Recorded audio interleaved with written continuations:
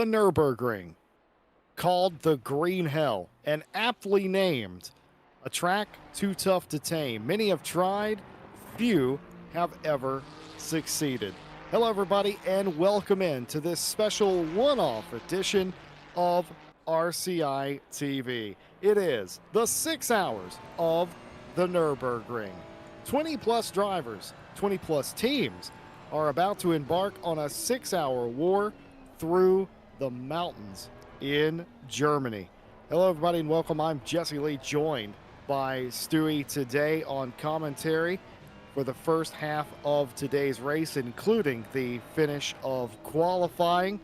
Stewie, I think I'm just going to start by welcoming you sort of home, I guess. Yeah, and it's actually not too far away from where I'm usually living, so I didn't have a long trip today, just about an hour away. And yeah, I'm glad to be here, back in the box with you, and I hope it's going to be an exciting race. And I think it's actually the only racetrack I've been to so far. Well, there you have it. And you know, it's very rare. I think I get home games more often than you get home games, so that we love to see this. The Nürburgring, of course, the Nordschleife, very much enriched in motorsport folklore today. For 6 hours, they will do battle around this racetrack, qualifying wrapping up. They had a 30-minute session, the better part of 7.5 of that left to go. And bear in mind, all flying laps count in ACC, the sim we're racing in, of course. So it's going to be a further 8 to 9 minutes after that timer expires before qualifying likely ends. It is one of the Drive Just Boys cars out in front here in quali, the 996 of Wong, currently setting the pace, a 8-minute 10.915. That's stout indeed. Link in the 41 Lexus, the next nearest, they're only half a second off. And we say only, Stewie, right? Because in a normal racetrack, half a second would be miles off. But in a lap that takes over 8 minutes, half a second is absolutely nothing. That's more like 1,000th of a second in terms of a normal racetrack. Yeah, you can see it on the gaps on the left that we go up to, 18.5 seconds. So yeah, half a second is nothing. And then everybody behind is already a bit further. So yeah, we're watching Amber Hong at the moment, and they are on a fast lap, it seems. So they might have a good chance of closing this gap here.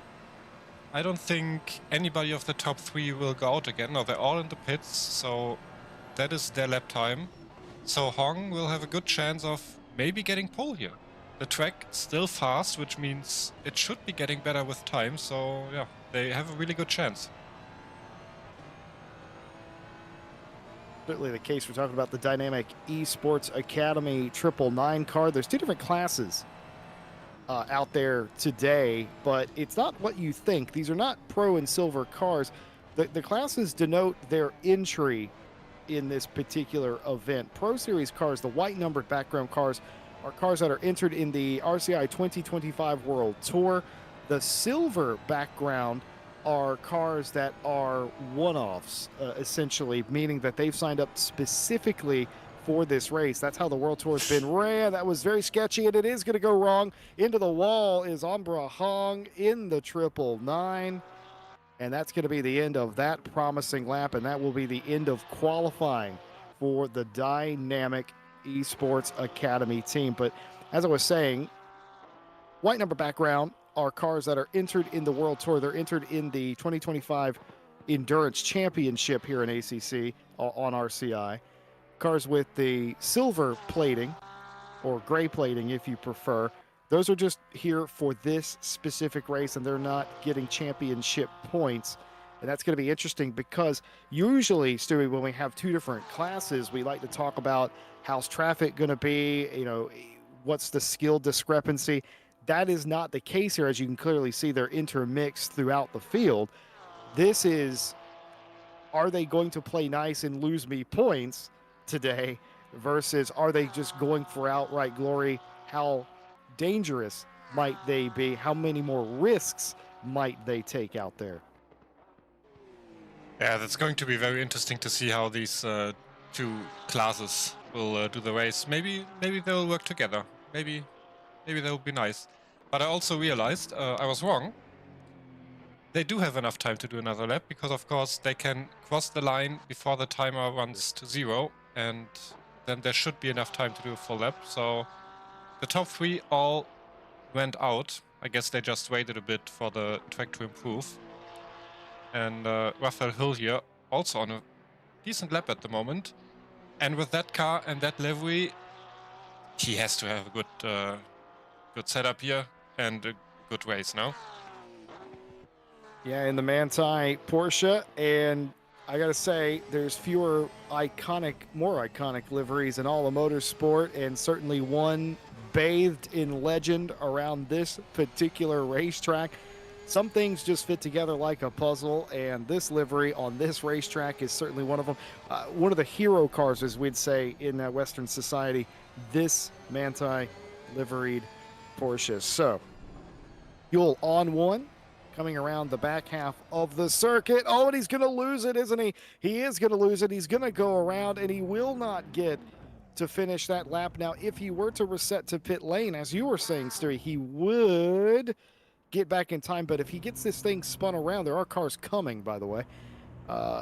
He's got more than enough time to get it around the final part of the sector, getting it down the Dottinger and do another lap, but I'd be worried about the damage done to the tires. But that does appear to be exactly what he's doing. And you mentioned something to me before we went live that could be due to tire temperature. It might be more worth it to have worn tires, but up to temperature tires, than take the shortcut, which you are allowed to do, and have suboptimal tire temp and pressure.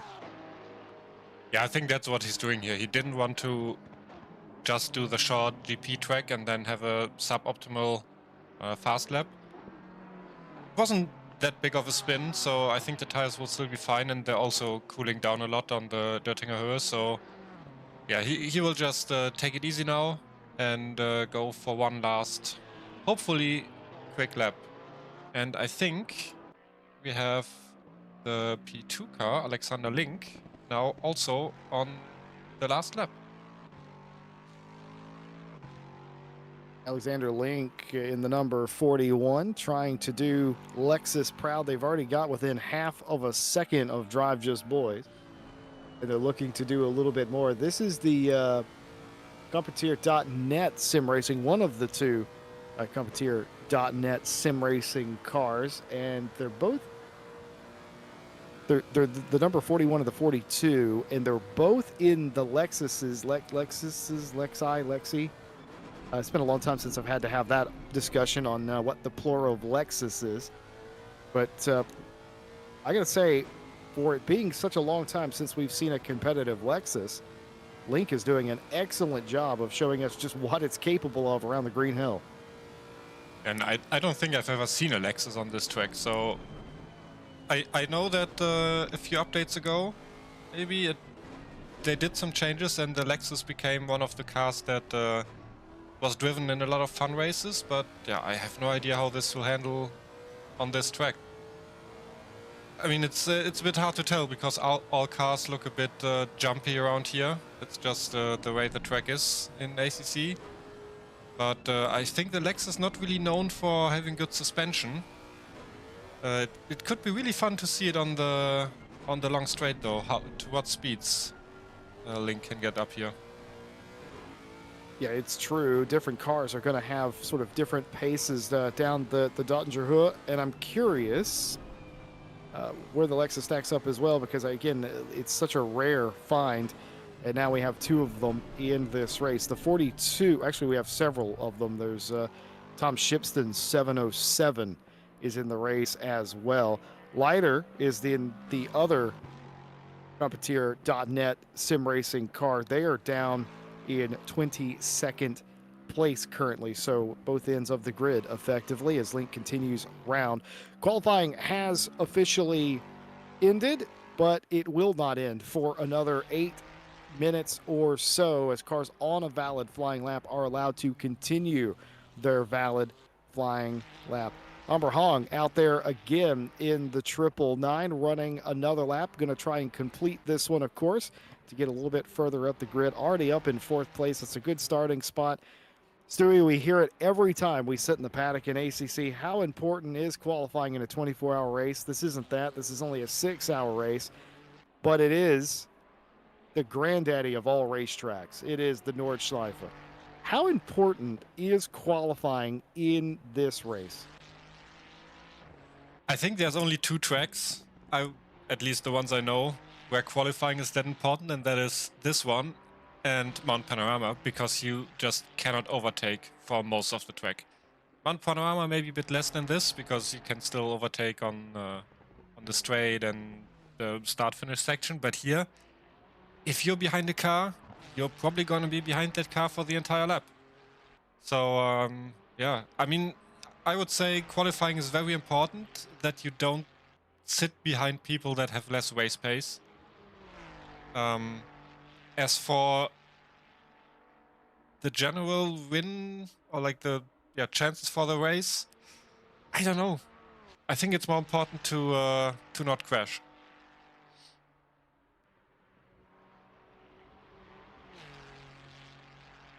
Yeah, I think that's a fair assessment. And as we were talking about that, Wang has gone P2 for the Drive Just Boys Korean Fan Club car.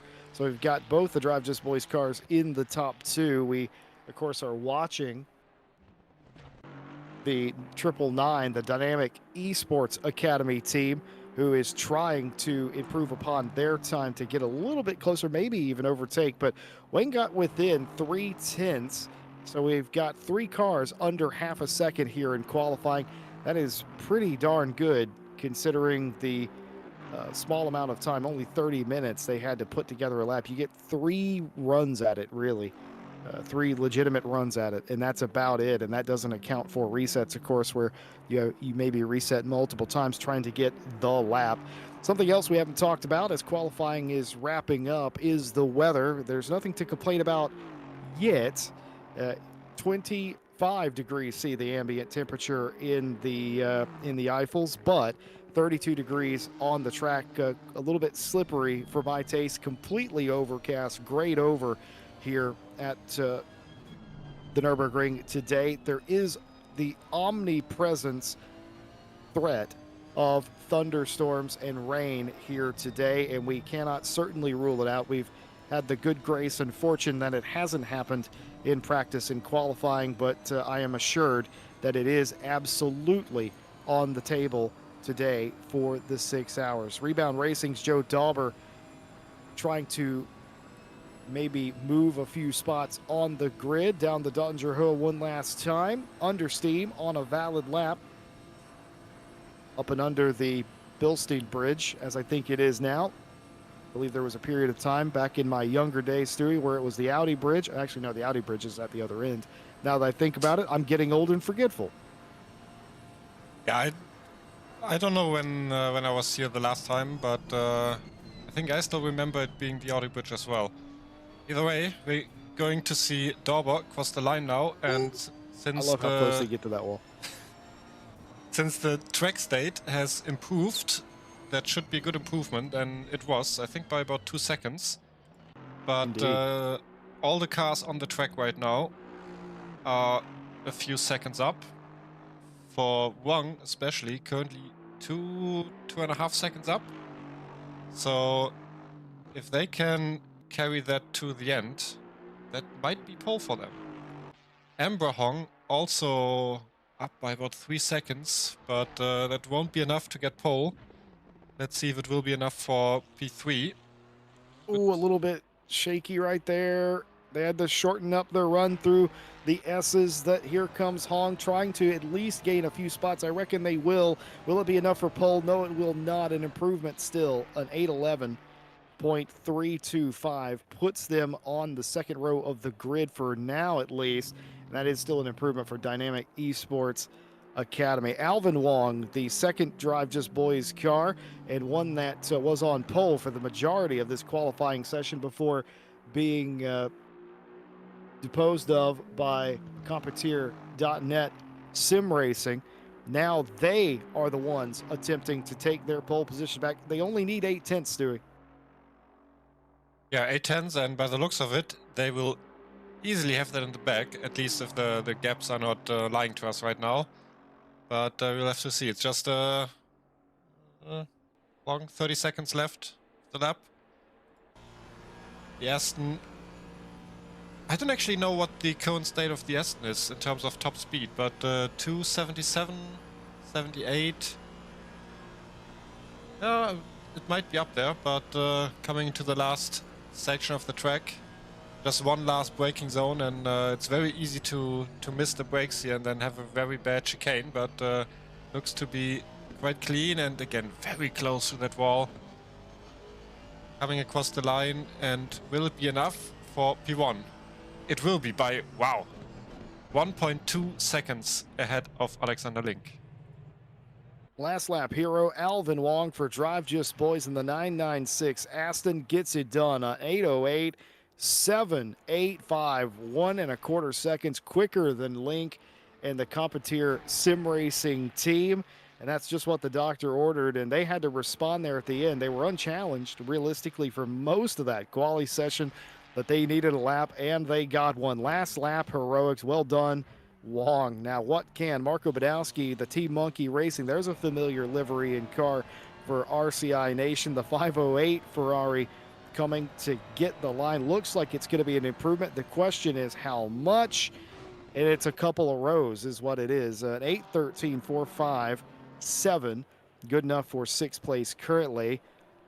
Ivanuk, we haven't seen Ivanuk, I think, in a long time, but nice to see them back in competition here today. And with the Manti car coming to the line, that will conclude qualifying. Wong and Drive Just Boys 996 set the quickest sector in every sector and the pole lap on 808, 785, as we said. Link driving by themselves in this 6-hour race. 6 hours of green hell. Sounds like a fun afternoon until you actually have to do it. But the Competier.net Sim Racing Lexus number 41 in P2. And that's your front row. Behind them, Wang and Hong share the next row. Dauber and Huell, Badowski, Reif, Augusto, Shipston, your top 10. Kaladiad, Ivanuk, Adamczyk, Dubik, Rybecki, Nielsen, Watts, Arnaud, Bayer, Redford, Samuel, Song, Lin, Leiter, Darky are your 25 cars. We had 29. Donetsky, by the way. I do apologize to the 119 Ford, that entire SOAR in race team. We had 29 signups. 25 of them have shown up here and qualified. 25 cars, Stewie. That is still a lot for the tight confines of the Nordschleife. Yeah, it's definitely for the first hour of the race. It's going to be very spicy on the track. What I noticed, look at the laps. There's a lot of cars that just have 1 or 2 qualifying laps, and Wang in P3, 1 lap. That's it. That was enough for them. But yeah. Well, you do a lap, you put it in the first couple of rows, and maybe you know what? Maybe we take a little bit of a break and we reset ourselves mentally for the race. What's the difference? Qualifying obviously is my goodness, as we switch over to the race. Well, some people would claim that RCI stands for Raining Club International. That's not true. It stands for Racing Club International. But there's a reason why we sometimes have that moniker here. And we warned you, didn't we, Stewie, just a moment ago about the presence of weather in the area. It's Germany. It's summer. It's possible. You live here. You know exactly what I'm talking about. And it has happened. Rain, full rain, building into medium rain and beyond as we start this 6-hour race. Yeah, I'm not sure. I haven't really looked at the drivers' chats, but I'm not sure if people were expecting the rain and were training for it. Also, it seems like we're starting on the start-finish line, which means it will be a full out lap, or maybe we will get a restart, one of the two. But yeah, that seems very wet, and can already see the drivers coming up to the race control and complaining a bit about the missing umbrellas.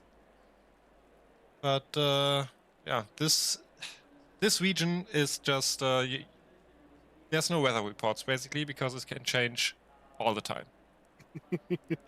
Weather apps absolutely necessary in the Eifel region. Joe Dauber joined us post qualifying in the YouTube chat. Hello, Joe. Good luck to you and the team today. Of course, says going to claim that the Nissan is doo doo here. I'm paraphrasing, of course, as an excuse. Fair enough. Blame the car.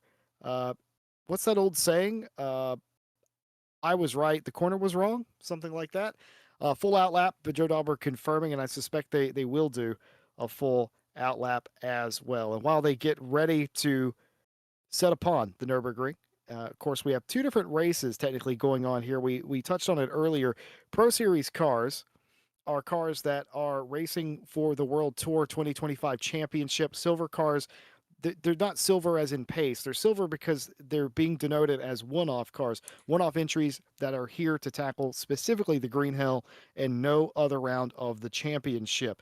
But we have had a round of the World Tour, and here is how it stacked up, as this would technically be round number 2. Rebound Racing, the 256 Nissan, out in front to 72 championship points, nearly on pace. The 899 McLaren behind them finished second, 58 points for them.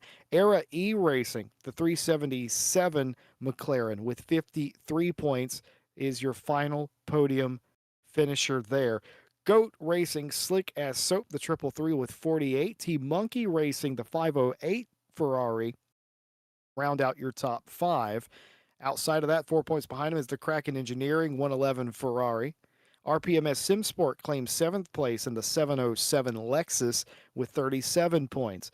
Kaiju Racing in the 202 AMR V8 Vantage with 34. Wheelbarrow Racing team in the 727 has 31 championship points. And the Not Cheap Racing number 12 BMW rounds out your top 10 with 28. Do bear in mind, these teams are here today racing for championship points. Soren Racing team, number 20, or number 116, has 25 points. Dropping the Hammer, 146, has 23 points. The Drop in the Hammer 46 car, both Lamborghinis, have 21 points. Scuderia Auxerre in the 767 have 19 points.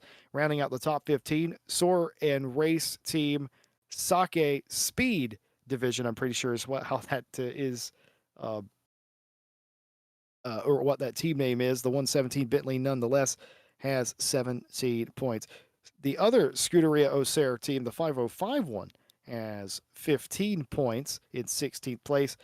Moy, otherwise known as Ministry of Yeet, has 14 points in 17th place. Alpha SimSport Prime Motorsport and Drive Just Boys Currantan Fan Club has 0 points, but because they have zeros instead of dashes, that means that they are likely late entries into the World Tour Championship. Same thing could be said for Drive Just Boys Classic, and the Streamer Privilege team has, they've run out of privilege.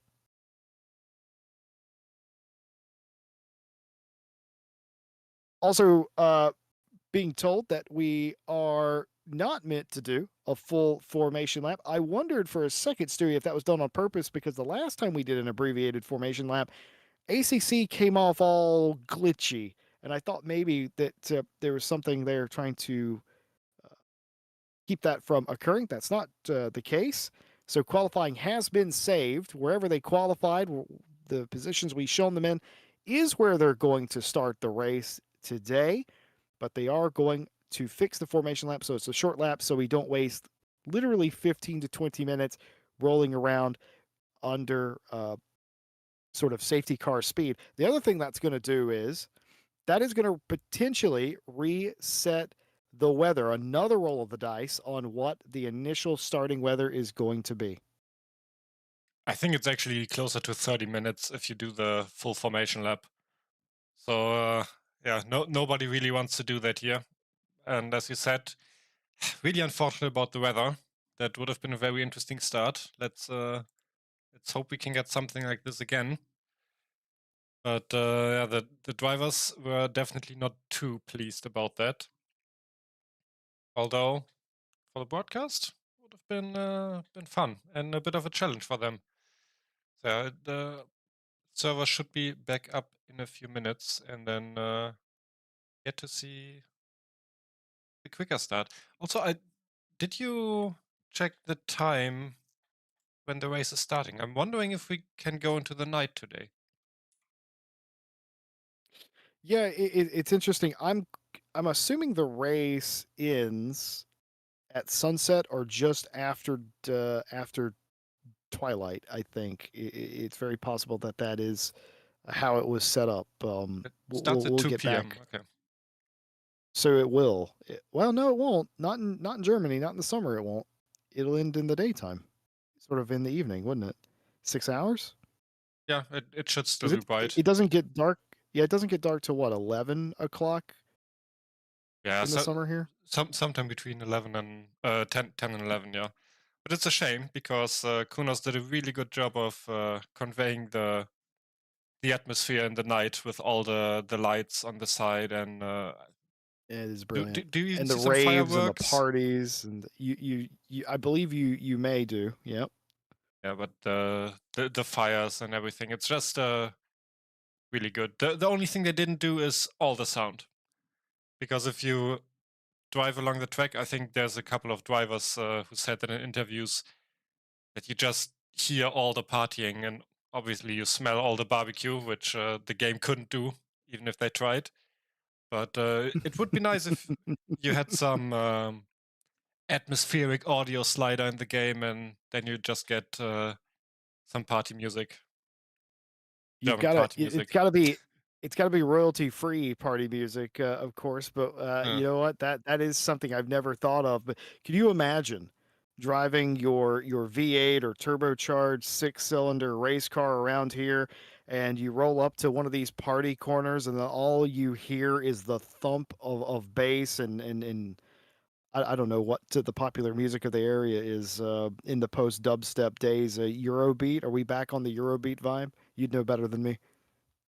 uh, I mean, it's been a few years, but it just heavily depends on where you go. You get Stewie just said basically it's been a everything. few years since I partied, but No, that's not what I said. But yeah, it depends. You get, I think, everything from German Schlager to techno, depending on what area of the racetrack you go to and what camp you visit. So there should be something for everyone. Stewie confirming various states of inebriation in the campgrounds around the Green Hill. I'm sure everyone does everything they do in moderation here on the party weekends of the 24 hours and the greater Nürburgring track championship season. Nobody overdoing it. Nobody on anything they shouldn't be. Of course not. But no, no, I mean, they would never do that in Germany. That's insane. But I gotta say, you brought up the nightlife atmosphere. It is a completely different animal driving around here in the dark. I actually did this recently for a charity race, and it is Kunos did a really good job, as you said, Stewie. They captured the nightlife atmosphere. The way that the light floods onto the racetrack too, and it is almost dazzling and distracting coming up to some of the corners where there are what appears to be raves going on at all hours of the night, flashing lights, campfires, illuminating sort of. You almost aim for it as a driver. If you're doing night stints, and that's your and it is my main purpose as an American. Um, but it's just cool to see everything that they've done to bring the nightlife atmosphere. Hopefully, by the end, we could see a little bit of that, but it won't be too awfully dark by the time the race ends. What I'm curious about, though, is the weather. What's the weather going to look like? It was raining, and it was going to rain more in the initial start because we've had this reset to put the cars on the formation lap, an abbreviated formation lap. What has that done to the weather? The weather's not the weather probability isn't going to change. It's going to stay the same that it was, but it's like rolling the dice. You never know what you're going to get. Yes, and it looks like we are back on the grid, so we might get another server restart. Go here. Might get a look at some liveries here, but we are still on the start-finish line, so this would still be a full formation lap. We can take a look at some of these liveries here. I think the black cars at the moment, they might actually have decided to go with a black livery. Then we have a Lexus here that would be an in-game livery, if I'm not mistaken. That is correct. Got a Ferrari. Is this livery in the game now? I think it is, yeah. Maybe I should take a look at all the new liveries. I think that's one thing that Kunas did pretty regularly. Like whenever there was a new season, they just updated all the current liveries. So if you're into that, then ACC always delivered. Got a nice custom livery here with Fuji on it and a Pikachu in the back. There are mountains here. Obviously, we're in sort of a mountainous region, but we are a long way from Mr. Fujisan. I mean, wait, can you see it from here? The castle hill should be somewhere in the middle, right? Yeah, I there mean, it is. it's kind of It's not. almost the It's same. not. It's not quite the summit of Everest, though, is it? There's not really too many high mountains here, but we're all it's just a lot of mountains, but not a lot of big ones in this region. There you have it. Yeah, we had that discussion before, and I don't think it's wrong to have the livery of the car related to the car itself and not the track. And here we go. That's going to be another server No, I restart. mean that's fair. We had a Stewie and I is referencing a conversation we had prior to going live today, and I thought it was curious. A lot of times when you're in a touring series like the World Tour, you affix a livery that sort of celebrates the region or the place that you're in. That's fairly common in motorsport. And it threw me that the GTR has shown up with a Japanese inspired livery, but Stewie's right. They're celebrating the Godzilla, obviously the R35 GTR and the heritage of the car rather than where they are. So it's a celebration of the car, the team, etc., and also Pikachu for some reason. But you know, um, hopefully Pikachu has nothing to be surprised about today. Daniel Crinson's joined us in the chat, saying hello from the 707 Lexus. Hello back to you, Daniel. Good luck to you and your team.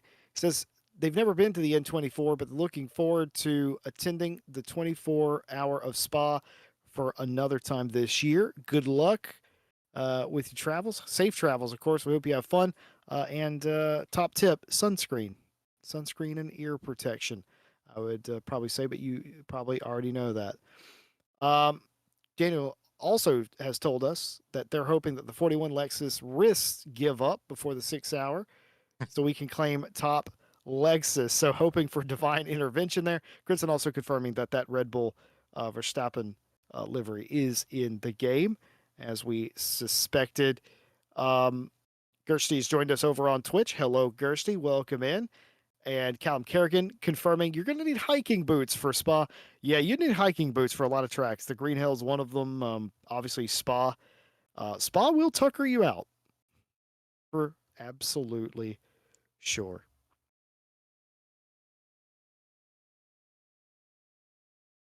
I'm still currently waiting. No, be back already. But you know the good thing, we have another chance of rain for the start of the race. Number one was rain. It was building rain. Number two was overcast, kind of similar to how qualifying was. Third time lucky. What's going to happen this time? Anyone placing their bets at home? What do you think it's going to be? Looking at the current weather on the practice, I think there's a good chance we might get rain because it looks similar to the qualifying session we had with a fast track and a bit of clouds in the sky. So fingers crossed. Well, maybe not for the drivers, but I definitely want to see the rain now for the start. That will be very fun. While we wait, Racer in the Twitch chat has said, good luck and have fun to all the drivers from the 505 car. Good luck to you and your team as well as we get ready to line them up on the grid and go racing for 6 hours. This is talking about the hell. This is my version of hell. I've been through a couple of these where you've done qualifying. You're just what you really want to do is you want to get in the race, you want to establish a rhythm, and it's very much hurry up and wait, hurry up and wait. Anyone who stood in a queue, which I assume is most of us in our lives, you know what that's like. Hurry up and wait. And the starting grid of any racetrack, delayed or no, is my version of hell. I'm an anxious individual anyway. I hate that kind of thing, and I akin it to sitting in a doctor's office waiting to be called back whenever you're ill, and all you want is to be seen, to get some medication, and go home and take a nap. And that's kind of what this is like, but to an extreme degree of like, just tell me what it is already. And Except you're not going to take a nap afterwards. oh no, I guarantee if I was in this race, I'd be taking a nap after this. I think a lot of people are probably gonna take an. Actually, that's not true. Sim racers are a different breed, and I'm a little old and soft now, but man, I would probably guess, Stewie, that a lot of drivers, this is only race one of the day. This might not even be race one of the day. They'll do this and they'll go off and do something else because if you're coded like that, and most sim racers are, you're always looking for the next thing. This is just one destination on your weekend's race calendar, and that's the great thing about sim racing. Spoiled for choice.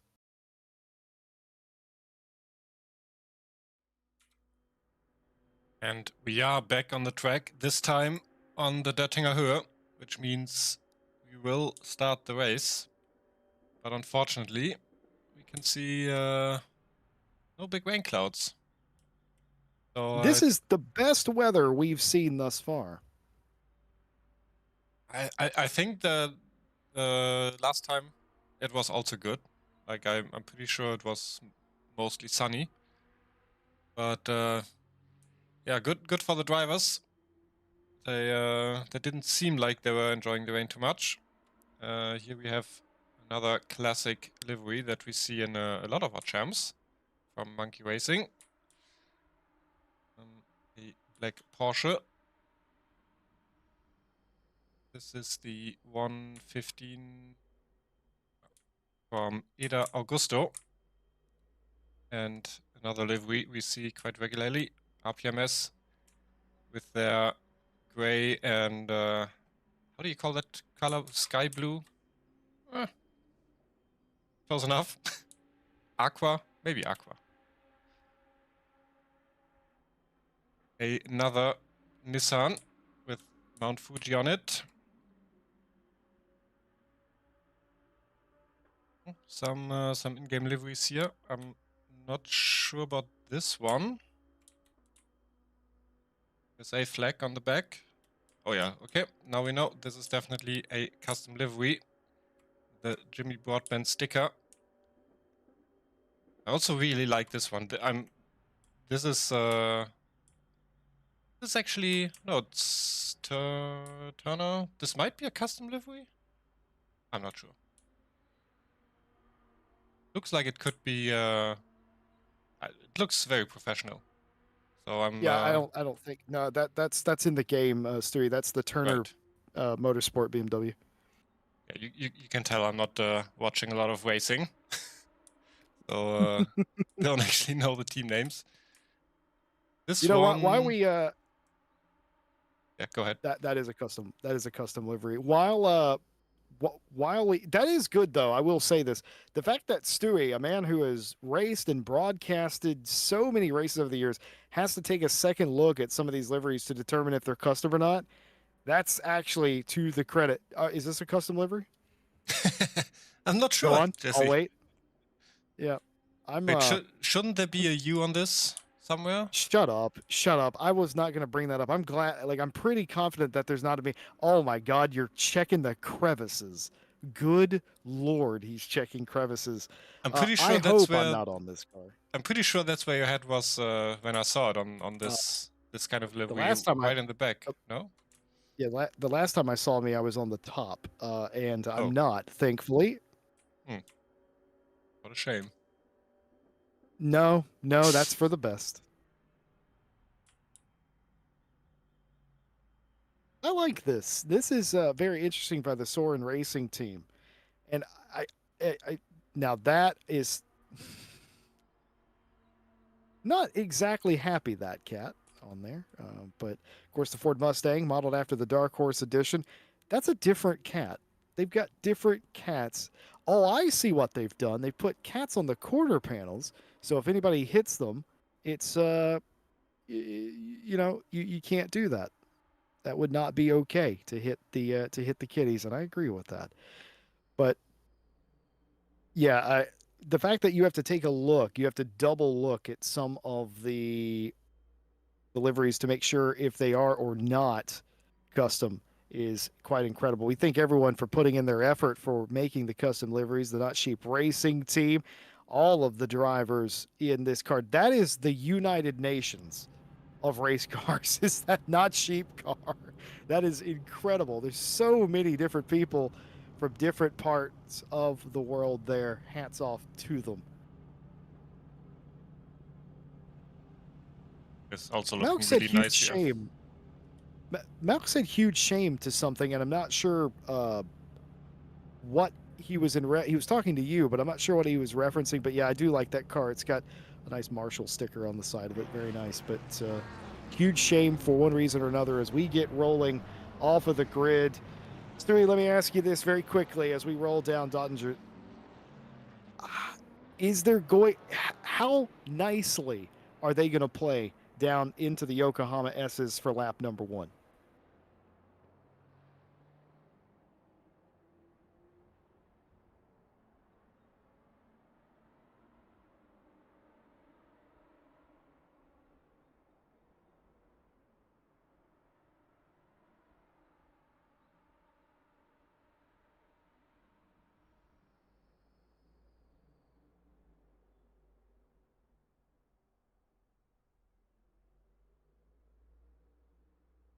Rolling down the Dottinger. We are still affixed to the track side camera.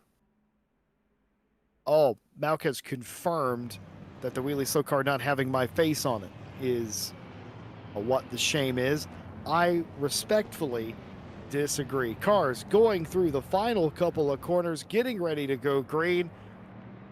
6 hours of racing at the Nürburgring. Alvin Wong for Drive Just Boys on pole position in the 996 over the Competier.net sim racing car with Alexander Link. It's Wong and Link, Wong and Wong, the top 4 cars as we go green and we get 6 hours of racing green at the Nürburgring. Wong has a great start, but so does Link. They will file in single file as they enter the S's section, as they end up 2 by 2 for the time being, 3 wide further back in the field. The BMW makes contact with one of the not sheep cars, I'm pretty sure. A minor jostling going on, but everyone able to get it sorted and woed up just about. It's a clean breakaway up at the front. Meanwhile, these cars with SOS Scuderia Auxerre, they continue to fight each other. Andrew Reif there holding steady inside the top 10. Alexander Link for Competier doing their best to hang on to P2. Wong in heavy pursuit in 3rd place. Alvin Wong, 3 Wongs in today's grid, and all 3 of them are in the top 4 positions right now. Here's Bing Wang, which shows up as Wong. I wonder if they've entered their name differently there, but they show up as Bing Wang in their driver name. I don't know how it's different. All right, I do know how it's different because the entry list has been fudged, I do believe. Racing further back, this is going to be contact with the Manti Porsche. They're going to be 3 wide. That's not going to work going into the Nordschleife. That is not what you want to do as you race down into the Hotzenbahn. And here we see the train forming now. It's going to be very difficult for anybody here to make a move.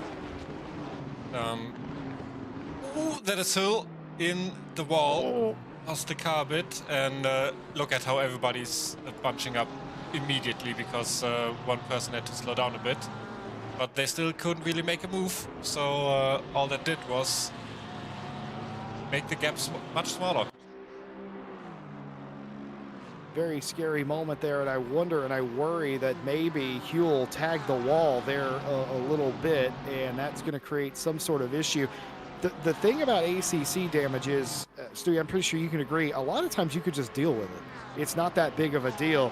It's when you get geometry damage to part of the suspension, or you get clouded into from the rear really hard and it messes up the diffuser, that you lose downforce and it becomes a problem. But even still, you will lose straight line speed when you take damage like that, and I worry that maybe that could be an issue. But largely, a tap of that nature you can sort of shrug off, and I think they already have, as they're all the way back on the tag. Nico Kumpu riding on board the rear wing of the Rebound Racing 256, looking back at Raphael Huell's Manti liveried car.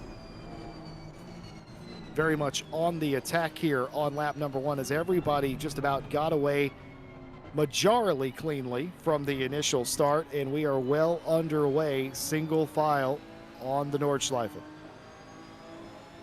As you mentioned with the damage, it heavily depends on where you get it. Like, you can be very lucky that it doesn't impact you at all, but if it hits the wrong part of the car, you might just, as you mentioned, lose some top speed, which on this track... Oh, crash in the background!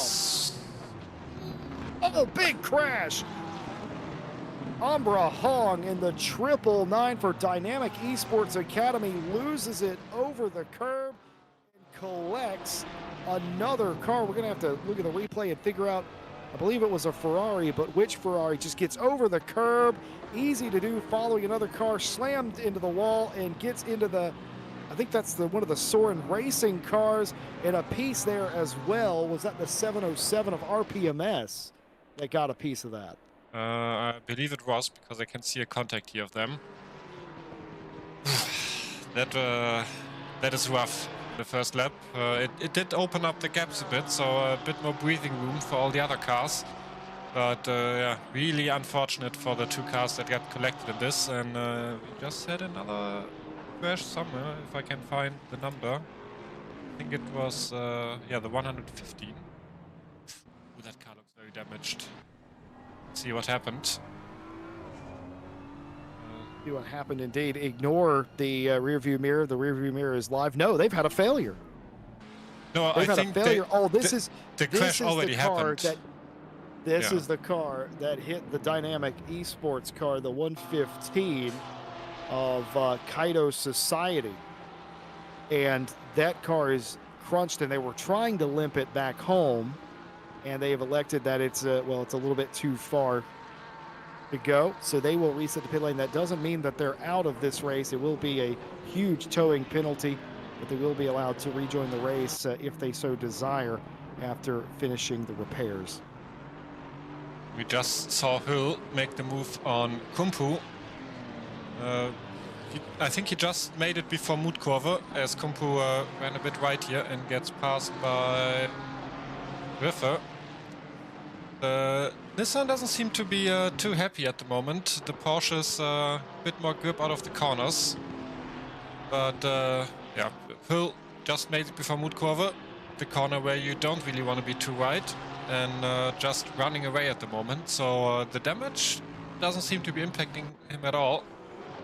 Let's see how they handle this section. This is actually, I mean, it's probably most people's, but this is my favorite section of the track.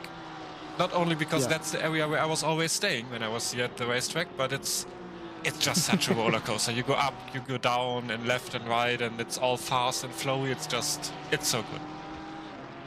No, I absolutely agree. And when you nail that section, it feels really good because you can take a lot of curb. There's a lot of places around here where you don't want to take curb, but you can through there, at least in the first section that they went through. And when you nail it and can basically straight line it and you put just enough wheel in it, you can make up a lot of time. And like you said, it flows. This is the section of the racetrack I hate, however.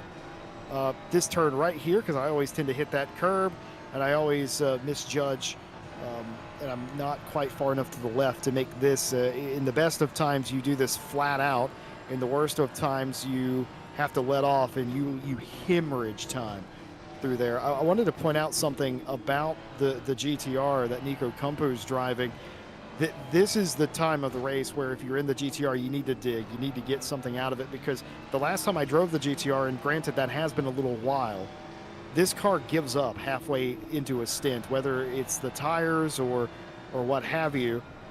The GTR always seems to give a little up, and it has a little bit of an advantage, in my opinion, early on in a stint, and I think you're seeing that out of Nico Kumpu, at least for right now. Here is Alexander Wong, the Competier.net sim racing car. The absolute speed on this car, going down 284 kilometers, 285. It's going to go up, folks. Could we hit 290 down the hill? Let's do it. Yes, 290 kilometers an hour down the Dottinger Ho. Oh. He's going to try and overtake. This is very sketchy, as he's going to have to back out. In the Porsche is Reif. Andrew Reif, the Lunar Motorsports car, doing the smartest option of the three, not forcing it in there. And they all live to fight for another lap at the end of lap number 1. This got dicey as well.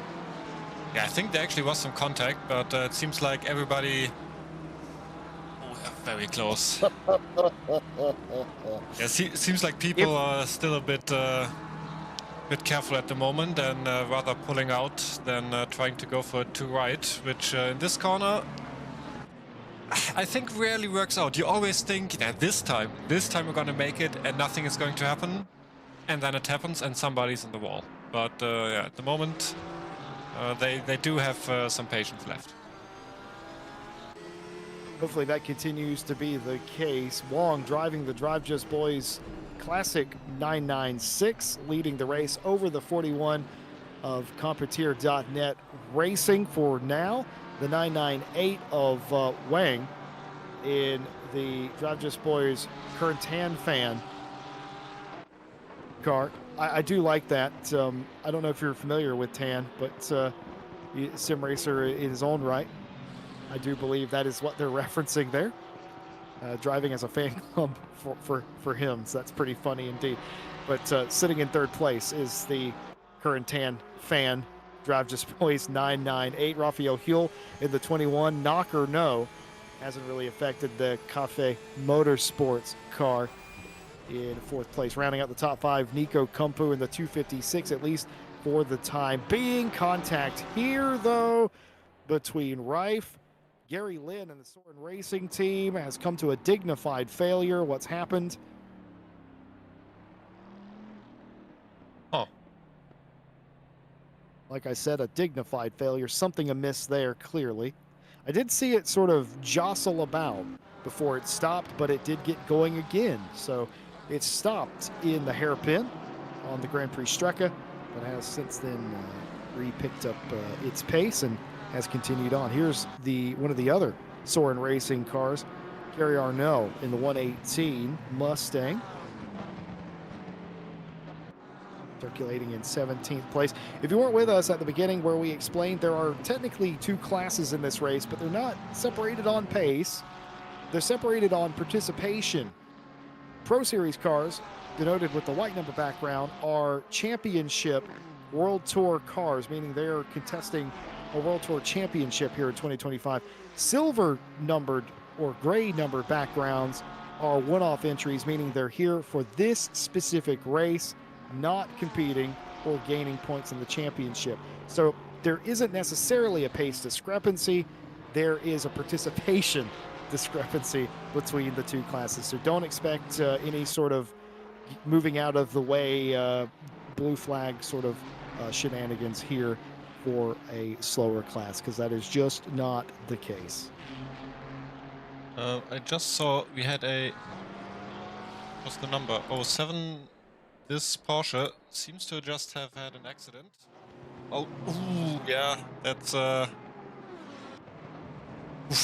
quite a hard impact, and one of the most notorious corners as well, because you enter with such a high speed. I think most cars get almost up to top speed there, and then you have to turn left down the hill. You don't have a lot of downforce, and you have to brake, so it's very easy to lose the car there.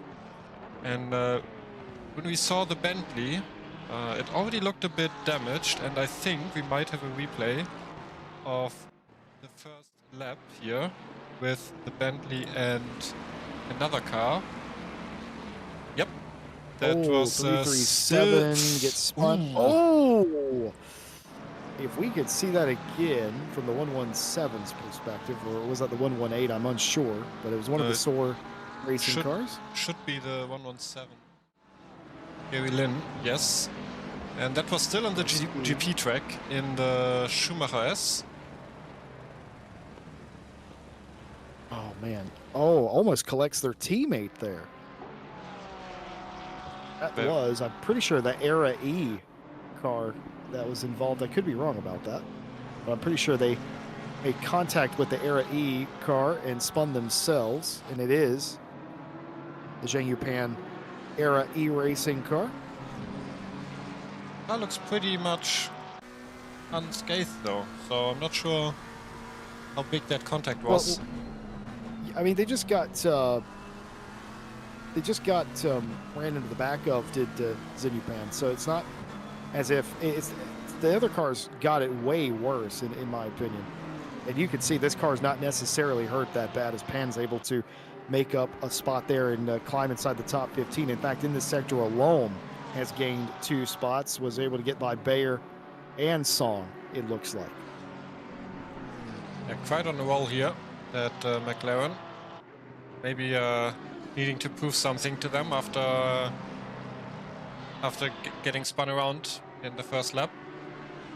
We're seeing quite a lot of overtakes on the Nordschleife at the moment, which is a bit surprising.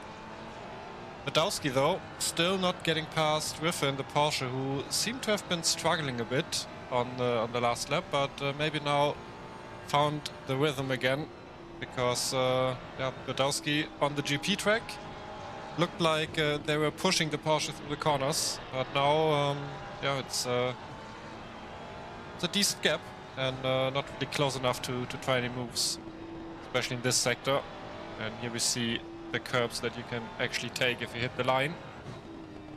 This right-hander here also very spicy, as you can see, losing the rear bit. It was almost a full Vindaloo there. It got a little close, and you flirt with it, and that's how you run this race. You flirt with it all race long. How aggressive do I get? How much do I try and cheat some of these corners for speed? And that's the name of the game. How far do I climb a curb? You know, when is the right time? Andrew Reif here in the Lunar Motorsport number 7, being chased by Marco Badowski in the Team Monkey Racing Ferrari. This for 6th place. By the way, Joe Dauber correcting me, saying that they reckon that the GTR is going to get better throughout the stint. And I'm quite curious, is that a BOP thing?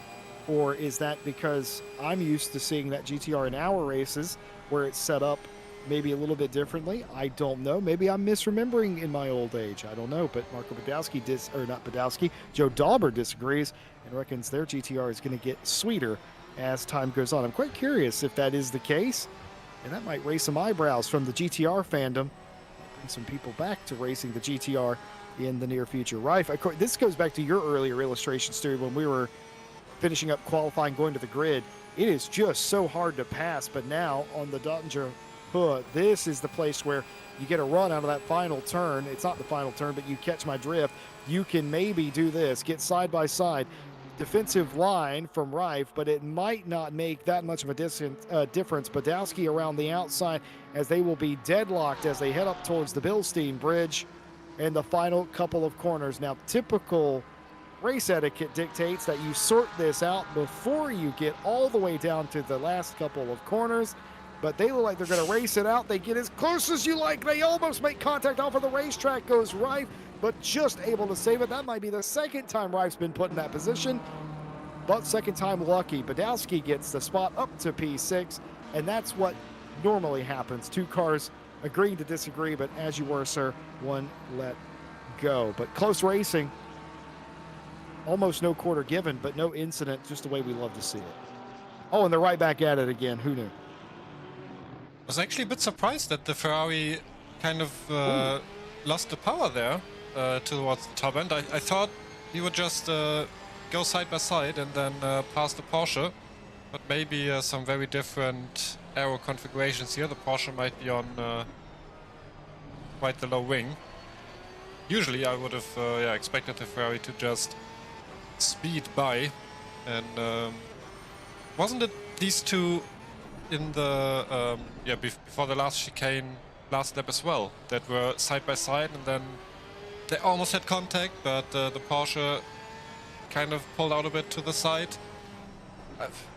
I don't know what happens if they do it a third time. I think Griffin might have had enough at that point and maybe not give that position to the Ferrari.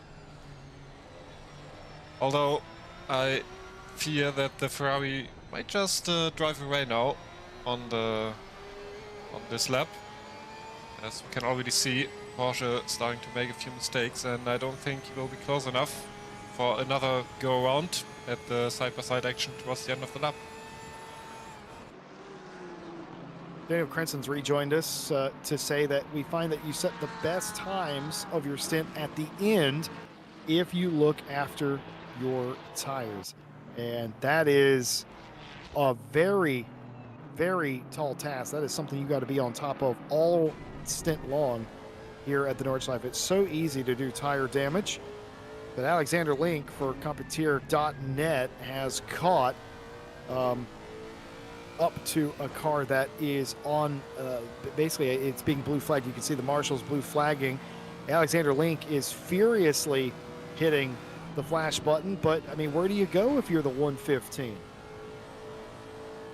You basically have to actively slow down on the side to let someone by here, because there's no real place to do it otherwise. All the corners very tight, the braking zones, not a lot of space.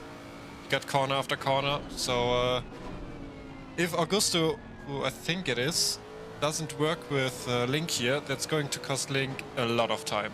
And we can see the gap was I think 4.7, and it was, oh my goodness, that was that, well, that certainly, the trying to get out of the way there scared me. I scared the words right out of me. But that's not the most opportunistic time to let somebody go. Very tight, undulating switchback part of the racetrack. But no, you're right. It was 4.4, 4.5. Now it's 5.8. They lost nearly a second and a half, 2 seconds, further illustrating your point. Yeah, and that was just in what, like a fifth or sixth of the track. So imagine how much time you lose if you're stuck behind the car for the entire big lap. So yeah, a bit lucky here for Link that he got by that quick. And yeah, still a chance to try and catch Wong. Although looking at the lap times, the best lap from Wong was a 8:11.4, and then the next fastest lap, which is actually Link, is a 8:13.0. So yeah, 1.5 seconds slower, and it seems like that's also around the average pace difference they have. So Wong here really showing what they got in the car and how quick they can go on this track. We are following Adamczyk here, who is catching up to Kaletayud in the Nissan. And look at that Nissan pull on the straight. They were so close in the corner, and then we come to a straight section and the Nissan just goes. Yeah, it just occurred to me something. Daniel Crenson was talking about his car, the 707 Lexus, picking up pace throughout the stint. And I'm curious to see what they do. Crimson also pointing out the 115 qualified inside the top 10, so they're not slow. They just happen to be involved in an incident. Right, you are indeed. It's just unfortunate that they came out in front of or in between some of the leaders. Did nothing wrong, by the way, the 115. Augusto behind the wheel of that BMW. It's just, it highlights a point that Stewie made, that it's going to be a frustrating race as it goes on, because that's going to become more and more common as the day wears on. Wong still leads Link, the 996 over the 41. Yes, they're two different classes. No, they're not two different pace classes. They're two different participation classes. One racing for a championship in the World Tour 2025. The other one here just because it's the Nürburgring and it's the right thing to do. You see a Nürburgring race, you're on the Nordschleife, and you sign up. It's the same reason Stewie and I are here in the box. Wang, Huel, Kumpu round out your top 5. The situation between Badowski has been settled out for the moment anyway. Shipston in 7th, Kaladia, Adamczyk, and Dubak the top 10 as they run. We're riding on board Noah Leiter in the second Competier.net sim racing car, the number 42 one. Documented that they qualified at the back of the grid. They've made up a couple of spots, but that was almost near disaster right there as they come up to the carousel. I don't know if you noticed that, but they did have a lot of moments where they caught up to the Ferrari here on the long uphill, but then lifted. So they definitely could have gone for the move, but decided not to do it. As the Ferrari losing the rear bit here on this bumpy carousel. So I'm not sure what the plan from Leichter is here. Maybe didn't want to pass the Ferrari and then get passed on the Döttinger Höhe, or maybe just realizing in the corners can't really stay behind the Ferrari and just wanting to in the corners losing a bit of time, and then on the straight gaining time, so maybe they're just comfortable sitting behind. And it looks like both of them struggling a bit here, keeping the lines. I don't know if it's the tires already, or maybe just dirty air for the Lexus and maybe a bit nervousness for the Ferrari of being followed. But not looking too great at the moment. Going off track again. And I think this is actually one of the corners where you can actually get off tracks here. I think for the most part of the track you almost need to hit the wall to get an off track. 727 has crashed, and it's a big one for the Wheelbarrow Racing team. I don't think anyone else has been involved. Oh, yes. Just gets it wrong. Woo! That is scary. That's in the Schwabenschwan section of the racetrack, and just completely helpless here. Yeah, having to find a gap. That car damaged certainly after that. Yeah, you don't get a lot of space to turn your car around here. It usually takes more than 3 turns to get it spun around. And then luckily at the moment the field quite congested on the grand scheme of things, so you just need to wait a bit and you get a lot of free air to turn. But as the race progresses and you get the car basically every part of the track, it can be very annoying to, oh, very close here, to turn the car around. And I have a feeling Adamczyk might be going for the pits now, so they were already showing the indicator. But let's see if they will make the right turn here to repair the damage, and it seems like they are not, so the car might still feel good enough. And this is the Lexus. Where's the Ferrari? That is very far away. I wonder if that was just the straight line speed of the Lexus. That doesn't look right. That 505, that SOS car does not look right. Is it just me? Am I? Oh no, there's going to be a big crash. A big crash in front of them as one of the cars has gone off of the racetrack in a big way. It's the Competier.net Sim Racing 42, as they've not been able to navigate the section after Tiergarten, and they've crashed, come to an unceremonious stop. Huge damage to the Lexus. Luckily, they did it mere meters from the pit lane. I'm not sure what happened to these two cars before. Yeah, I think you're right. The gap was a bit too big to just be the Lexus straight line speed. So maybe the Ferrari just had a small moment just before the straight, and then Lexus got by. But he might be laughing now because the Lexus is in the pits and Gershty Speed is still driving. This Ferrari from Adamczyk, we saw hit the wall on the last lap. Really doesn't seem to be affecting them too much.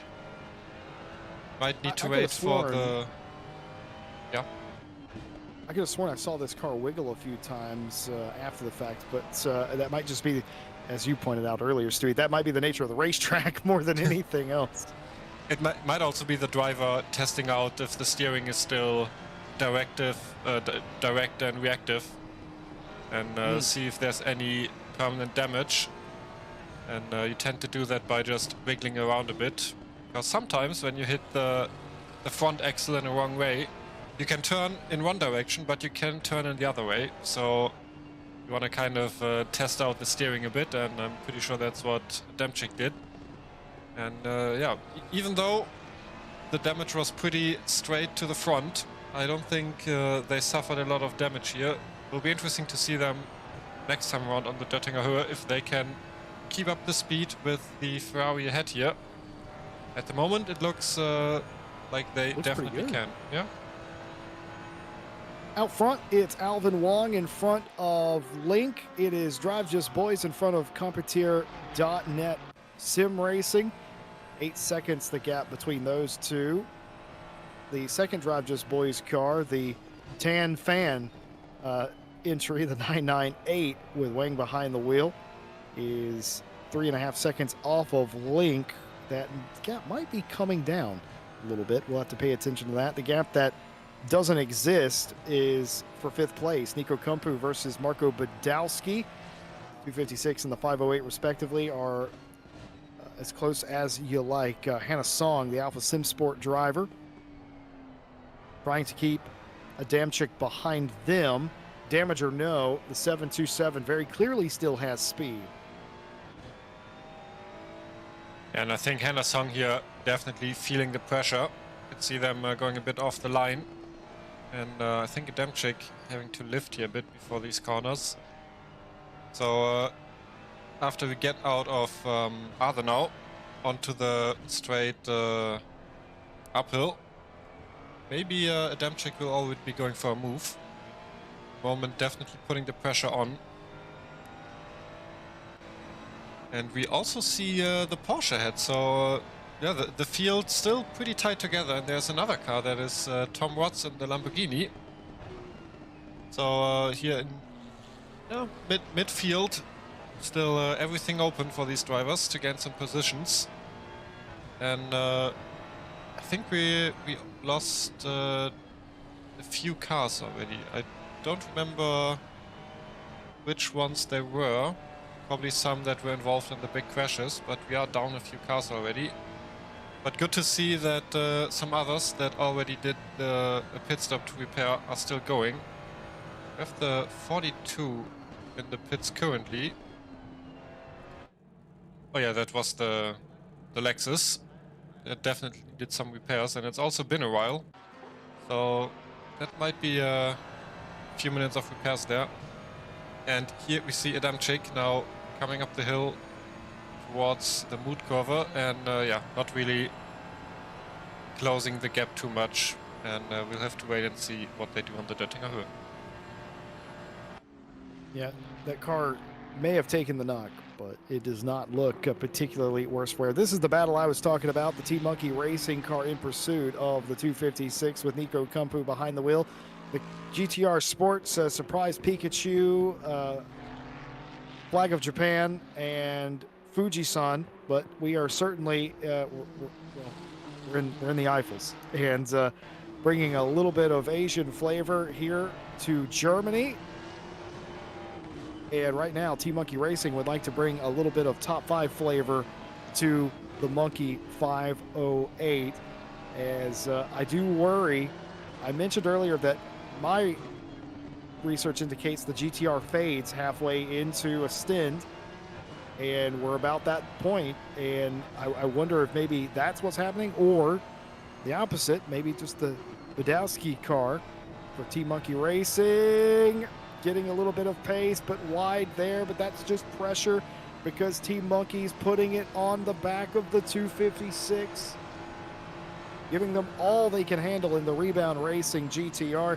GTR is always a fan favorite. You love to see that car on the racetrack, and it's not completely, as you can tell by being inside the top 5, it's not completely helpless out there, especially in a race like this. We love to see it. We applaud Rebound Racing for bringing that car out of the mothballs, getting it in the race today. And not only that, racing it incredibly well inside the top 5. Marco Badowski wants to change that for Team Monkey Racing. Been stuck here in 6th place. As much as he likes looking at that car, surely he would like the look of his car in front of it, I would imagine, a little bit more. Well, you got to admire it from both angles, right, Stewie? You've seen the back of it. Now get in front of it and look at it in the rear view camera a little bit. Look at the front of it. Yeah, but I think it's not going to happen on the straight, as the Nissan where's the speed also not quite as fast as the Lexus. It's not nearly as quick. It's about 7 to 8 kilometers an hour slower than the Lexus. Actually, that was very quick by the GTR, admittedly, but it looked pedestrian in comparison to a Lexus doing the same thing. Yeah, I think the most important part is the acceleration. As you can see here again, the Nissan just accelerates so well that the Ferrari doesn't have enough track length left to actually catch up again with the slipstream, because the top speed seems to be relatively equal. So it's going to be very difficult for Badowski to make the move. It's going to have to happen in wiggle. A corner. A lot of wiggling here, yeah, indeed. This is... I just think that a lot of times the drivers, they put wheel in it and they gas it up and they realize, oh, that's not right. And the wiggle is them having to do a mid-corner adjustment. And a lot of race cars, a lot of sims, that's not possible. But when you're in lower speed corners in ACC, you can kind of get away from it. It looks evil, like the car's about to take off, but really it's just a change of power or input. But you don't want to hit that wall. We don't want to hit any wall, but you don't want to hit that wall in particular. I think it's safe to say. And a lot of times if you're driving a car that's left-hand drive, the Bentley doesn't have this problem. But if you drive a left-hand drive car, you're never quite sure where that 3-tiered Armco is or 2-tiered Armco is. So you're kind of guessing, and you get a little too close, and you have that little twitch because you're afraid of getting too close to it some of the time. Riding on board the splitter for the Drive Just Boys 996, Alvin Wong took the pole position in the final lap of qualifying, or should I say he retook the pole in the final lap of qualifying, but leads here early, has been uncontested since the start, and now enjoys a 10-second lead. Yeah, pretty flawless race from Wong so far. I don't think they had any bad lap here. Whenever I look at the last lap times, at the moment a 8:13.1, which is basically identical to the second fastest lap of the race, and yeah, more than 2 seconds faster than Link.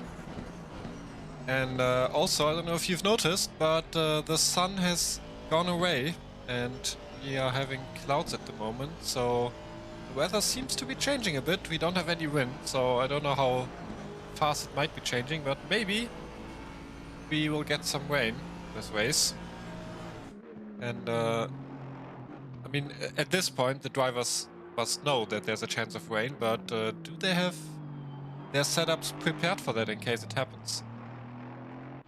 Meaning, did they sell out on a full dry setup and not sort of compromise just in case?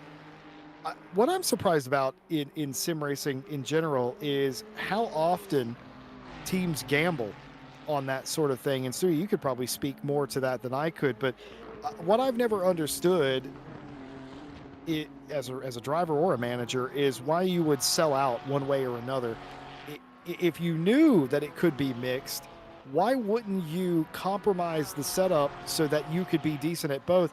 But a lot of times teams don't do that. They set their strategy based on the way that the start of the race is, or they make I guess you could argue, an educated guess based on where it's going to go, and they don't compromise or run a middle of the road setup. And I've always been perplexed by that because there's so many different ways that it could go wrong when you do that, and you're kind of betting on luck at that point versus just taking the middle of the road. And I know the other side of that argument is, well, if I compromise, I'm not great at either, so I'm taking a shot. But I don't know. It just seems like gambling to me.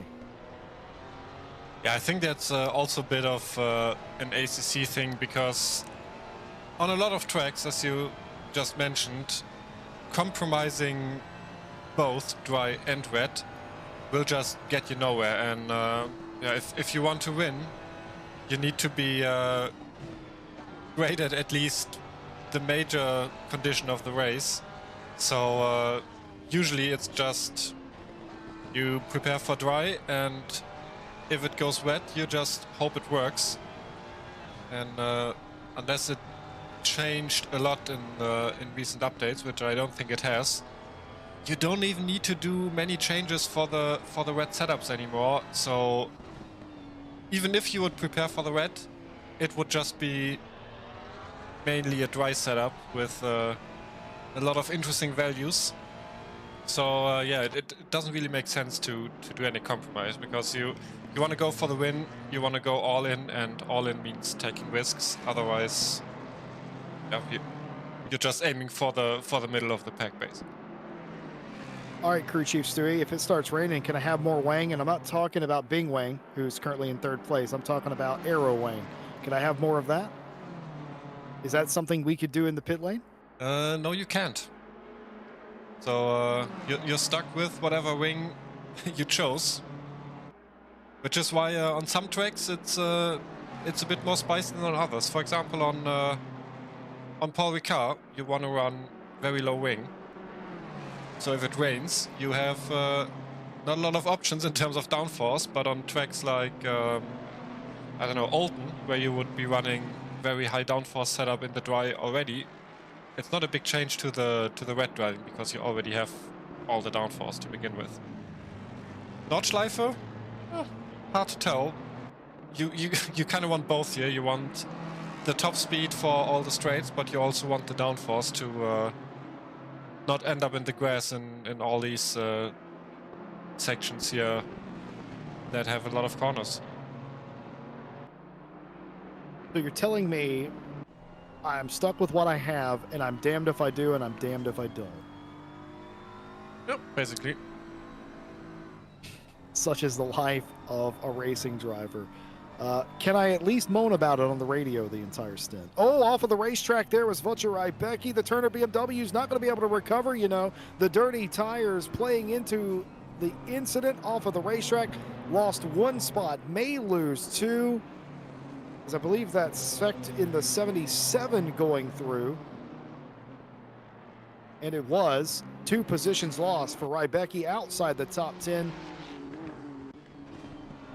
A costly mistake there in the 107 Green Lofus engineering car. And here we go again with Badowski and Kumpu. On this episode of Dragon Ball. You can already see the Nissan just pulling away. I don't think Badowski could have been any closer leading up to this last corner. But now, I think we started at 2/10 as the gap. And still growing a bit. Might actually be a bit closer than last time we saw this, but I don't think it will be enough to actually get close enough to make a move. I have faith. I have faith in Marco Badowski that he might actually be close enough this time to at least threaten Nico Kumpu and Rebound Racing. Will he actually be able to pull it off? Who knows? But he's really close. He's revving the absolute guts out of it, but got close, but not nearly close enough. He gets really close here, though, and I do detect scratches on the back of the Rebound GTR. Did you notice that? I didn't. So I guess we have to get close again to see it again. But yeah. Okay, I mean, Marco, you are the cameraman. Your broadcast producer Stewie has told you get closer. We need a close-up of the back of the GTR. Maybe you and I should have made the Formula One movie. It'd actually be that is scratches on the back of the GTR. Unless they put those there on purpose. You mean on the left, right below the lights? Yeah.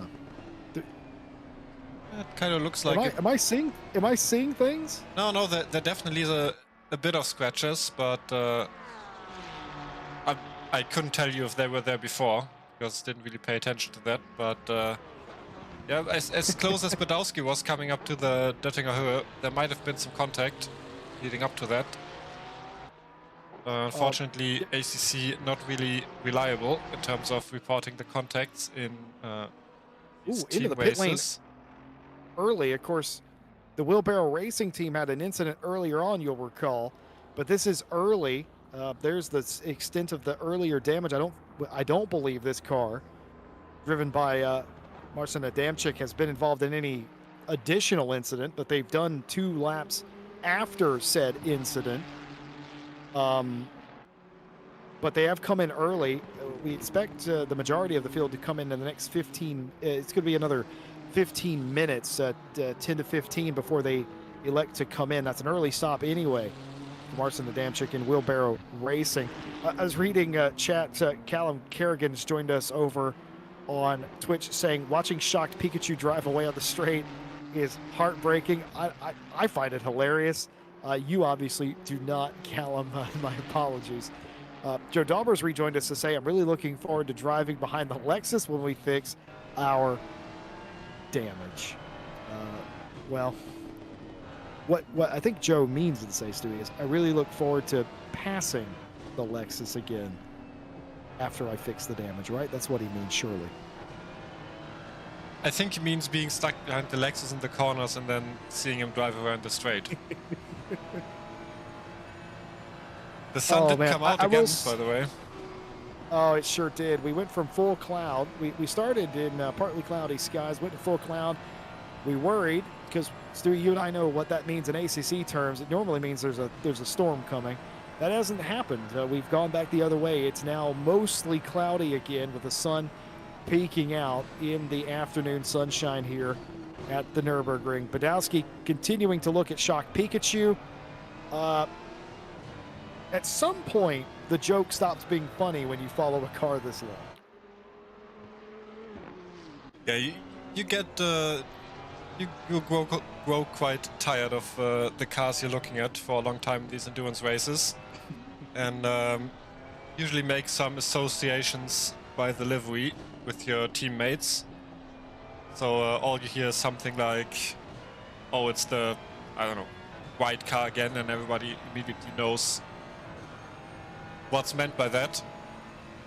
And yeah, so a lot of the drivers usually also don't have these nice-looking liveries enabled because they can cause some performance issues. So for them, it might be a race of only black cars, so they maybe don't even know who they're following. And song here. No, I've got a. Oh, that was very close from Bayer there.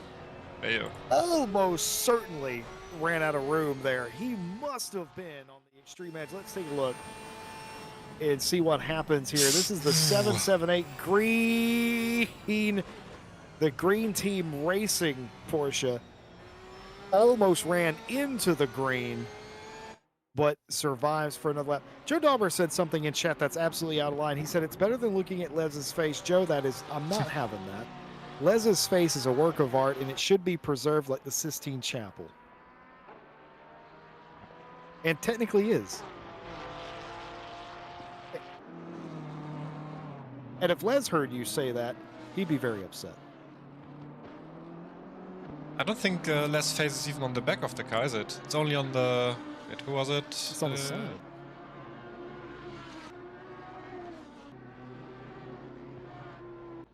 Yeah. Nope. A caricature of his face is on the side of that Lamborghini. Oh, it was the Lambo, right? Maybe it was just moving too fast and couldn't see anything. Yeah, it's not a photo. We've had both. It's a caricature, a drawing, if you will, Right.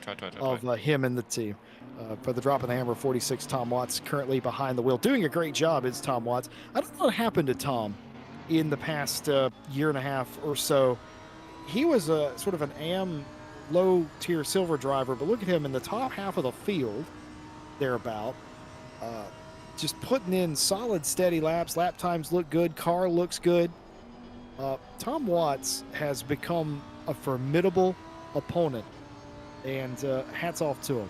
One of the RCI staff that also gets to race around here. We, of course, appreciate their contributions, and beyond that, just watching Tom find more pace over the last year or so has been amazing. He's sort of catching Mike Redford. That gap was bigger. It was nearly 4 seconds to Mike in front for 13th place. It's down now around 3 seconds the last time they came through a timing loop. So picking up a little bit is dropping the hammer. They're dropping the hammer, not dropping the pace. Kevin Boss comes in to say that Les Face is beautiful and will take no contradictions. Welcome to the cult of Les, Mr. Boss. Actually, you may have started the cult of Les, to be honest with you. Callum Kerrigan's also offended at Joe Daubert. Joe, you have many enemies here. I think Callum's just offended that he's commenting on the livery more than anything else. Callum Kerrigan, the livery architect over there, for dropping the hammer as well. Of course, we're all jesting. We're all joking, of course. Les's face does belong in a museum, though I think we can all agree with that. Hannah Song for Alpha Sim Sport, quietly trying to make their way inside the top 15. We saw Bear very nearly run out of room for the green team, but other than that slight mishap, they continue around undeterred. And that's the thing about the Nordschleife that's different than most other racetracks. 100 turns, etc., and so forth. I could go on, but the reality is you make a bunch of micro mistakes a lap around here. It's not like driving a Formula car or driving a normal circuit where you're trying to be, or you can expect to be perfect or run an immaculate lap. That doesn't happen around the Nürburgring. There's no use fussing over it. You're going to make a bunch of little mistakes. The important thing is not make the big mistake that we've seen a couple of drivers make already, and that's dropping tires off the racetrack, getting yourself into trouble. Missing a corner, missing an apex, that's just life around the Nordschleife. I did not mean for that to rhyme. Yeah, a lot of these curbs here, as we also just saw Redford do, if you just hit them a tiny bit, it's very easy to unsettle the car, and you don't really have any runoff space. You unsettle the car, you have to correct your steering, you go a bit more straight, and suddenly there's a corner in your face and you need to turn. And then you're in the grass, and after the grass, there's a wall. But Mike Redford getting caught by Tom Watts here. You mentioned it earlier. It looked like Tom Watts was catching, and indeed he is. And we are coming onto the straight now, and we're going to see how the Lambo is doing against the BMW. I think they're going to at least be too wide. And then we see the classic situation of who's going to pull out and who's going to end up ahead. Lambo pulling out to the side here.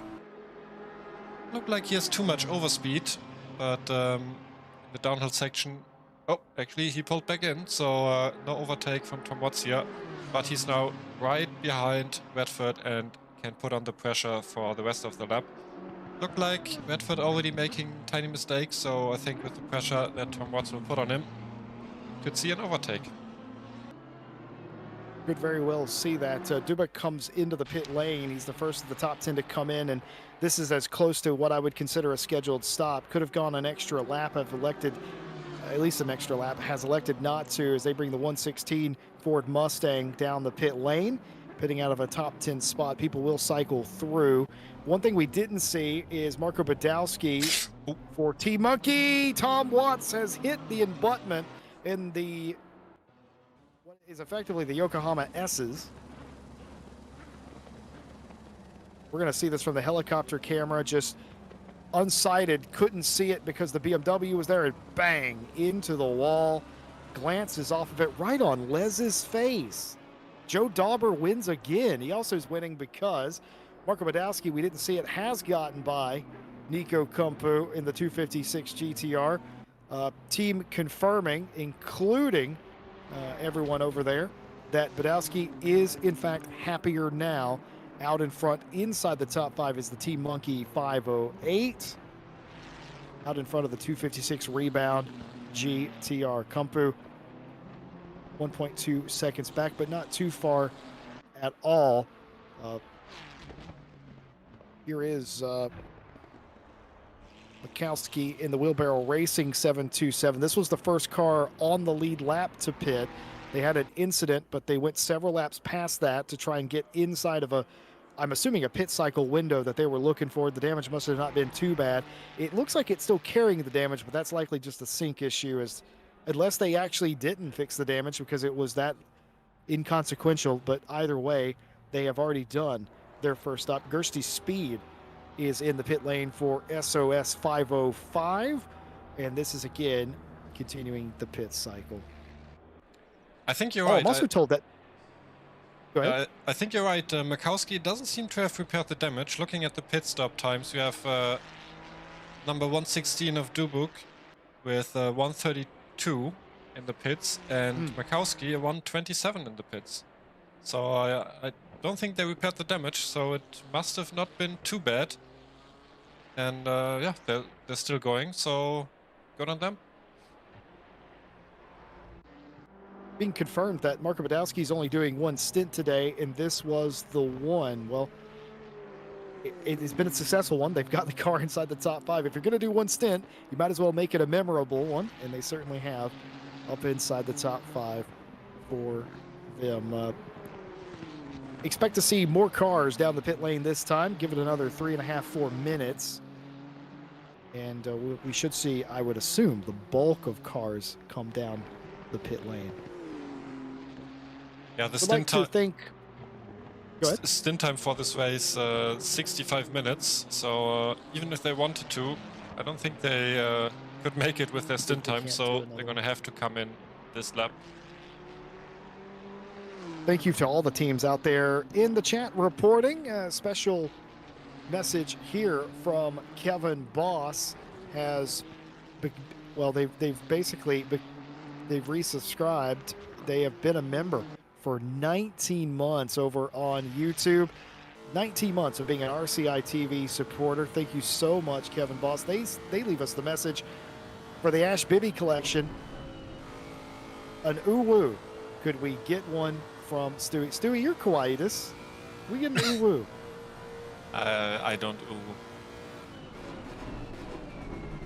A damn shame.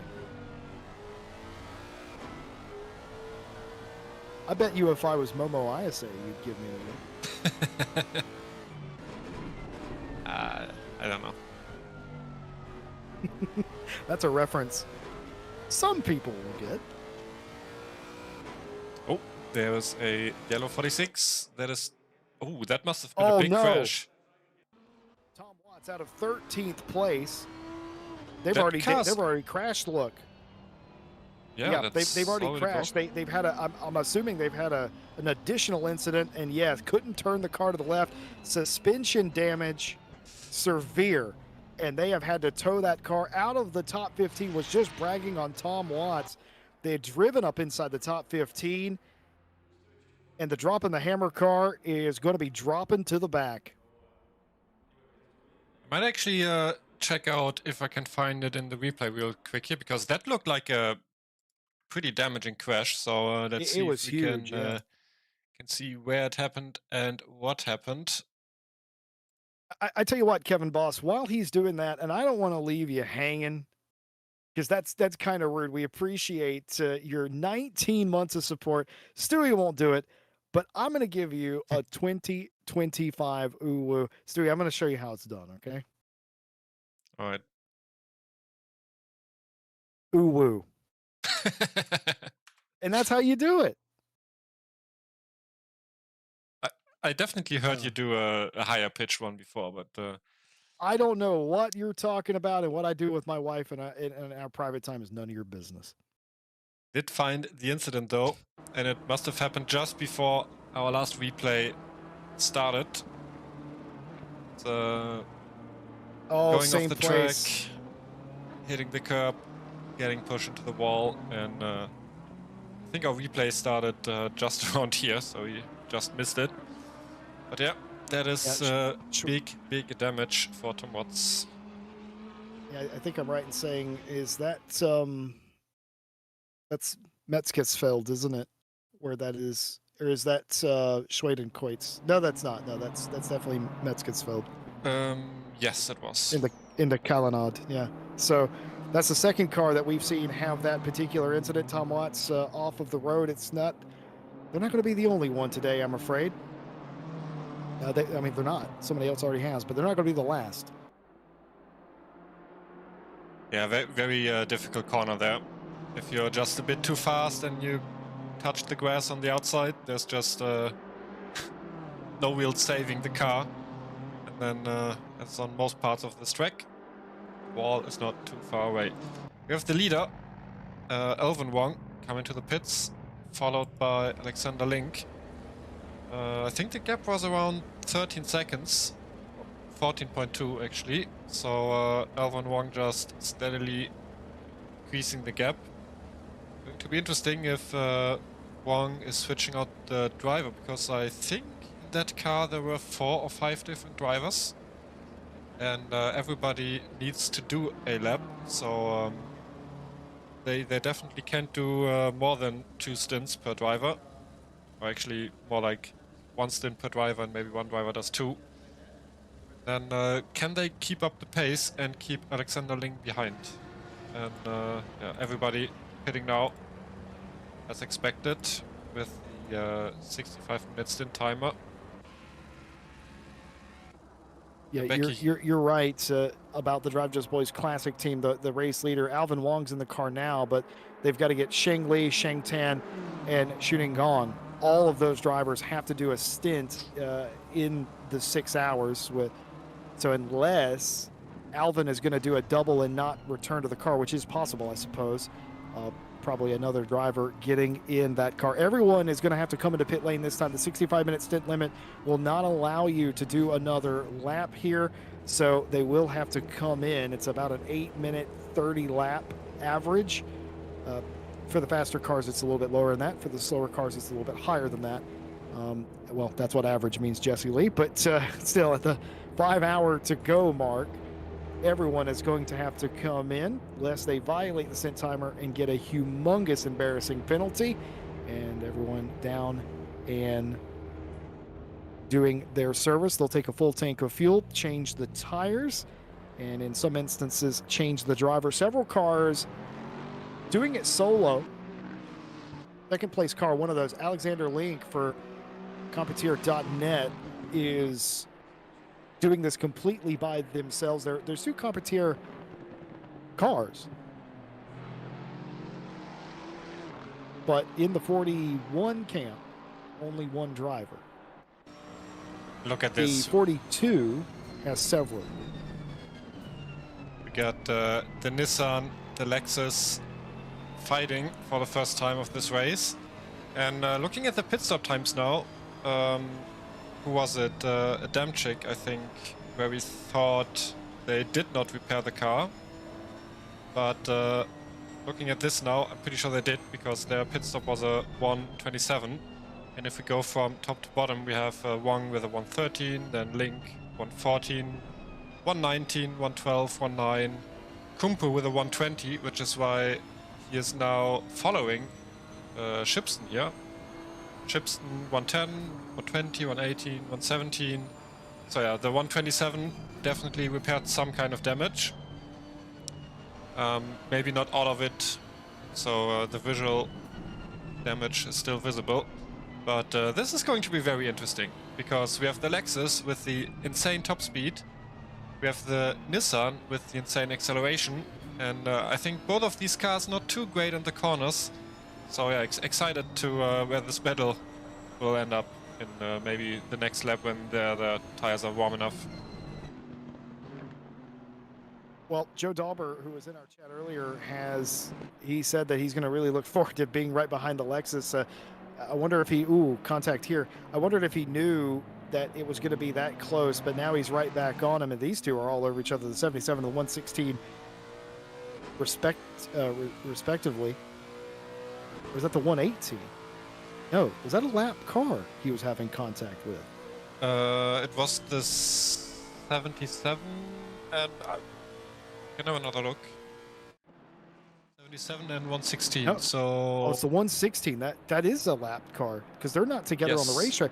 He's next to the 118 as far as positions are concerned. So that is two different laps having contact with one another, as far as we can tell. The 116, or actually no, it might.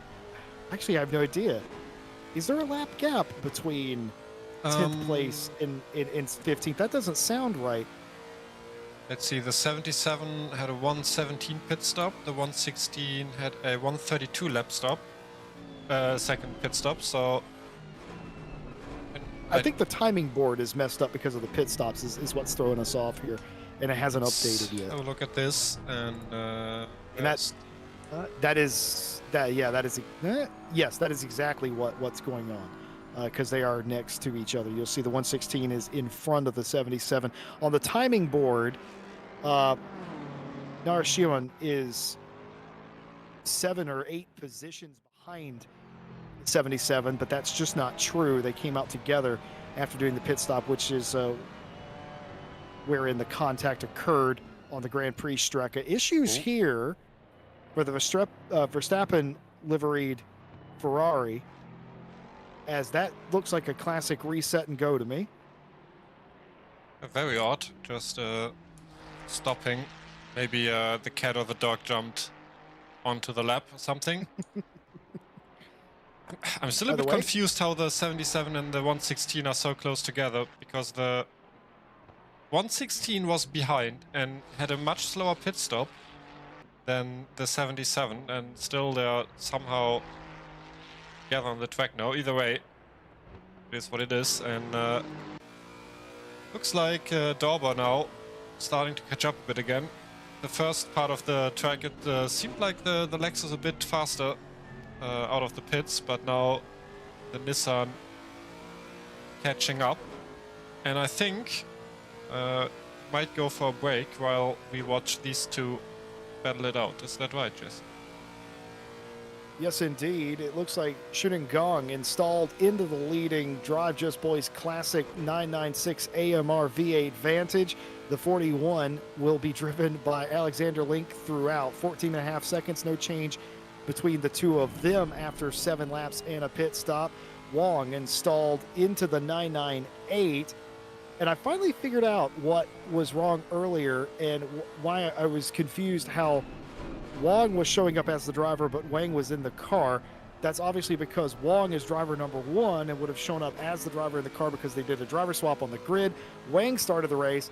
Now, Wong is in the car, and I believe that's Wallace Wong, is reinstalled into the car in relief of Bing Wang. And those are your top 3, separated by less than 30 seconds. We're going to ride on board the RPMS SimSport 707 as they're being chased by Joe Dauber and Rebound Racing as we go for a break. Crank it up. Listen to the sights and the sounds of the Nürburgring. We'll be right back.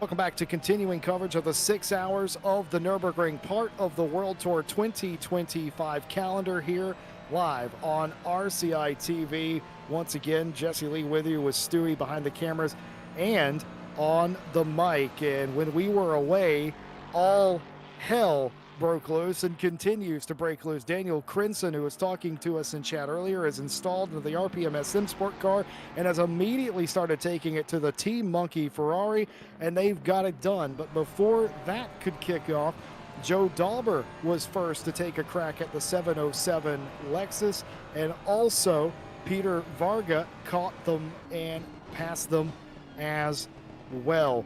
Close quarters racing, a couple of incidents that we saw as well. I believe we saw the, I forget what number the car was. I do apologize, but we saw it live unfold. A couple of cars having a spot of bother, a spot of incident earlier on in the lap, or indeed last lap. Stewie, you can never really drop your guard at a place like this. There's no time to rest. There's no time to sort of mentally relax. The second you do that, you're up over a curb, you're sideways, you're in the grass, and it's all over. Yeah, it was the 21 of Hull with the Porsche that we saw in the mood curve, dropping the tire on the grass and losing it, then holding up the Lexus of Crinson a bit. But we're pretty sure that Hull must have had some kind of accident before, because the back of the car already seemed kind of damaged, and judging by the speed they had, getting passed by everybody, they must have had an issue before. I think we also saw the 115 BMW of Matthäus Freitas have an issue, I think in the next corner it was, after the jump, Pflanzgarten. We also saw the Bentley, I believe, drop a tire somewhere Yes. on the grass, and might have been a few more, but I think these were the major incidents that we did watch. Yeah, coming right out of the pit stop, we had a lot of cars fighting for positions, and within one and a half laps, they all figured it out, and now we're back to just lapping and trying to survive here. Peter Varga seems to struggle a bit with the car, as he got passed by Crinson. Sorry, Oscar? No, it was Crinson, right? It was, yes. You are correct. So, I hope Crinson can catch back up to the Nissan and get another fight. And apart from that, I think the closest we got at the moment is Ivan Yuk coming up to the Ford of... Wow, that is an interesting name. Lakshmi Narasimhan, maybe? Is that Indian? Oh, It is. you could just call him Arjun if you prefer. Maybe, yeah. I don't think we get a lot of Indian drivers here. This might be the first one I remember, at least. You know what? And I'm going to go on a limb and I'm going to say something that's probably not true, but I'm not going to fact check it because I'm a broadcaster. I have no integrity. I think this is the race with the highest amount of Asian and Pacific drivers of any race we've ever done. It might be true, yeah, because we have a lot of these that drive just boys cars, which have 1, 2, 3, 4, 5, 6, 7, 9 Chinese drivers alone. Then we got another Asia team with 4 more. I think you might be right. And of course, India counts as part of Asia as well. We do have a Japanese driver and Australian driver. Is Masatoshi in this race? Is Yes. that the Japanese driver you're talking about? Yes. So Masatoshi Kaneko is in this race, as we would expect, a longtime driver here at RCI, and gets involved in the endurance races as well. A Night Owl champion, that Masatoshi. And also very unusual, we got 4 Brazilian drivers. Yeah, we don't. Now that's really strange because we get a decent smattering of American and Canadian drivers. I would probably argue that over the years we've had more Mexican-born drivers than Brazilian ones. Yeah, it's another one of these countries we don't really see a lot of. Obviously, with the time zones, it's not always easy for people from the other side of the world to take part in these races. I don't actually know how far back Brazil is. It has to be, what, like 8 or 9, more, 10 hours? So, well, I mean, it's probably 1 hour forward or behind East Coast U.S. It's just strange. It's just strange because there is a humongous Brazilian following in sim racing. Anybody who's ever raced in the North American region on anything, iRacing, for instance, Gran Turismo, knows that there's a huge following from the Brazilian fan base in motorsport. They had this famous racing driver from there once. Forget his name. He drove Formula One or something. Stewie's not biting. No, the thing is, Rebecca I know who you mean, but I can't think of the name. I know it's with a B. Ayrton Senna is who I'm talking about. Oh, is it? Wait, who am I thinking of? I have no idea, but probably one of the most, if not the most prolific drivers of all time. Barrichello is who I was thinking of. Oh, Rubens Barrichello. Barrichello? I do apologize. I'm butchering South American names. Butcher Rebecca joins us in the YouTube chat. Hello to you and welcome in. Thanks for joining us as we continue to butcher names. We will be doing that all day. Arjun, though, I think the lone Indian driver. I don't think they're the first Indian driver, that we've ever had. But they may be the lone one in the race. But huge amount of Asian and Oceanic drivers in today's race. A couple of American teams as well. That's not necessarily unheard of, but it would have been a very early start time, as you well know, Stewie. But Brazil as same boat, almost identical boat. Other oddities on the stat board. One Bentley in today's race. I think there's only one Bentley. There is, yeah. Also, look at the gap between P1 and P2. And it's coming down. Yeah, looking at the last lap, Link about 7/10 quicker than Gong here. So maybe we see Link catching up, but then again, he is driving alone. So we're going to have to see how long he can keep up that pace without losing all the strength in his arms. Yes, indeed. By the way, go ahead. Yeah, this track is just very taxing on the arms. It's mainly the section after Wilpermann, because yeah, the corners are so fast and left and right, and the track is so bumpy. It just goes into your arms immediately. It's crazy. Further messages from chat. Cormac's joined us. Hello, Cormac, and good morning to you. Says, can we get a Jesse Uwu? You missed it. Already did that. Count Kerrigan backs up a point that you may have been making, Stewie. Bruno Senna, of course, is also Brazilian, and that might have been who you were thinking about. Close racing amongst these drivers. What has happened to the 505?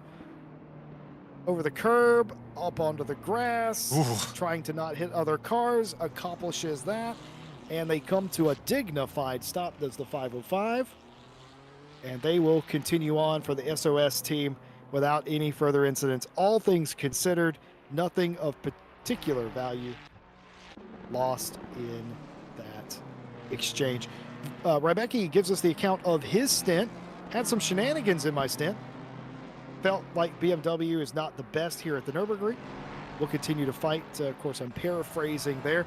That's the spirit, Vulture. We love to have that spirit. We love having you guys in the race. Good luck as we continue to march on towards the halfway point in the race. An hour and a half has elapsed of the 6 hours. And normally this is the point where everyone settles in, but of course, because we're not at a normal racetrack, that's another harder, easier said than done. Harder to do than you might think.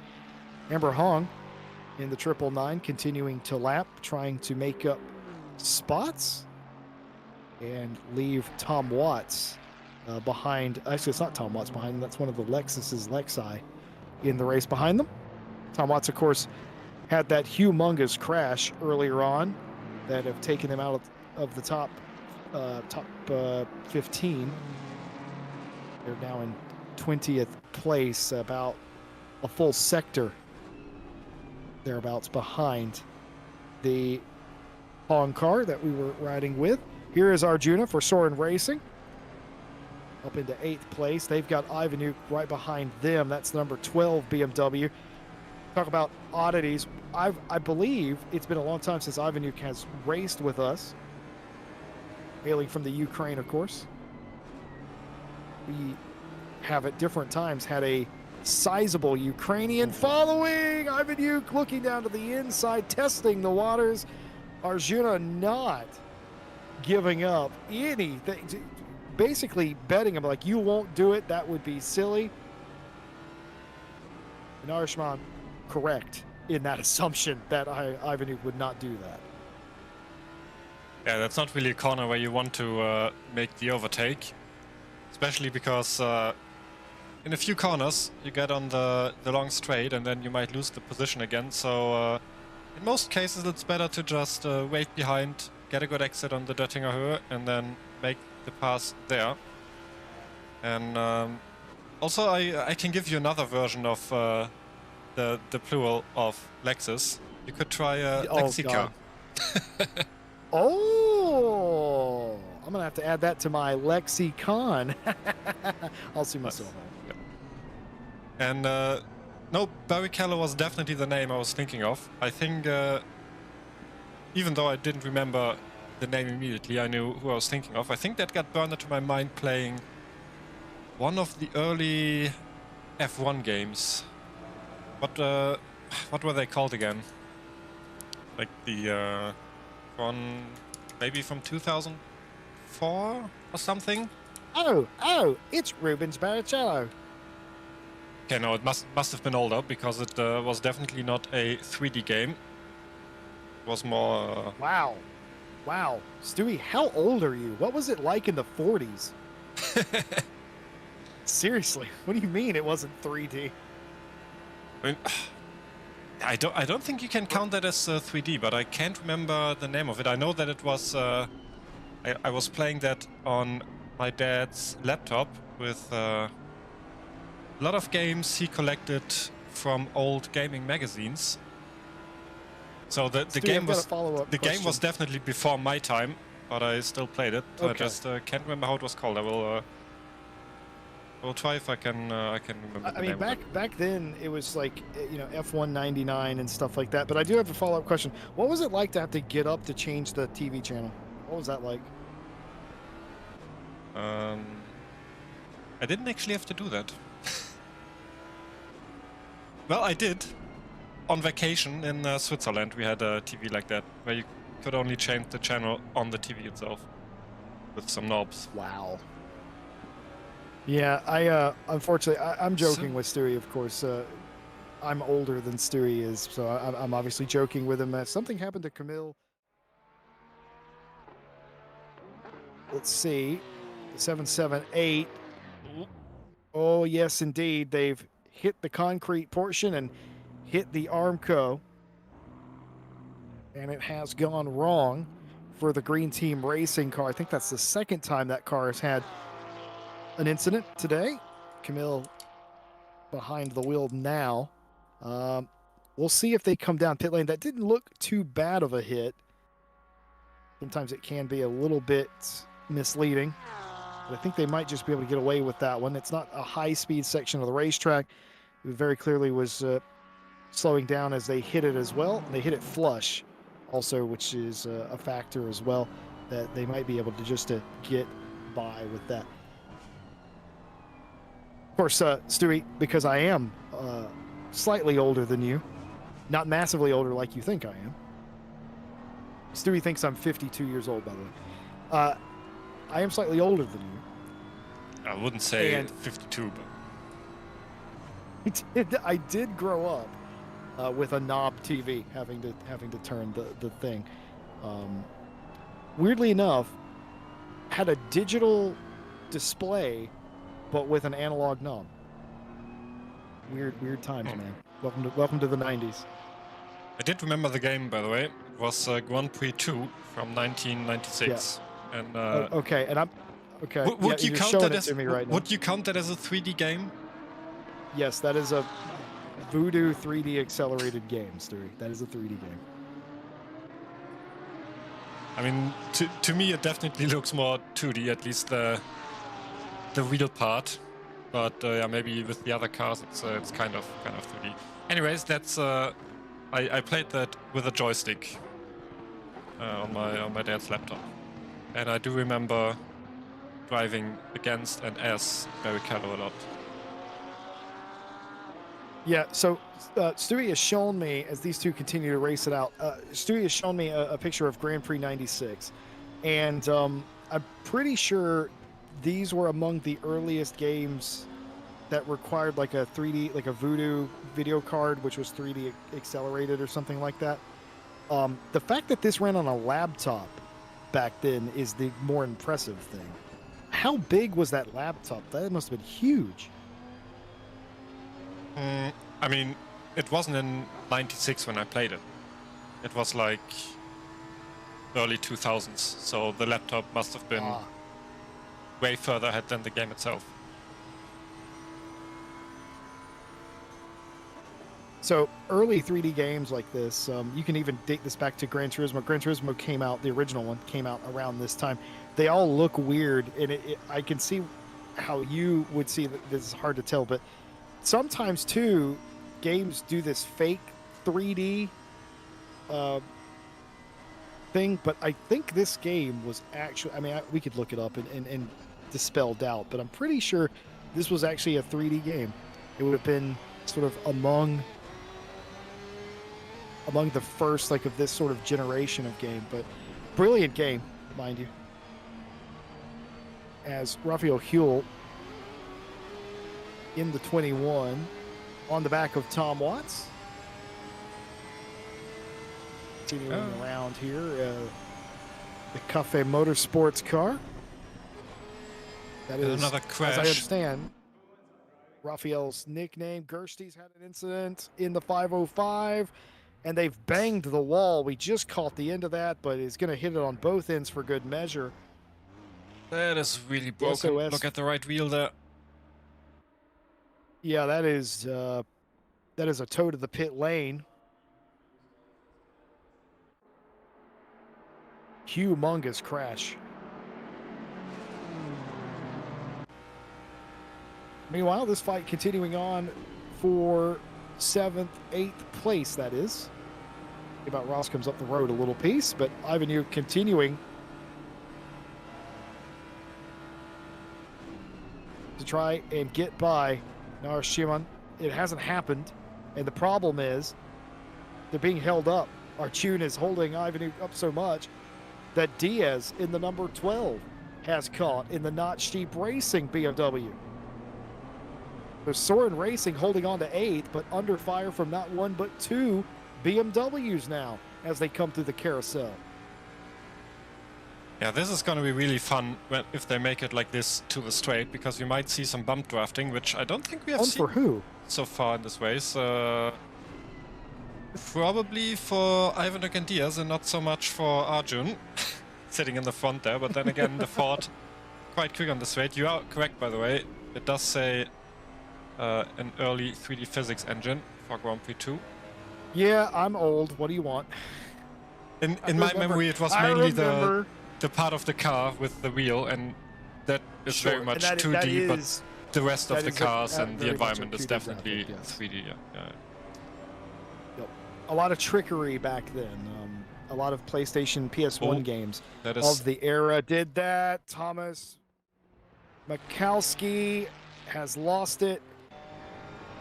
That's fine. That's how you want to hit those curbs. Have they over carried speed? Oh. Yes, they have. They've gone in the dirt, and bang! has to be one of the heavier crashes we've seen today. There's a lot of speed coming over that hill, and then the rear gets light, and you hit the grass, and you're just a passenger at that point. These three still very much close together, and it's gonna come down to who gets the better exits. Just 2 more corners left here. W is very close, and let's have a look at Diaz from behind. Man, these BMWs are so big. You just, if you're sitting in them, you can't see anything, and if you're sitting behind one, you can't see anything either. So the meme's not always a meme, is it really, with how big the BMW is? Yeah, it really isn't. It seems like you're sitting so close in the car that the dashboard is just covering a lot of your view, and then the windscreen seems to be very narrow as well. But looking at this, the Ford can actually stay ahead of them, while the Beamer on Beamer fight decided very early on, even though Ivanuk also had the slipstream. But yeah, Diaz just making the pass on the straight, and now gets the chance on Arjun as well. Juan Diaz able to make the move on Ivanuk for 9th place. That will put Juan Diaz up into a spot to fight this driver, Arjun, for 8th place. Coming in the right direction here is the Not Sheep Racing team. By the way, I talked about having Mexican drivers and potentially having more of those than Indian drivers. Well, now we've got a Mexican driver fighting an Indian. I love RCI. I love that the I actually means something. This is really cool. 2 drivers from, well, essentially opposite ends of the globe, racing it out here inside the top 10 at the Nürburgring. That's why I love motorsports. If anyone actually wants to know what makes racing so great, it's this. Mikowski has brought the 727 down to pit lane after that huge crash for Wheelbarrow Racing. They will deal with the damage on that car. Meanwhile, Arjun continues to frustrate the BMWs, but now this time it is Diaz whom he is frustrating. But I gotta say, that Not Sheep Racing BMW looks a little quicker for my money. It seems like it, but so far not quick enough to make the pass on the GP track. Also, how do you think Arjun feels with these US flags on the rear wing here? Just noticed that.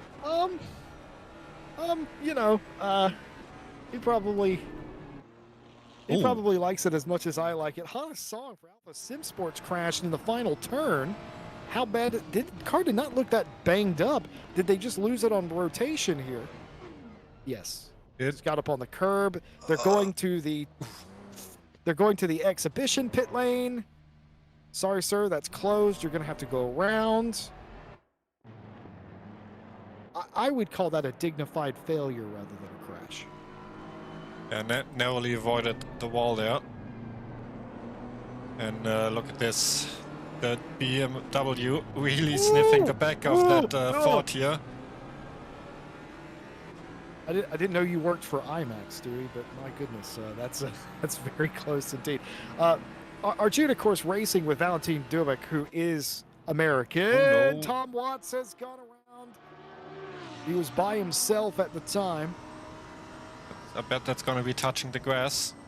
No, just losing it. You know, turning it a bit too late. Oh, you didn't really damage the car too much. You didn't get into the wall hard. Whew. Look at that Lexus wiggling, trying to brake the car. Mobile chicane through that section there for a moment until Watts is able to get. I think Watts is going to be able to get away with that, you know. It could have been a lot worse for the 46 dropping the hammer Lamborghini than it actually was. Back to this fight. Arjun gets a little bit of gap for Soren Racing. But as I was saying, Arjun races with Valentin Dubik, who is American, and that explains the end plates on the car. I don't know. I think India and America have a pretty good trade relationship. Oh, wait. Back to you, Stewie. Yeah. Anyways, Diaz here. It seems like the BMWs, as soon as we get to the corners, are just catching really fast. But then when we get to the straights, the Ford just pulling away. Guessing we will observe the same thing once we leave Ardenau and going up to the carousel. But it seems like both of them leaving Ivanhoe a bit in the dust here, as you already mentioned a bit ago, that seems like Diaz a bit more pace here. But is it going to be enough to pass the big Ford? Yeah, that is the question, because nobody's been able to do it. Cormac Malloy reacting in chat when Tom Watts goes around. Of course, Tom Watts, we know him on Mondays as head chef. He is the head steward of Mondays, and his head chef spinning out for a second time there. Luckily, again, not a lot of damage here. On the front splitter of the Not Sheep Racing, number 12, Juan Diaz, continuing their pursuit of the Mustang. The problem is that the BMW, the number 12, it is quicker. The Not Sheep car is quicker in the corners. But the Mustang, case in point, just rips down every straight and pulls a big enough gap that Arjun really doesn't have to do anything except keep it on the road, and they're pretty safe. Now what's going to have to happen is Juan's going to have to get their car, the Not Sheep 12, as close as possible on the Danger Ho to maybe have a shot, or maybe get it done, get side by side, compromise them in some way, or just sort of hope and pray Arjun makes a mistake, which they haven't done to this point in the race. And even when they make a minor mistake, it's just not enough, because just the nature of the racetrack. You can make little mistakes, and because there's not a lot of opportunities to pass, it does not matter.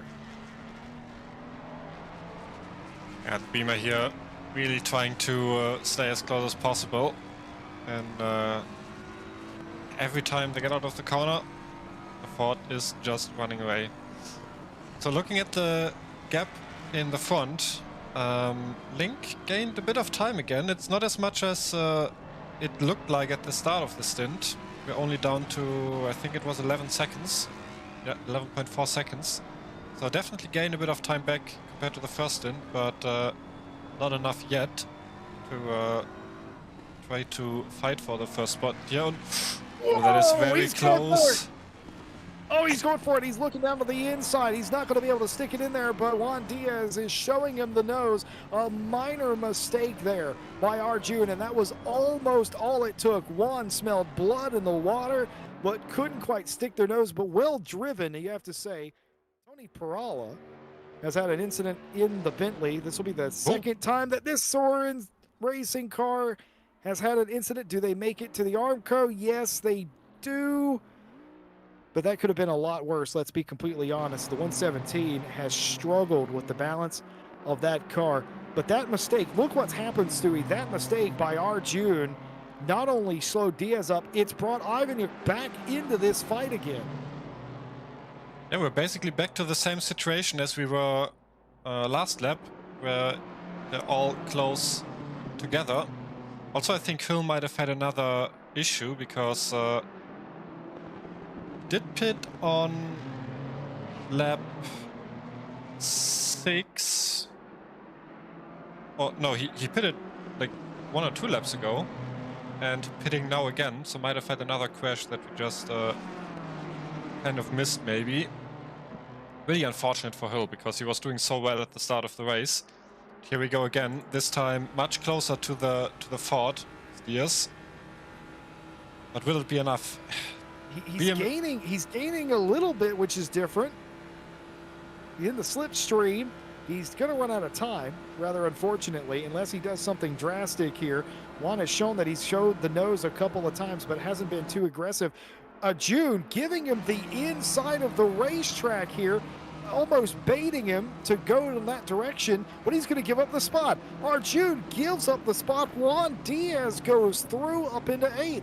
2 laps ago was just in 10th, has gained 2 spots for the Not Sheep Racing number 12. Juan Diaz up to 8th place, and that is why Arjun gave up that spot. They were coming to pit lane. It was a calculated risk all along. Well played by Soren Racing. I feel like that's a very early pit stop. Although it's a lap early. Yeah. You're right. He did pit on lap 5 last time around, while most other cars pitted on lap 6. So yeah, is there a bump in the pit lane right there? Did you see that? I was looking at the pit stop times, but I'm sure there's a bump. Oh my goodness, it scared me. I thought there was a speed hump. I thought we were in a Tesco parking lot there for a second. I was very confused.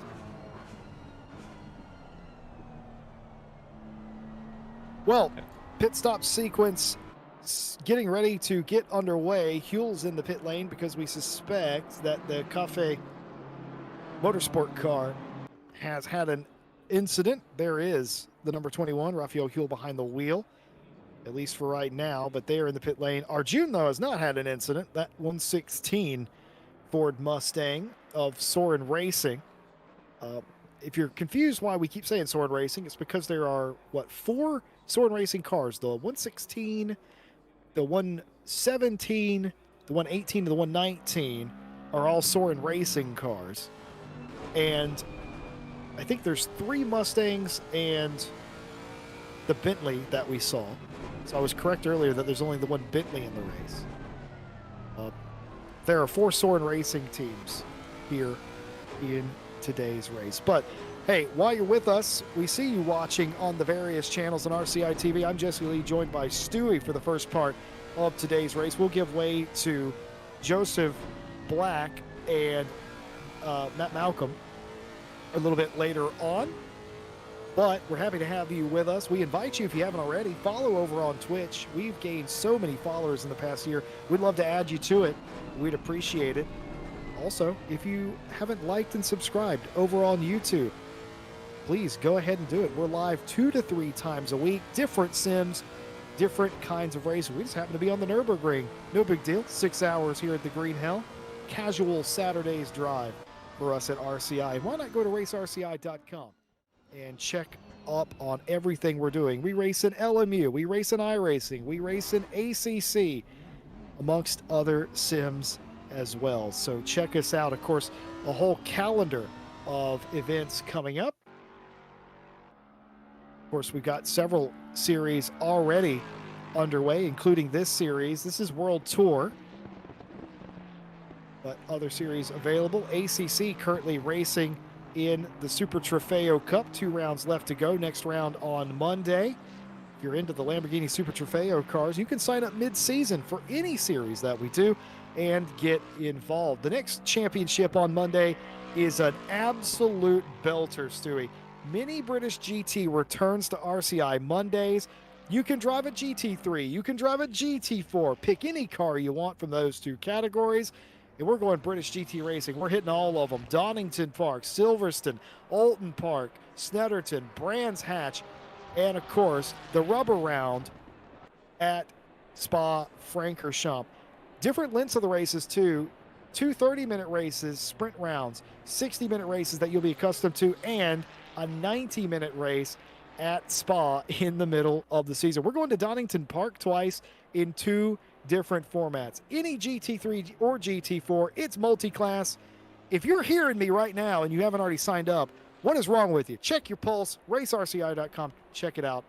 It's going to be awesome. All rounds broadcast live here on RCI TV, almost assuredly anchored by the lovely tones of John Dalton. If iRacing's more your thing, RSS Endurance Series heading into the middle part of the season. The next race in 2 weeks from Watkins Glen. The 6 hours of Watkins Glen over on iRacing and the RSS Endurance Series.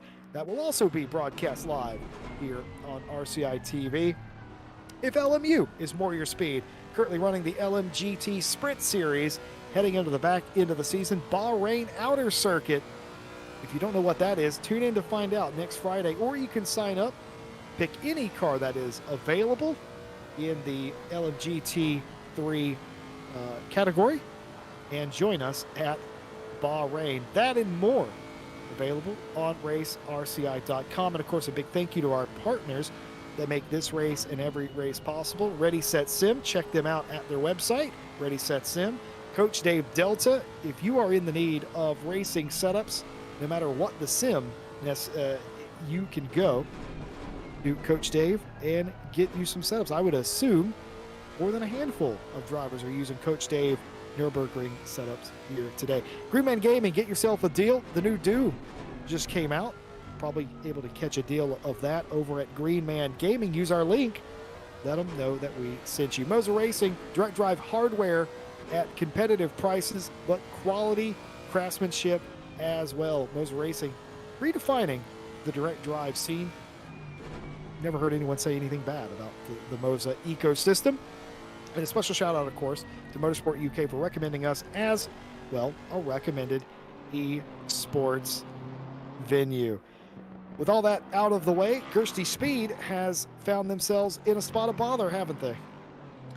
Yeah, it's surprisingly the first stop and go 30 we see here, and this track quite notorious for speeding and pit lane infringements, because the pit lane entry is basically just a straight line, and I think the most important part is that the 50 board is in a different location than it is for the GP track, so most drivers used to where they should brake go for a two-wide overtake here, I think. I don't know who it was actually. Well, definitely wasn't for position. That might have been the 77 of Ivanuk. So let's see if we can catch that different camera, but that looked very close. Might have not been them. Either way, yeah, the position of the board is different, so a lot of drivers still used to the GP track and having to brake a bit later than here. So yeah, it usually catches a lot of drivers a bit off guard. And we did start the new pit stop cycle. We've got a new driver in the leading car at the moment, and that is Cheng Li.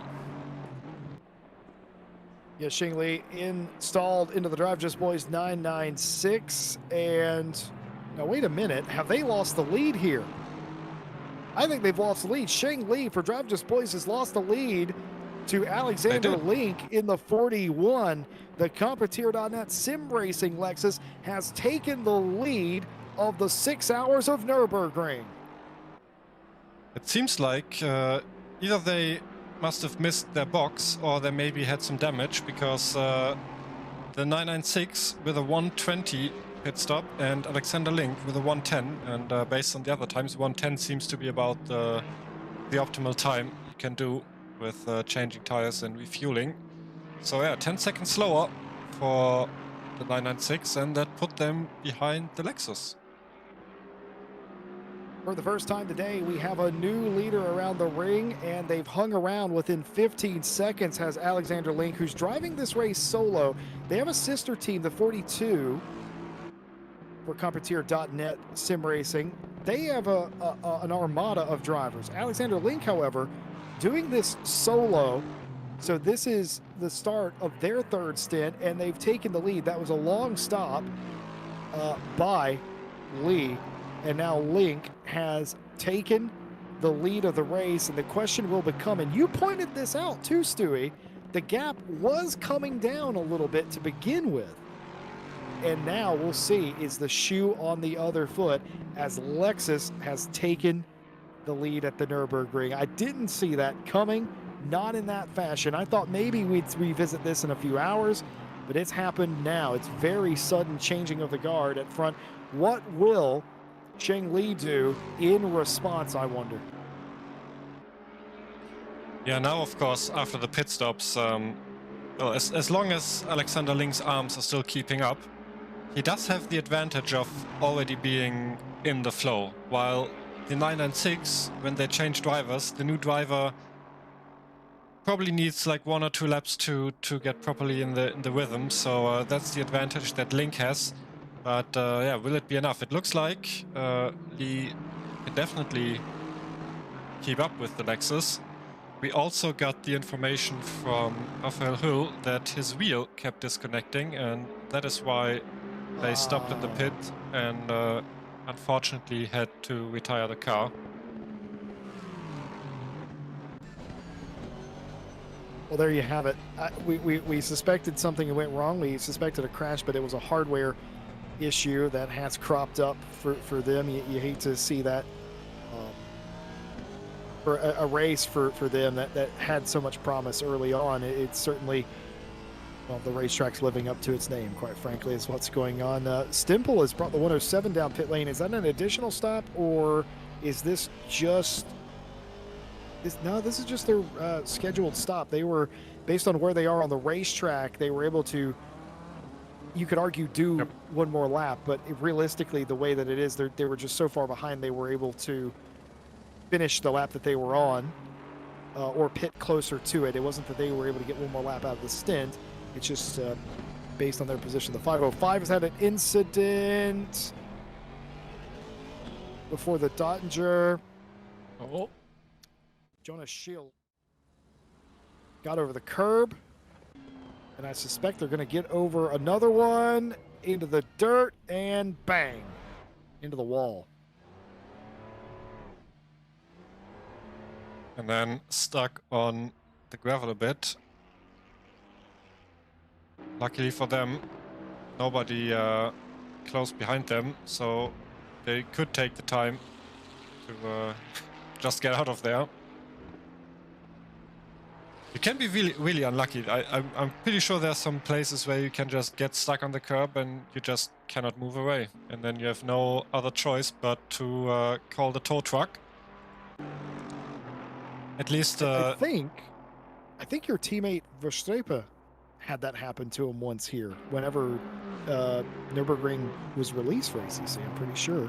I'm pretty sure he high-centered the Bentley. Yeah, you might be right, yeah.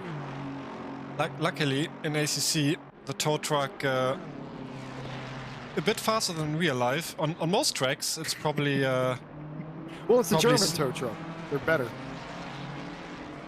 I mean, on most tracks, in real life, the tow truck probably costs you not as much time.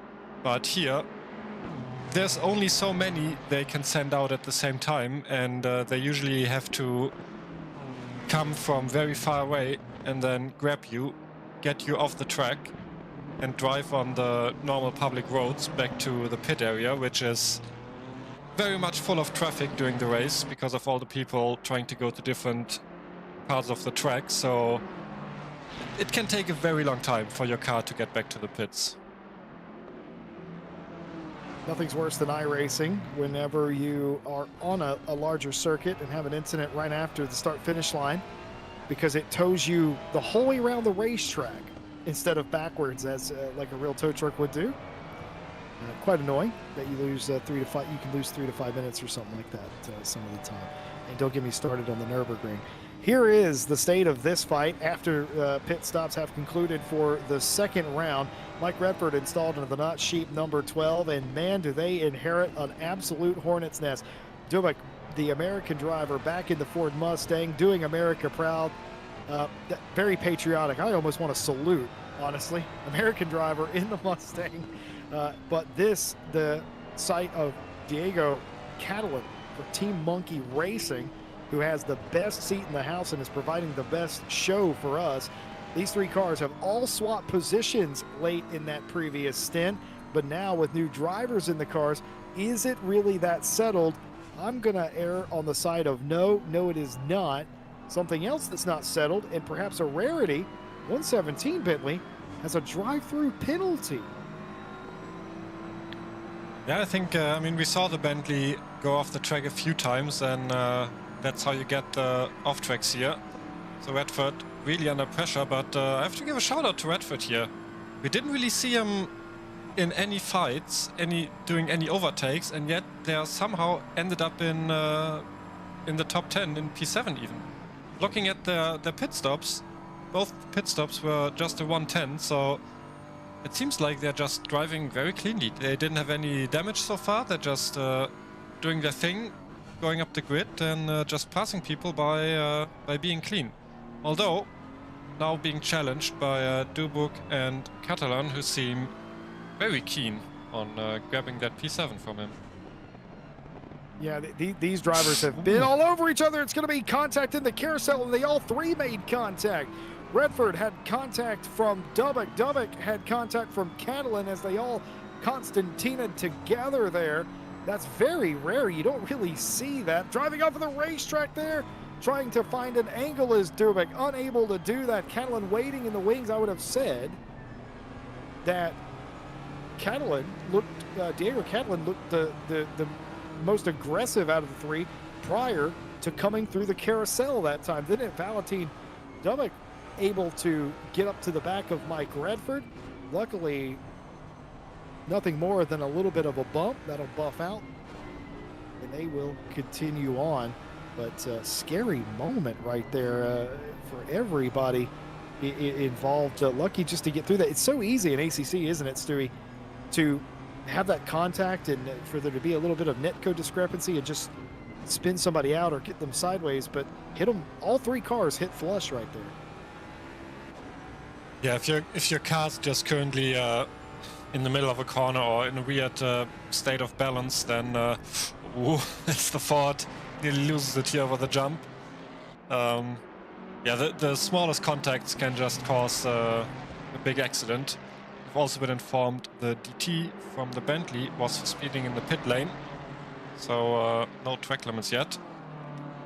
And we get to see how the Ford does behind the BMW now. We saw it twice the other way around, and now it's up to Dubbock to show us what he can do behind. Wondering if the Ferrari will try to pass the Mustang, or if he will try to do the bump draft, although I don't think a bump draft is needed here with how close they are. All within 4/10, and we can already see the Mustang gaining the speed. Oh boy, here he comes up the inside. That becomes the outside. Here comes Valentin Dubbock up the outside. Diego Catalan says, thank you very much, I'm going to follow. Will he split? Will the Ferrari split the two, or will he push? He is going to split. He's going to go back down to the inside, covered off by the Mustang. Dubbock not giving a ton of room, but falls back in line does Diego Catalan as they end up single file when it matters most. Mike Redford goes from 7th down to 9th. Dubbock gets a spot, so does Catalan. An opportunistic moment, as I think they all just about got away with that one. Excellent driving by the American driver Valentin Dubbock for Soren Racing in the 116. That could have ended quite poorly, but everybody kept their head, and Diego probably could have pushed the issue there, but I got to tell you, just really good racing, really smart, and waited for an opportunity, and everybody executed their part of the plan. It got very close there when Catalan moved over in front of Redford. I wonder if Redford actually had to lift a tiny bit. It was that close. In the end, it all worked out, and yeah, the Mustang and the Ferrari are probably going to pull away a tiny bit. And talking about pulling away, look at the gap in the front. We got Cheng Li, who is now 3.6 seconds behind Link. Cheng Li, their team, the 996 Drive Just Boys Classic team, got the pole position, if you're just joining us, in the final lap of qualifying, and had led every lap thus far this pit sequence. Alexander Link in the number 41 Lexus was able to use pit stop strategy and also was catching before that a little bit as well, and is now the leader of the race. 3.6 seconds the gap, first to second place. The fight that we've been watching for 7th place. Diego Catalan not done yet for Team Monkey Racing, but we saw an issue with Schiele in the 505, and the SOS Ferrari having some spot of issue. Gersty Speed was in the car a little while ago. He's joined us in chat, and he's joined us up in the booth. Gersty, welcome. Frustrating, I think, is the term for what's happened here in today's race for you guys. Very, very frustrating. Thank you for having me. It's not the first kind of issue we had this race. I mean, we had quite a good start. We were sitting in P like 17, I think it was, for the first stint.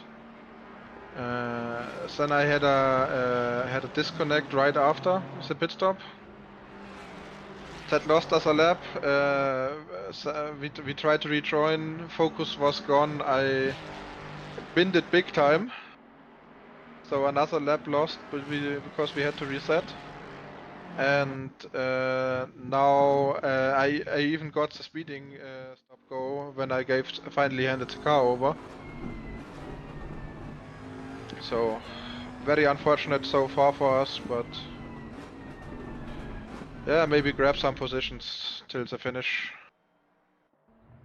Hopefully so. We just saw Masatoshi Kaneko have an issue before they arrived into Flensgaten, so I think that's where they were anyway. The camera being swapped around is confusing. Of course, Masatoshi, that 117, they have a drive-through penalty for speeding, and they will have to serve that, so further insult to injury there. We're talking with Gersty Speed, fresh out of the SOS 505 Ferrari. Gersty, I've got to ask, German team at probably one of the coolest racetracks in the world. Do you share that love of the Nürburgring, or are you indifferent? No, definitely we share the love. Yeah, we also would have been really hyped for having the full 24 hours instead of the shortened one. We scrambled to get the drivers. Like one guy I called last week with like, "Are you able to race this Saturday?" He is now on a birthday party, I think, but because he was not required for the 6 hours. But we would have done so anytime. So yeah, absolutely. The hype is real. I'm not sure. I tried to maybe visit 24 hours this year, the actual ones. And yeah, no, the love is here, definitely. It's a special track. Tell us about your teammates. There's one that sticks out a little bit, but tell us about Jonas and Jonathan first. Yeah, like Jonathan is coming in sorry. They're good guys. Fun to race. Jonathan, I think, also does like real life karting at some point, and he's also like a bit more experienced than the rest of our guys. So he's a bit like the mentor in the back. And yeah, for Jonas Scheel, great buddy. We had great fights in the past. And when we raced against each other, and for the endurance this year, we have joined forces to have fun, and yeah. So you have an additional teammate, Cairo Samuel, and he is from the island of Barbados.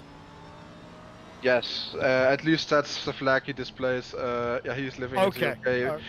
He's living in the UK from what I know about him. Yeah, he's also a quite recent addition to SOS, as we were scrambling to field the car for the World Tour at all. But he's a nice guy. Also one of our faster guys, and he will be in the car later today. He will do the finish, and he did the quali for us today, which was also quite a good quali. Like P also 18, 17, I'm not sure.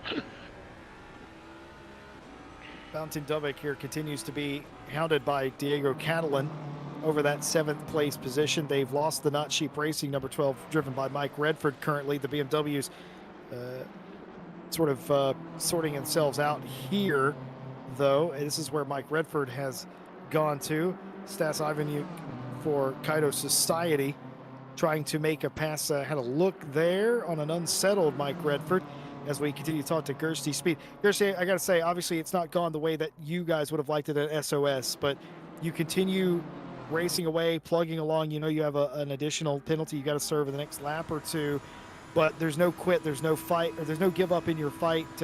Why is that? Where's that spirit come from? To be honest, I have lost a bit of spirit. I'm done for this race, but oh no! But we will carry on. The others want to race, so we will race them, and I will be there with them to support them for the end.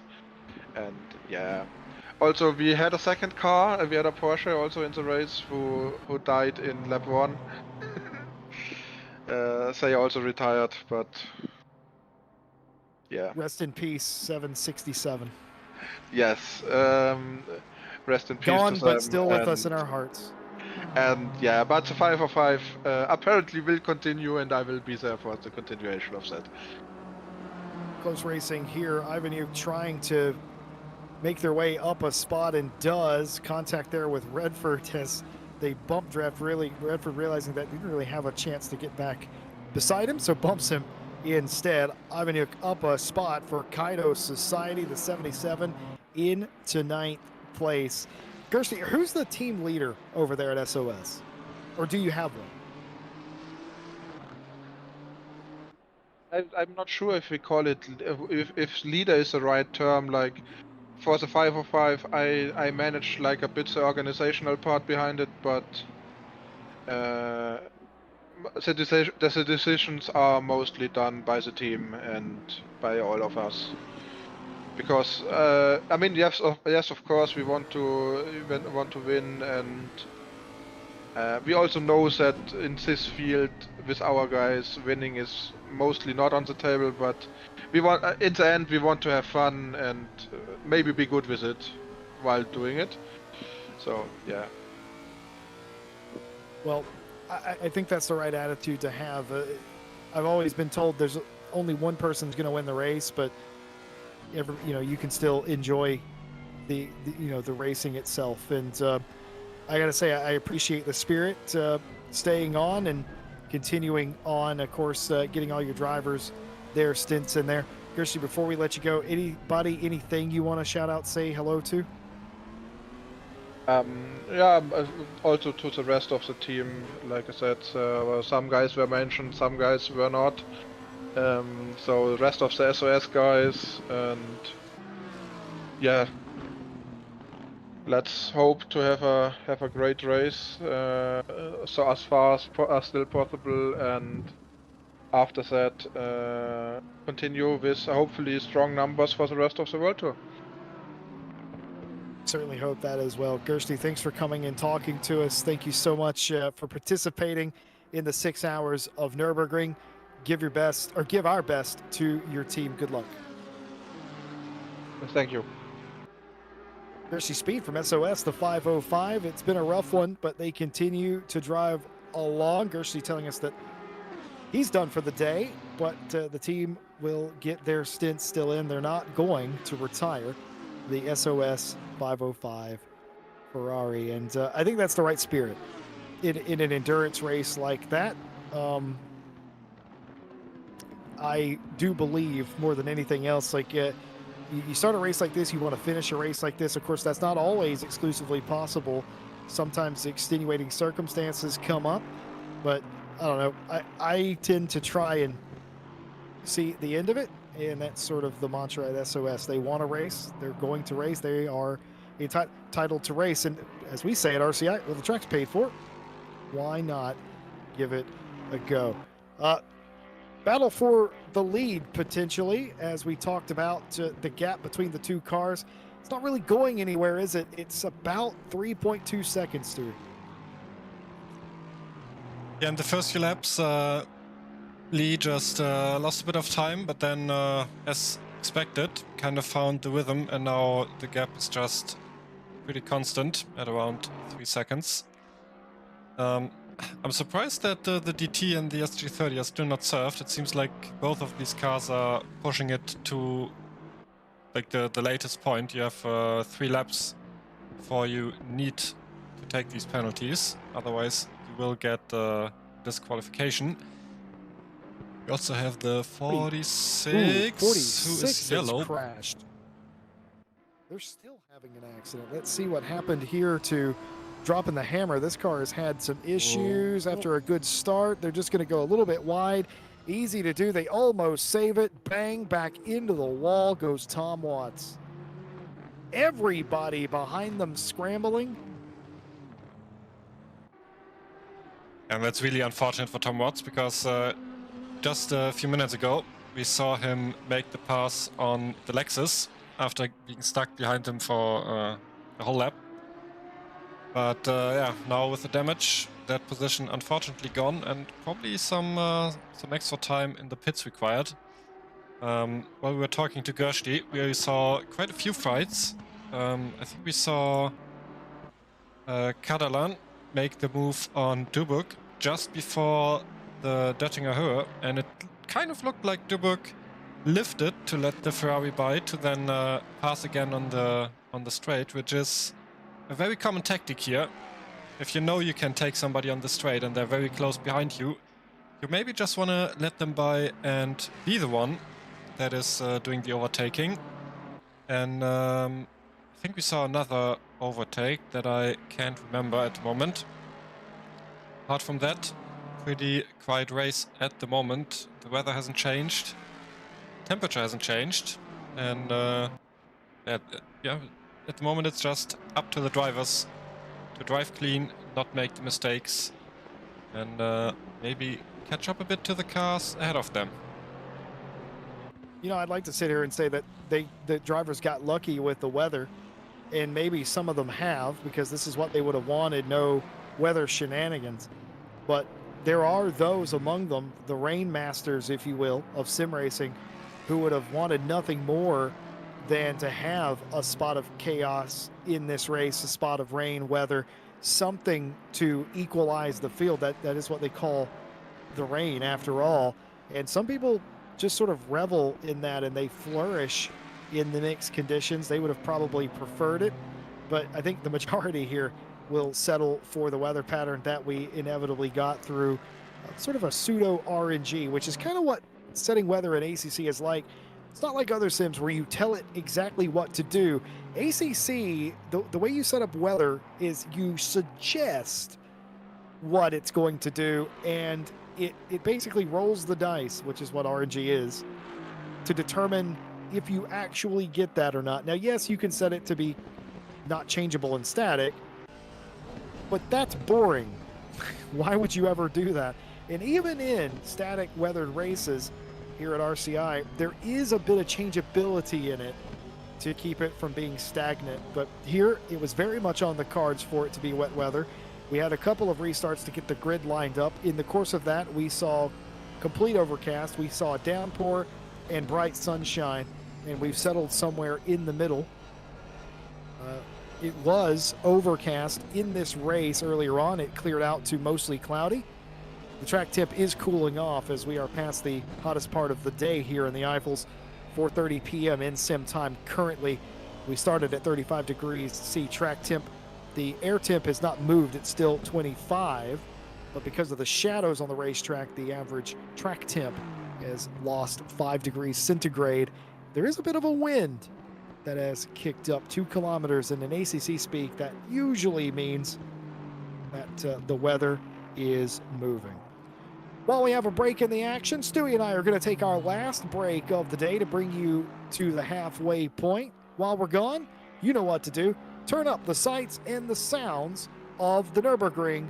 We'll be right back.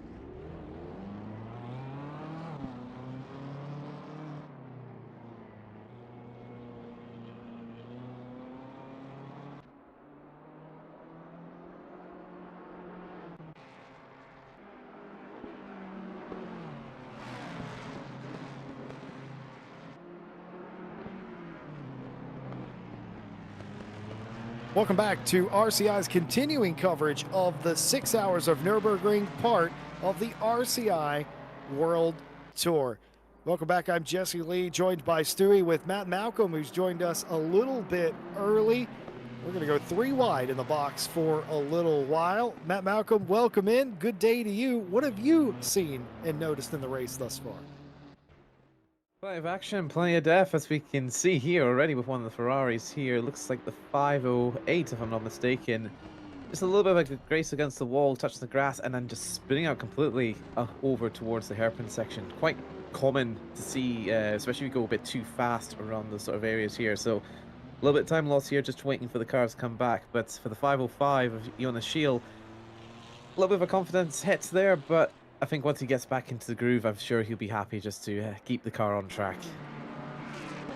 Yeah, we have seen a lot of that today, a lot of self-inflicted mistakes, very little in terms of car-on-car sort of incidents. We've seen contact a little bit, but not really anywhere near the magnitude as the single-car spins are, such is the case and plight of the Nürburgring. Of course, self-inflicted incidents are probably the most damning. Of course, it's so hard to avoid here around this racetrack. So many opportunities per lap to get it wrong, and trouble is always, seems like it's just a corner away from you. Get things just millimeters off, hit a curb too hard, go over the white line just a little bit, dip a tire in the wrong place, and it's all over. And you get lulled into that false sense of security a lot too. You run a couple of laps nice and clean, you get that confidence up, and all of a sudden confidence turns to hubris, and well, you end up in the wall hard in a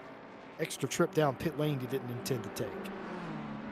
Certainly it's something you don't want to have, especially in a track like this where a simple mistake can cost you minutes at any point. But again, for like most of our drivers here, they know they have what it takes to tackle this hell of a track, as some would say. Going through the carousel through Dubeck, it's really clean going through that section there, because it's quite easy to lose the car into that part there if you dip your tire a little bit too wide onto the flat spots up top. But probably the most trickiest part of the track is just this section right here, Jesse, especially with how tight and weaving it is, especially if you're going to have to follow the cars ahead like he's trying to do, but trying to follow the 77 BMW. Dewey and I agree that this is some of our favorite parts of the racetrack. The way you hit it when it flows is so good. Making passes around lap traffic aren't great. Of course, that Ferrari is limping around probably back to the pit lane, I would imagine, but well held by everybody. But Stewie, I do love that part of the racetrack. I don't like having traffic in that part of the racetrack, but our lead fight is sort of evaporating. Alexander Link in the number 41 Lexus for Competier.net Sim Racing, they're flying away now. That lead has doubled in the time that we took our break. Yeah, it seems like no fatigue setting in yet for Alexander there, which is quite the feat. I mean, we're not even halfway through the race, but so far it does look like they can hold on to it.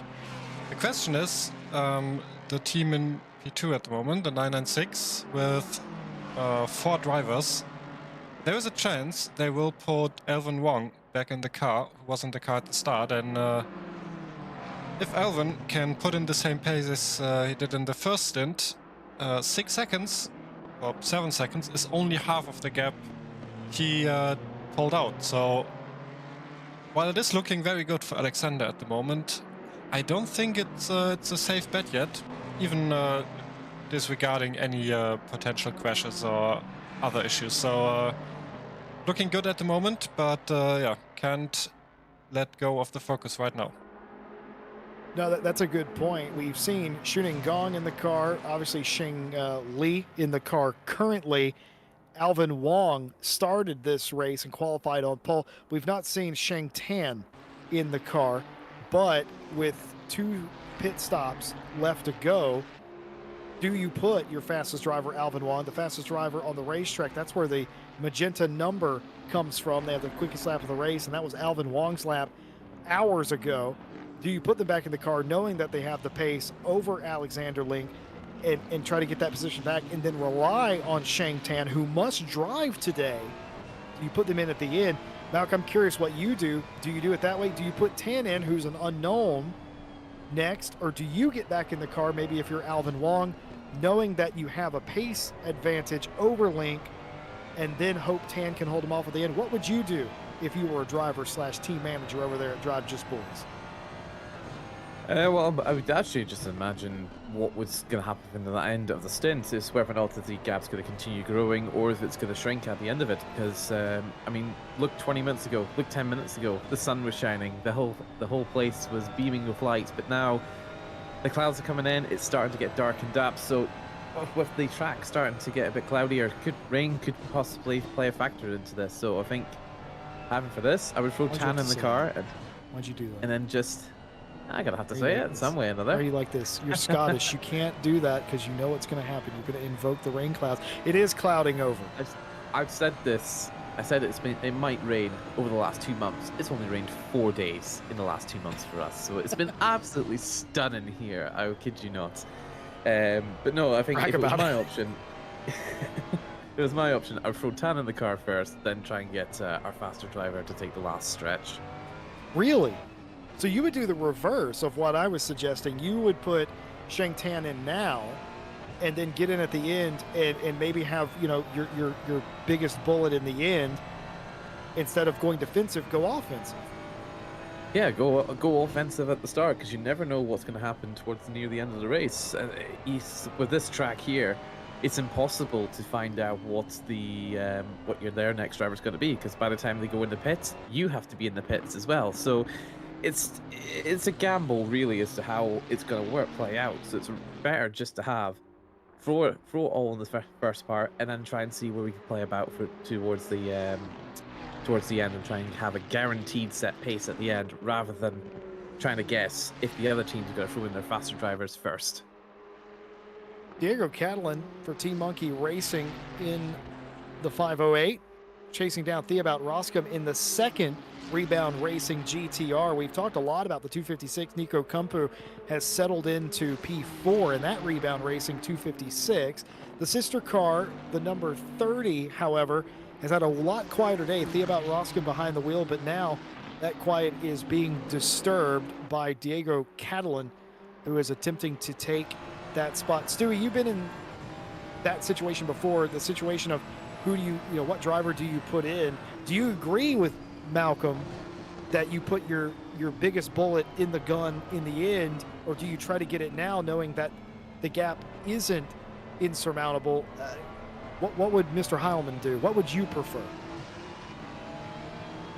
I think knowing that Link is alone in the car, I would also probably put the faster driver in the end, especially because I think it's going to be a longer stint. I'm not quite sure. You said it's 2 stops, but isn't it 3 pit stops left?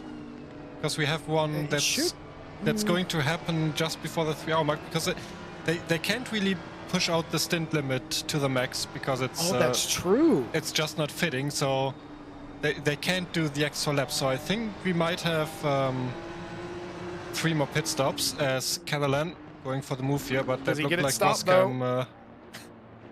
Yes, Wascam did look like he was lifting a bit. So yeah, I think that there might be a maybe a splash and dash in the end. I think they've all been pitting before the hour mark, but might remembering that wrong. Either way, considering you could reasonably expect that it's very difficult for Alexander Link to keep up the pace until the end, I would probably put the fastest driver in the end, and then have it be a bit easier with the overtake, because Alexander might make some mistakes, and yeah, the chance of the faster driver being stuck behind Link will just be a bit less. Then again, we don't know the pace of 10, so maybe 10 also quite fast. But yeah, I would definitely put in the faster driver in the end in this situation. Fair enough. 2-1 outvoted by, well, let's be honest, RCI champions versus me, who spends most of his time in the box. I'm a champion of running my mouth, and that's just about it. Hello to Manon in chat joining us over on YouTube. Arjun joined us as well, saying they've only done one stint and they're already exhausted. More on that in a minute. Gersty has rejoined us. We interviewed him about his SOS team earlier. Says it's not getting better boxing this lap. I think Shields had a subsequent incident. A lot of fights going out there. Malk, you've raced here. You know what it's like. Speak to it. Arjun was under a high-pressure situation for their entire stint. Just one stint, 1 hour. Actually, probably a little bit less than an hour based on what Stewie was just talking about. Because of the length of the lap, you can't really maximize. So a lot of times your stints are closer to 55 minutes than an hour and 5. How much does this racetrack tire you out, like mentally and physically? It varies track to track, really, but for a track like this, it's going to be mentally exhausting. Because remember, this is a 12-mile long track. I don't know the exact number at the top of my head, but there's a lot of corners and a lot of things to remember with this track. You need to remember every single part of it. It's not like for If Anything, where Kyalami, for example, you've got to remember only maybe 12, 15 corners to remember. Here, you've got maybe 10s, if not nearly, I think it's nearly 45 corners you need to be, or 50 corners you need to be careful of. Anything can happen in any one of those. So having to be mentally in that game, having a car behind you as well, putting that pressure on, it's definitely going to be mentally tiring, especially if we see with Link here, Alexander Link. He's been driving that car solo. He's going to get tired soon enough. So, of course, like I said earlier on, with strategy putting your faster driver at the end, maybe that tiredness is what's going to cause him to falter a little bit and make some mistakes.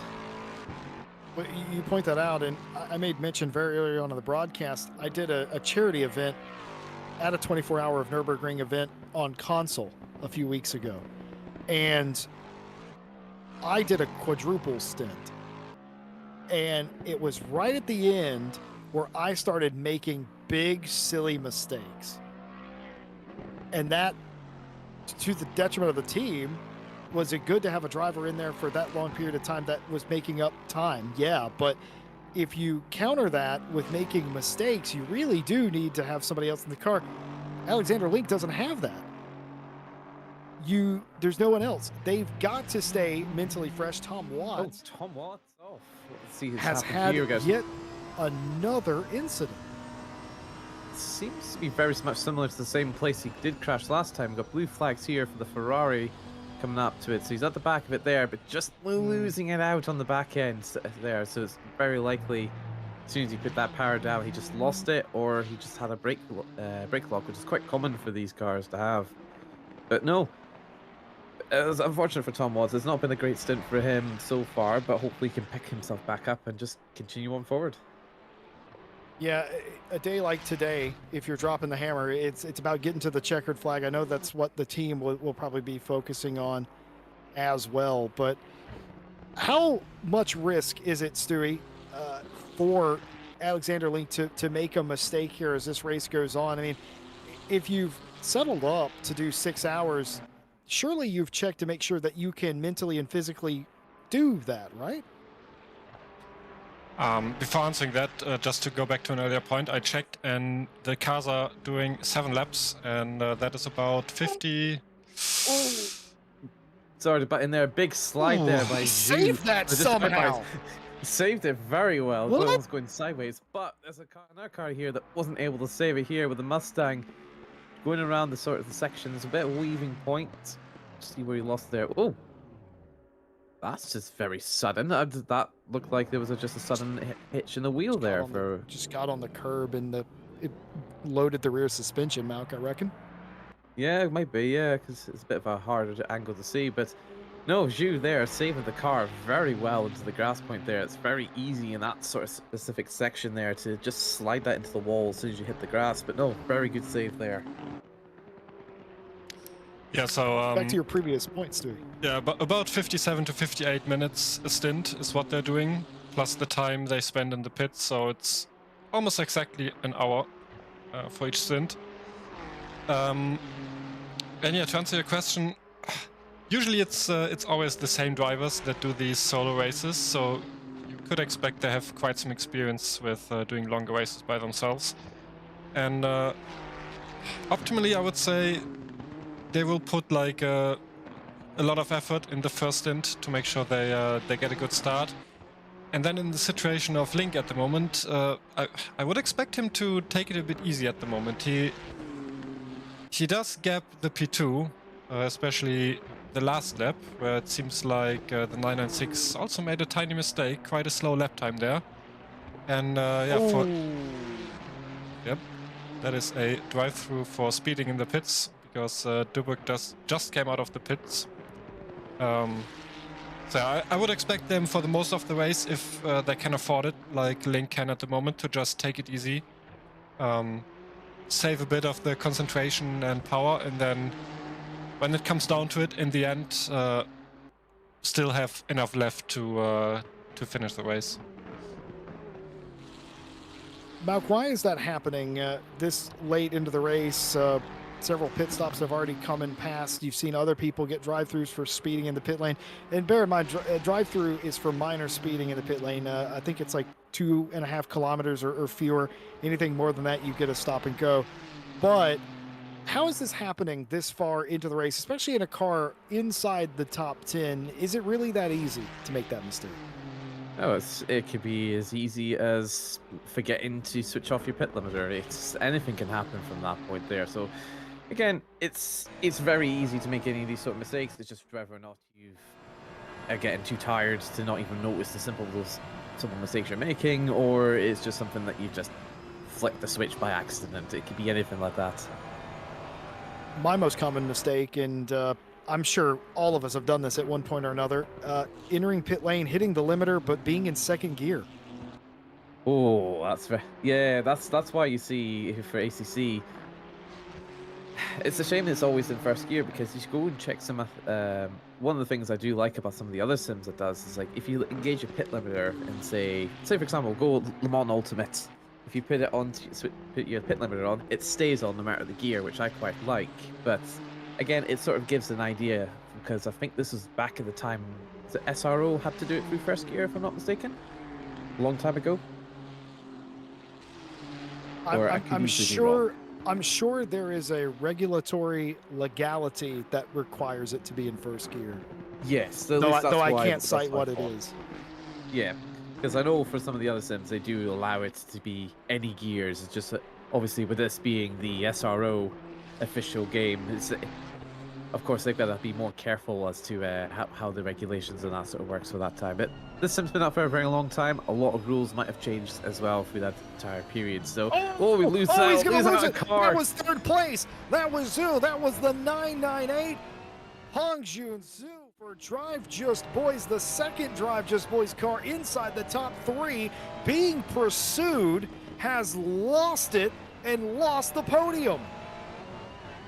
Yeah, just a sheer loose, just hitting the curb a bit too hard there, especially with these Ferraris that just can't handle these curbs, not as well as some of the other cars on here. So it's a bit of a loss of time there especially for the Ferrari, but it isn't too much for Zhu, because of course, while he did lose out a little bit earlier on, he did catch the slide for his last one. But it goes to show, if you catch the first one, you might not catch the second one. As you can see, they're going to Zhu. Zhu's taken up towards the final straight here. It's whether or not he can actually start to claw back some of that time. Because again, I think with the Nissan GTR, it's not really great on top speed. It's great on the acceleration, great on the going about the corners, but it just lacks the top end speed like what it is with some of the other cars as well, with like the Porsche, and of course it's the depends on the Ferrari of the aero work. Nico Kumpu up into third place. Kumpu for Rebound Racing, that Nissan GTR, they were catching the Drive Just Boys car anyway, but that mistake from them has all but assured that they will be able to hang on to that. Kumpu will be absolutely delighted and immediately is going to celebrate by coming down the pit lane like Stewie figured they would. Stewie, just about the end of our time on the broadcast today. First of all, thanks for putting up with me for 4 hours or so. Also, while we're at it, Stewie handles a lot of the back end stuff, if not everything, on the back end here at RCI. And on behalf of everyone, all the changes, the implementations, the upgrades that you've done, not just for broadcast, but for the greater RCI staff and community, I just want to say personally, thank you so much. And again, thank you for putting up with me for 4 hours like old times up here. Well, I appreciate that, but you need to be a bit more specific when you say all the back-end stuff. Obviously, I'm not the one managing all the races and organizing it. True, true. Just doing the development stuff of the website. And yeah, it's been fun. Been a while since I did some commentary. And on this track, out of all the tracks, really fun, exciting. Got a lot of crashes already, and yeah, there's still 3 hours to go. Of course, I'm not leaving. I'm just going into the back rooms again, and no, not the back rooms. Yeah, gonna be exciting to finish this race. That's right. Stewie been doing double duty this whole time, the broadcaster and the commentary, and he's had to babysit me. Do you envy him yet? But beyond that, just an absolute pleasure to do commentary with Stewie again. In a minute and a half, we're going to change over the broadcast. If you're just joining us, a couple of things to keep you updated on what's happened in today's race. The 996 Drive Just Boys car qualified on the pole position, driven by Alvin Wong. They led the majority every lap of the opening stanza until the second pit stop, in which case Alexander Link, who is driving solo in the number 41 Pintiate.net sim racing car, took the lead and has grown that lead. It was 3.5 seconds after the stop. It's now 9 seconds with Lee behind the wheel of the 996. Very much in doubt of who's going to get into that car next. Is it going to be Sheng Tan or Alvin Wong again to try and make up the gap? It's Wong. Wong is getting in the car next, and he set the quickest lap of the race earlier on today. Nico Kumpu for Rebound Racing has been fighting in and around the top 5 all day.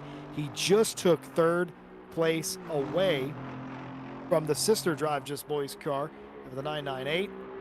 It would appear as if Hong Jun had a moment when they were put under pressure by the rebound driver and drove off the circuit and got some amount of damage. They haven't pitted to fix it off sequence because the pit cycle is open. Theobald Roscom, the other rebound car, Ivanuk Redford, all in this time by. Folks, it's been an absolute pleasure to bring you the first half of the 6 hours of Nürburgring.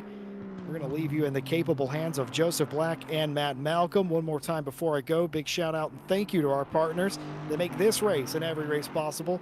Ready, Set, Sim, Coach Dave Delta, Green Man Gaming, Moser Racing, and a special shout out to Motorsports UK for recommending us as an esports community. You can find all the links to all of our partners and more in the description of the video. For more races like this, go to racerci.com. For now, Jesse Lee and Stewie signing off, leaving you in the capable and comparable hands of Joseph Black and Matt Malcolm. Joseph, welcome in. Thank you very much. Well, we should be in for a very good last few hours of this race. Of course, as you mentioned, I'm Joseph Black. Alongside me is Matt Malcolm. You've heard a little bit of him earlier on. I decided to be a little bit later than Matt, of course, with the delays in the session. It wasn't necessarily the ideal. Well, there wasn't necessarily an ideal crossover point, so I think it was. No. It's a good time to bring it over. But yes, Joseph Black signing in, Matt staying in. Yes, you're not late. You're just on time for us. As of course, 3 hours have gone by, 3 are left to go. The first 3 hours were all about the bravery and the brawn. Now it's all about the attrition here for the last 3 hours. It's about whether or not you can keep the cars on track. Most are able to do it, while there's some making some slipped mistakes here and there. Joseph, any points you think that you found from the race so far that you might want to mention so far? Well, I mean, there's just the main point, of course, would be the crossover between the 996 and the 41 in the pits. There was well, the 996 had a 4-second quicker pit stop, so it is simply down to the pace of the second stint that has just allowed Link to get through. I think the rhythm has really helped him because, of course, as mentioned earlier on, he is just he's going straight through the whole 6 hours. So it's a very bold call from him, but it does mean that he gets the opportunity to keep pushing and keep going in general on this one. And well, he's done 21 laps of this circuit so far, whereas Alvin Wong hasn't quite done so many, and so it will take a couple of laps to get that rhythm in. But for Link, he's gone straight in. Yeah, I mean, certainly for myself anyway, if I take a pit stop, I instantly lose out on any sort of momentum I gain, whether I do any double or triple stints at all. But it seems like for Link, he's done a really great job here, just trying to keep the consistency and pace going through the entire race so far. But I wouldn't discount the drive-by boys just yet, because at the end of the day, with Alexander Link driving the whole thing on his own, he might start to get a bit tired, especially if we're going into the 4th and 5th hour, especially with how some of our drivers who've been driving for quite a while have already started making mistakes too. I think there is a happy medium to be found. I think it's going to be about this time where we might start to see Alexander Link make the mistakes, but on the whole, I think the pace is going to stay the whole race. But of course, the Nürburgring is a very, very punishing circuit, green hell, as I'm sure has been mentioned many a time so far today. And it's just, it is one that's just difficult to keep it going. And well, sorry about in there. We just lost one of the Ferraris just there, as I didn't catch who was the exact number there. I was looking away for half a second. Just losing it on the curb is quite easy for these Ferraris just to lose it, especially with the way that their suspensions play out. But doesn't look too bad of an incident for, I'd say, Joseph. Well, yeah, I mean, that perfect timing, commentator's curse, coming into effect. We're only 5 minutes into my stint. We're in for a good one, folks. And, well, the number 727 down in P12, and I presume has damage from that one. I would expect that they do, but just going into the wall, not a great moment there. Just a snap of oversteer, and he really lost the car. But hopefully he's going to be able to recover. He only lost 1 position to that of the 12 of Diaz. So I think he's going to be pretty okay, all things considered. But a hairy moment there, and not one he's going to want to repeat. No, certainly not, especially if it hampers your confidence just even a little bit onto this track, because once you lose that confidence, you're going to lose it for the rest of the track as well. But with these guys here, they've done it all many times before. They can certainly do it again.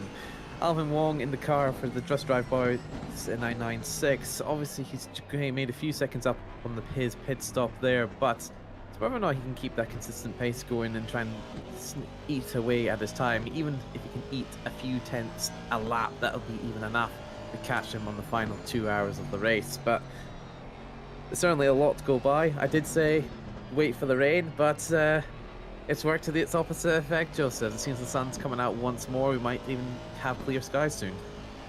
It does look pretty nice out there, and it looks pretty nice to drive as well, with it being rubbered in with us being a few hours already into the session. But yeah, I think for Wong, he was going to be slower at the start of the stint, of course, because as I mentioned before, Link was just absolutely bedded into the circuit. But now it's a little bit more open as Wong's starting to warm up. The sharpness is going to get higher and higher, and he's going to get quicker and quicker. I think at this point he is looking pretty good in terms of pace as opposed to the start of the stint. I think we could be seeing the number 996 even quicker as they head through the stint, and well, maybe closing that gap to the car up even better. Definitely. So, especially with just really more depends on how well he can keep it together and how well the consistency. But again, it applies to every driver here for tonight, because while those gaps may be starting to look bigger, and everything can happen. You can't make a promise to yourself. Oh, I'll keep P7 for myself, or I'll keep P20 to myself. But for a track like this, you don't know what's going to happen because there's just so many factors which could make or break a race position, like where you are. But it seems to be that the top three are definitely done really well to keep the consistency and really just keep the pace going. Yeah, it's well, consistency is always key, especially around such a long circuit. And well, considering the fact we're 3 hours in, we've only done 22 laps. That sort of says something, doesn't it? As we head right through the trees. As well, I mentioned the name the Green Hill. That is because it is built into the German countryside, and well, it is certainly a very difficult circuit to go through. Avon not even pushing at its full extent, I wouldn't say, but still incredibly quick and incredibly on the edge, it seems, around here. And he's closed in 6 more tenths on length than the last lap here, so he's really putting the pedal to the metal and trying to close right in. Yeah, it definitely has. Obviously a few shouts for all the different teams here. So there's a few notable mentions here. Obviously Juan Diaz in the car number 12. They started out in, I think, P22, so they've made it a pretty good, decent places all through the places. Obviously I'm putting bias in 'cause it's my team that's racing in today, but I decided to sit this one out just to give some of the other drivers a bit of a time in the car. But as well as that, Calatiud in the number 7 as well, doing a really great job trying to bring the Nissan up. Seems to be the very strong car of choice for today. I did think it would be a little bit of a wild car on when it comes to the pace, but of course we can't forget the house favorite, which is Kaneko in the Bentley of all the cars, because we do love a good Bentley in races like these, don't we? Yeah, nothing wrong with a little Bentley. I think it's fair to say. Bentley was my first love when it came to cars, because there used to be a really lovely, like not a factory, more of like a defunct factory now turned into a museum of Bentleys very near me. Been shut down now, but it was an incredible experience. So Bentley's always close to my heart, and they are certainly a very good car company overall, and a pretty decent one on the racetrack as well. And well, our lead Bentley being 17th overall, Kaneko in the number 117, and well, we've got a few cars that are the only one running, but we've got a rare couple of Nissans as well. I think that's one of the cars they go for as Partez has just gone off a little bit there. Sorry to butt in there, just saw on Partez for Alpha Sim Sport just taking the wheels into this gravel there, kept it nice and straight, but it's like you said, they're obviously beautiful cars, and obviously it's obviously a shame to have a museum like that shut down, especially with having such nice cars like them. It certainly is, but hey, one day I'll have the funds to open something like that back up. It's still sitting there. It's just not publicly open anymore, which is a shame, but it is what it is. We're watching with Partez, who just ran wide and into the gravel. Don't you think there was any damage sustained? If there is, it would be underbody, and it would be very minor. So he's going to keep going. But yeah, the gaps between quite a few of the drivers are pretty big at the moment. Calatayud in the number 30 Rebound Racing is currently 19.3 behind Catalan ahead, and 24.4 ahead of Speck behind. But yeah, this is the point I was making about those Rebound Racing cars being the ones in the Nissans. It's a very different racing car, and well, even subtle differences will make a huge change in the cars around the Nürburgring.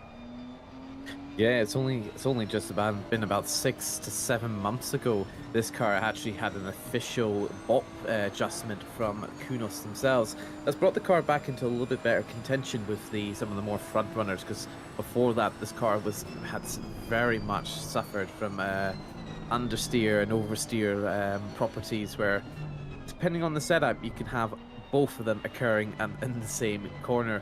But it's great for this car to have its bopped a little bit better, so in that way that you can then contend with some of the big dogs out here for today. But when you see old cars like that at the track, you got nothing but love for the guys that are driving them. Especially some of my more favorite ones, where like the old Aston V12 when it's taken to Bathurst. it might suffer on the corners, but my God, when it's on the downhill straight, it is never unbeaten. It has never been beaten by anything else yet. Oh, it's a pretty. Well, we'll see how it filters out. Well, for a car like that, it sounds and looks beautiful, especially with its V12 engine. But again, with these cars here, we've got plenty of great noise here, especially with all the cars that are kicking about across the track. Oh, I don't think that can be a bad sounding car unless you're like I don't know, a Ferrari engined F1 car. Even though I don't think that one sounds too bad, but it's hit a nerve. You're already in my bad books there. I think it's probably one of the better sounding ones of the lot anyway. But yeah, I think all the F1 engines, I think they're all great to some degree for what they have to be supplied with. But at the end of the day, they all have to go by regulations. It'll be exciting to see what the engines are going to be like for next year, especially with like the huge regulation change. I'm slightly nervous about it because apparently they're going to be slower than the Formula 2 cars, or they're slower than the current Formula 2 cars in the simulations. So we shall see how that one ends up going. But yeah, it's nervy times, I think, if you're a nerdy F1 fan and you know these sorts of things. 26 is going to be interesting. Whether it's going to be a step up on this year's regulations or not is another question. But it's one of those things we're going to have to wait and see. We're watching the number 778 Porsche, the lead Porsche actually at the moment, in 15th place. Yeah, certainly. We'll have a Porsche like this. Porsche's not really a car I expected to be. It's one of these cars where it's very good on most of the corners, but there's some of them where the Porsche really struggles. Just like we see here, it just took the bit of the curb there, almost going into the wall there. So close shavings there for the Porsche there, but he's kept it nice and straight and just trying to finish out the lap. But no, the Porsches are great in some bits, but again, I feel like for most of them, it kind of does falter a little bit, especially with how slidey it can get, especially when it's been put under too much load. Yeah, it's one of those interesting debates to have when you're going into a race. Do you focus on the car that you like? If there's a big slide into the wall, that's a replay there. Slams into the wall there, just almost like what the Porsche had done there, except he wasn't able to slow down in time and just took a massive slide. It was just wait a chance. That's P3 there. That was the original P3, not the 998. Now being overtaken by Joe Dauber because it has to be to go into the pit lane for just that much damage. That's at least 1.5 to 2 minutes. That car is going to be having to sit in the pit lane. So Joe Dauber with Rebound Racing in the Nissan GTR currently now in the podium spots. So it's whether or not he can able to contend with that spot.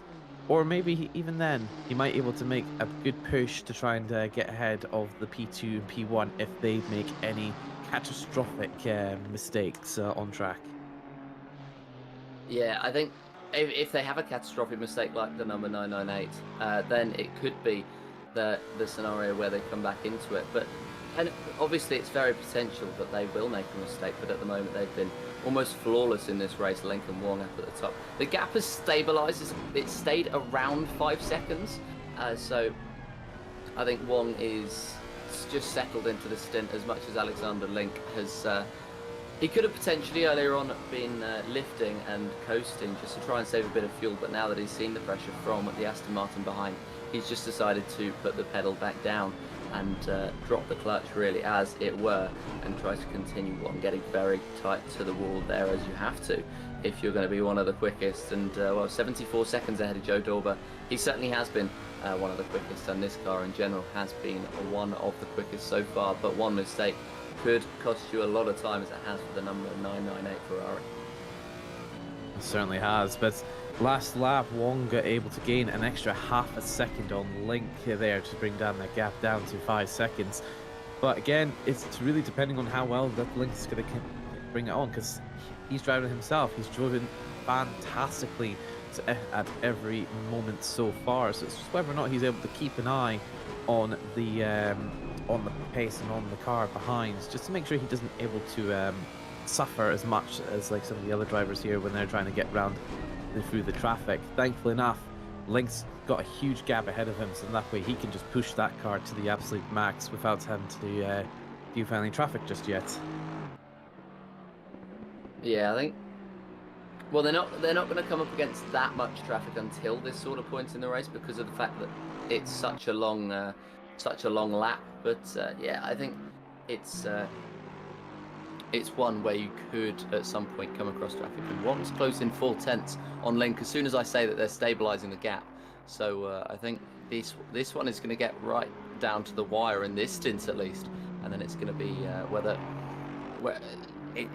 whether they are able to get another driver in the car just to get them through to the final point, in which case they might have to up the sharpness a little bit and just get a little bit into the stint, or it could be just the fact that they tried to go with Wong to the end and try to keep that momentum up, as we've got Corey Arnold right here, the number 118, right on the rear and going for that move, making that move pretty nice and simple, and well, moving past into P12. But my question would be, why is Adam Schick so far back, as he was 2.4 seconds ahead the last time they crossed a split time, and Arnold has made his way through.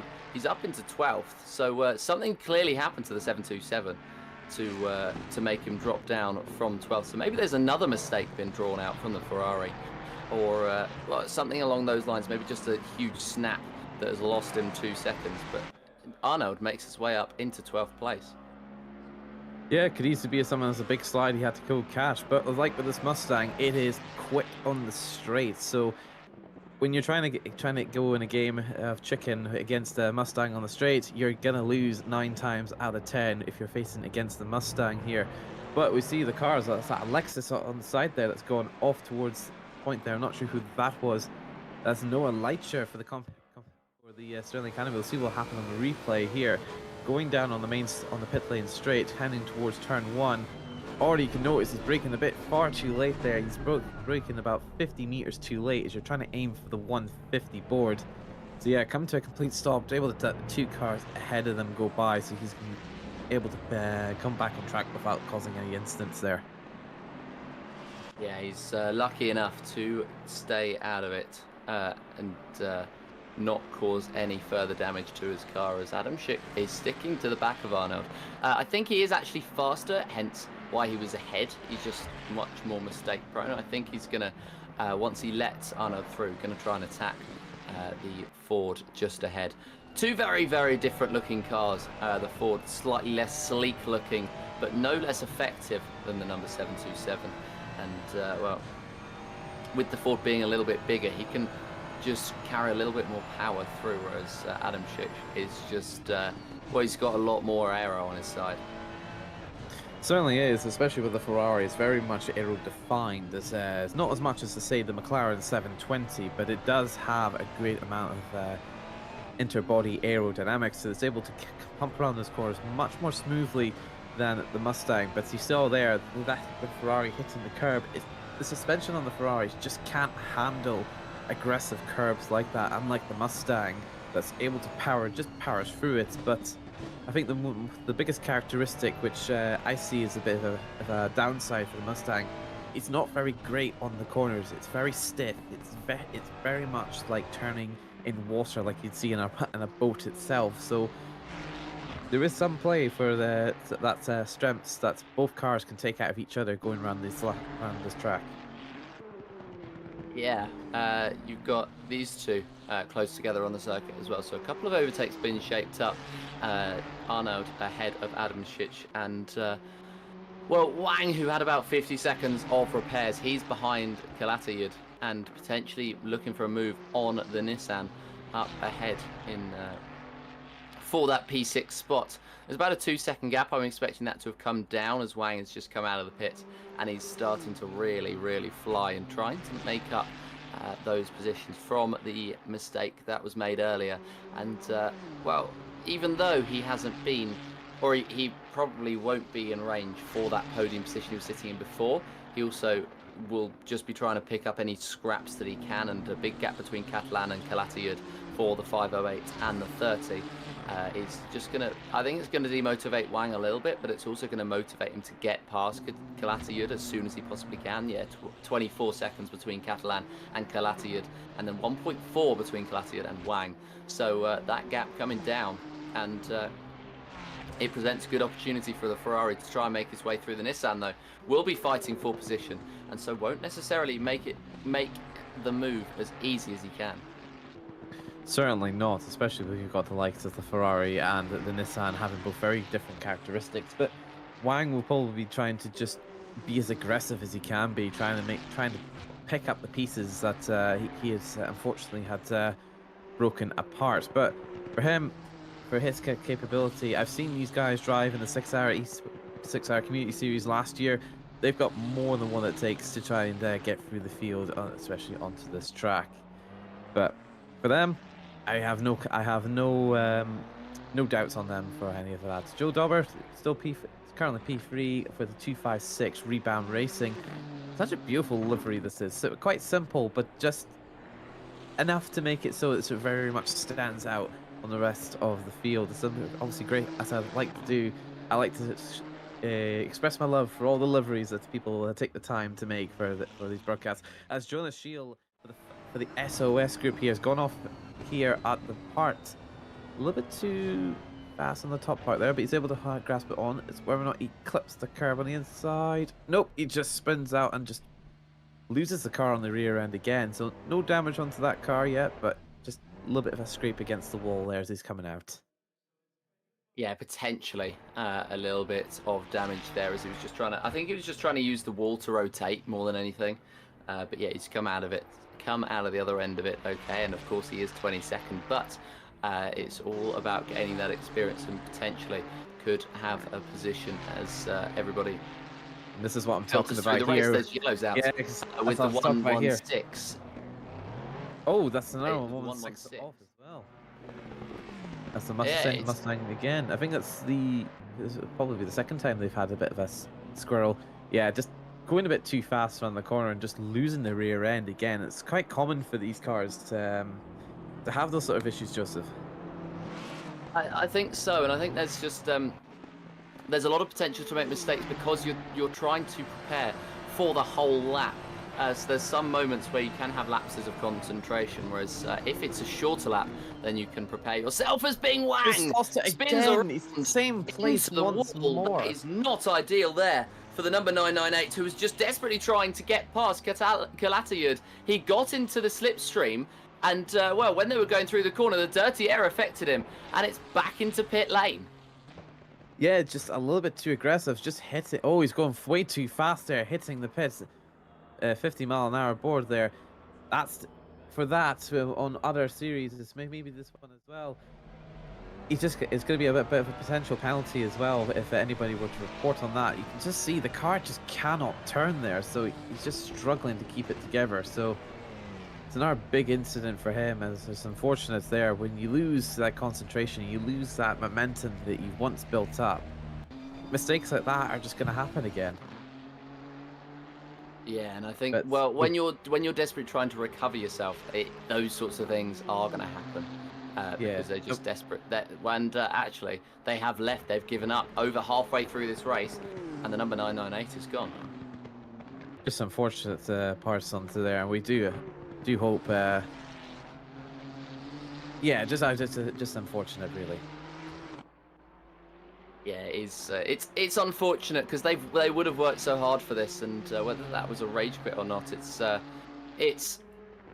is certainly disappointing because they were running within top 3 pace, but it's just it is what it is, and I would have continued. Of course, you've got to continue because they would have come out in a decent position as well, because they wouldn't have been that far off, even if they'd have tried to repair, because they had quite chunky damage last time. If they get damage again, it would have been even if they'd have had 50 seconds worth of repairs, it would have been even into something like 7th place as Alexander Link there. Looks like he may well have made a mistake. This race lead has just switched hands. Alexander Link has just tried to carry too much speed, and he's gone into the wall. Our race leader has just dropped the rear, and now has just dropped the lead. Alvin Wong, our new leader, and, well, Alexander Link. That could be absolutely devastating. Is there any damage on that 41? It looks as though there may be a couple of scrapes, and he's got to be careful here not to lose his head and try to keep it clean. But, yeah, for Alexander Link, that could be a huge moment. Certainly is, especially with how close the lead it's been between these two guys here, just closing in. Having an instant of that is going to be detrimental for Link to try and get that place back, but it's whether or not he's willing to take the damage now when he goes through his pit lane, or save it and just bounce it back through the field and just try and make sure he can get back to that spot. Less than a second between them, so it's not too much of an issue so far, but again, it really just all depends what the next 2.5 hours are going to bring between these two drivers. It really does, and I think that's not going to be the end of this battle, because I don't think Link is going to... If he was to make a mistake from losing his head, it's going to be around now, and it doesn't look as though he's going to do that. But that was quite a hefty mistake. Lost him about 5 seconds, as well as potentially any damage that might lose him time further on. And, well, the Lexus could have cost himself the race win. Alexander Wong is now in control of this one, and he's kept that momentum up. Link is going to have to rebuild that momentum, which could be absolutely race ruining because, well, I mentioned it at the top of when I came in about Alexander Wong, or even Alvin Wong, coming in and trying to bed himself into the car and try and prepare himself, get himself sharper. Alexander Link is going to have to do exactly the same thing. Certainly is, and especially with, as Stewie mentioned in our chat box right next to us, the top speed of Lexus is roughly about 289, 290 kph. So we're going to have a look inside his car and just see how much of a speed loss he's taken, if he's taken any damage. Currently sitting up about 270 and still climbing up at the end of the straight here. So hopefully with the Aston, it's not going to have as much of a top speed as it is here, but sitting at 282 coming on the straight part here. As soon as you come to this part here, you're going slight downhill, you can gain a little bit more speed through until the part you need to brake as hard as you can. 285 is 286, 287. It looks like he's not lost any speed just yet through the damage he's got. So thankfully enough, he hasn't made too much of a mistake when it comes to the damage he's sustained on this car. No, it's recoverable. Had he gone into the wall with any more, with any more damage, I think it could have been, well, at least race lead ruining. But I think he's pretty fine as we go here. And well, he's lost a little bit of top speed, it seems, because he's about 8 kilometers an hour slower than he would have been before. But potentially it's not that much of a difference. He might have just had a poorer exit out of the corner, but yeah, I'm not sure how much damage he's suffered. Kagura here in the number 999 looks like he may well have suffered damage, and well, we'll see what happened. Well, he's just gone straight on, and well, that is not great there, and it looks as though he may well have broken the suspension because it looked like he was struggling to recover it, but he's now back in pit lane, and I presume trying to fix very quickly, trying to get back out before the number 505 comes across the line. Looking back up though, Alexander Link, he's lost 5/10 to Alvin Wong on that last lap, so I think it's fair to say, even if it may not be the damage that's affecting him, he's certainly losing time. Yeah, it could easily be something as simple as just the sheer confidence, because remember, for a driver like that that's driving for 6 hours on your own, you're going to get tired, you're going to lose that concentration, and once you lose the concentration, you make mistakes, you're going to lose the confidence on top of that as well. So we'll see how it goes for Alexander Link. We all are going to be rooting for him anyway, so, and for everybody else that's tuned in to this racing by today. But again, we want to thank you to everybody that's tuned in so far. We've got less than 2.5 hours of the race, and already the excitement is not going to end here. It's and it looks like not. Sorry, I apologize. Joseph. That's absolutely fine.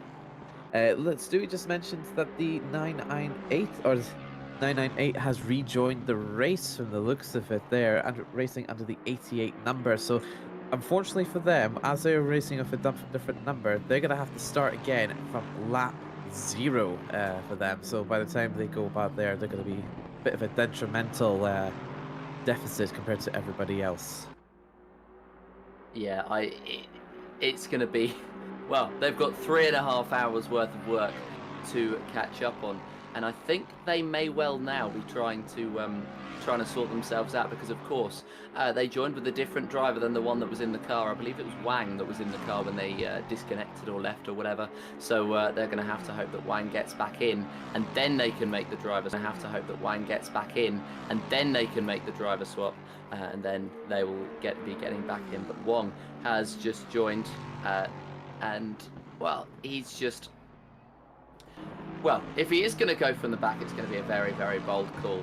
But yeah, it's not necessarily an ideal scenario for them, as they really did have the pace. Looks as though because he's rejoined that he may well have just disconnected, but because it's a different driver, I think potentially Wang could have just cost them all that hard work, because he may well have rage quit, and that has cost him a lot. But we'll see how that one develops as we head through the next 2.5 hours of racing. A lot of racing action to go, and there's a lot of racing action in RCI to go in general. Of course, you have this 6 hours of Nürburgring, a standalone event here on ACC. It's not the only ACC series we'll have, as well, we have the Super Trofeo in the Monday series, and well, it's.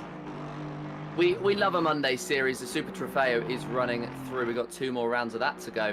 And, well, after that, we've got a whole new series, Laguna Seca and Bathurst, coming up in the Super Trofeo. After that, then we'll head to a more regionalised series. The Mini British GT will be coming your way. Sign-ups are open. Or they're not open, they are open on the 19th of May even at 5 PM, so make sure to get your name in the hat for that one. 7 rounds of GT3 and GT4 action, multi-class racing will be heading your way very, very soon. The first round of that season will be straight after the finish of the Lamborghini Super Trofeo season on June the 9th, 7 PM every single Monday, so be there. We've got 7 rounds. Donington, Silverstone, Alton Park, Spa-Francorchamps for the one international one, and then Snetterton, Brands Hatch, and heading back to Donington for the final round as Jonas Shield has had another issue, and well, the number 505, it's really not been their day, and just it looks as though he tried to prepare himself too early for the corner, and from then on, that was just costly. Yeah, it's a little bit of an odd one there, because it's not something I would really expect out of something like that. It could just be a driver that's just lost the sheer concentration. He's gone into the wall once again. I think it's just potentially either having a wheel issue, or they've just potentially given up. It seems to be like they're just holding the straight lines. Yeah, a replay of this incident again. As you can see, the wheels just completely crooked. Just ignore the Lexus, as that's the live camera. It is a bit of an unusual one, but definitely, Joseph. Turn left to go straight is not what I thought I'd be saying today, and it looks as though for Jonas Shield this is the end of his round, and either that or he's going to come into the pits and go all over again. Alexander Link 1.7 seconds behind Alvin Wong at the top. Wong with the fastest lap, demonstrating that he is the faster driver. Not sure what's happening with the other Wong, the 88, as it looks as though he's come out of the pits, so I think he might just be having a bit of fun here around the Nürburgring, and why not, because it's a great race, and well, certainly a fun circuit if you get it right, not if you get it wrong, as his teammate found out earlier on. But yeah, no longer in the pit lane. He is going to start from lap 0. He's got 25 laps to catch up, and with each lap being around 8 minutes long, he's got a lot of time to find. Certainly is, especially when you've got a track as large as this one, as one of the largest, if not the largest circuits in the world. So definitely, I agree with that. A lot of time to be gained here, but it's like as well, Alexander Link here trying to find a lot more time, as he's currently sitting at a 1.9 second gap between the likes of Alexander Wong in the 996 Aston Martin.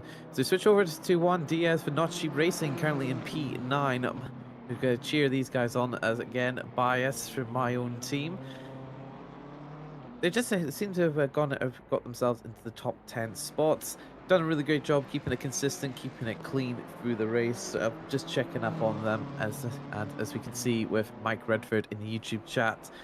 For this team, driving with 35 seconds of damage on the front end for 4 laps, not fun. And he's a little bit upset with no rain yet to appear. I did ask for rain as a Scotsman. That normally happens 10 out of 10 times, but today it's one of those times it just does not want to work. Yeah, we're not in Scotland anymore, Toto. We are in Germany, and we are at one of the most iconic circuits, I think it's fair to say, around the world. The Nürburgring is a circuit that everyone wants to conquer, even Franz Hermann. But he's taken a trip over to Italy to try and conquer Imola, and qualifying for that, I believe, is still on. I'm not sure. I never watch qualifying, so I'm never 100% sure. But I'd rather stay around here, to be honest, watch the racing around the Nürburgring, as we've got 22 left. Sorry, I waited for a few seconds there just to wait for that. 22 left on the clock.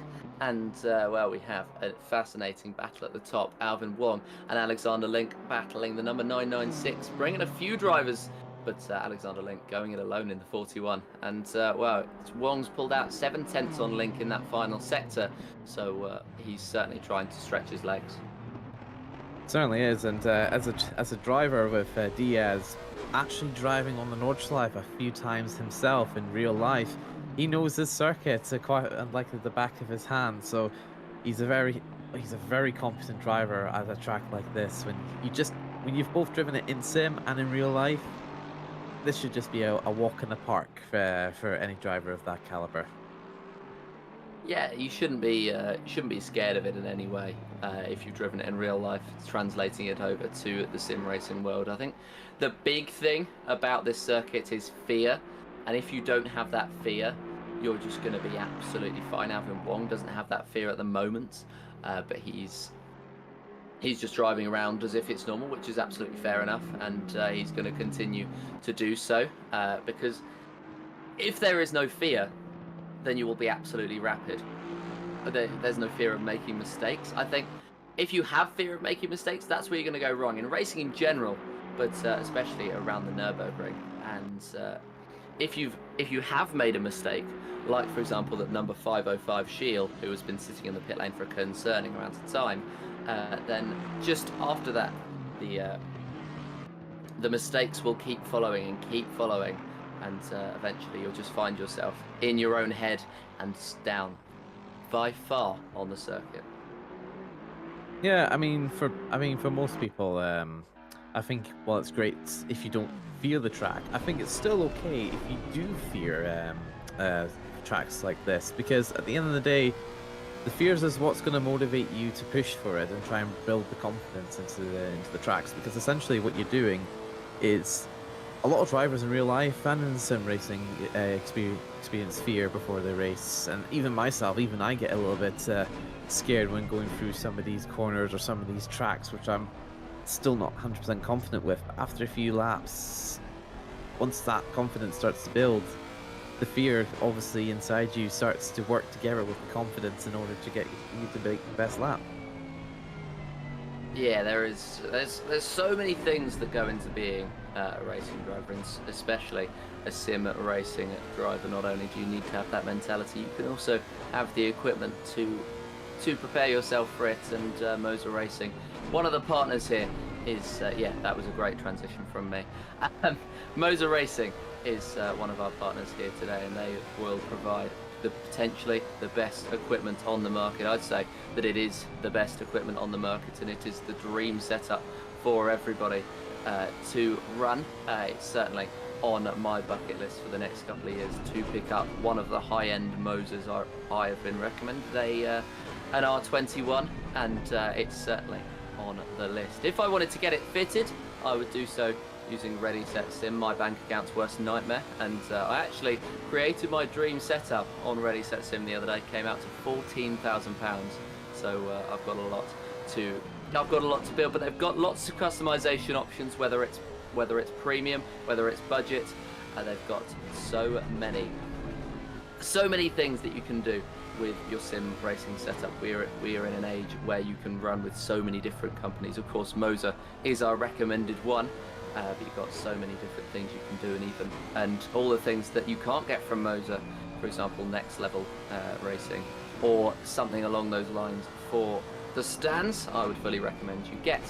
Then you want to get into the world of buying the games themselves. You can do so via Green Man Gaming, not racing related, but I made the purchase of NBA 2K25 recently. It is 88% off on the website currently, and I've dumped at least 3 days worth into it within the last month. And then, well, you want to get quicker? Coach Dave Delta helping you climb the ladder in sim racing.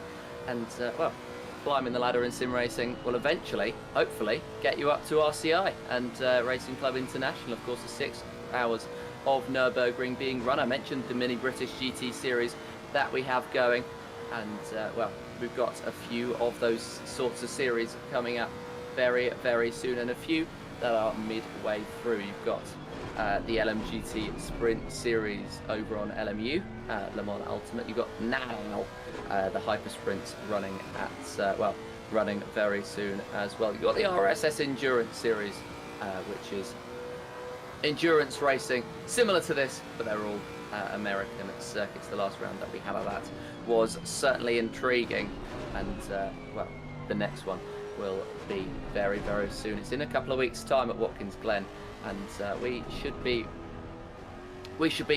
looking forward to that one. And you got the World Tour, which of course is well, is coming up soon as well. You have the next round of that will be at Suzuka on the 14th of June, so just under a month away.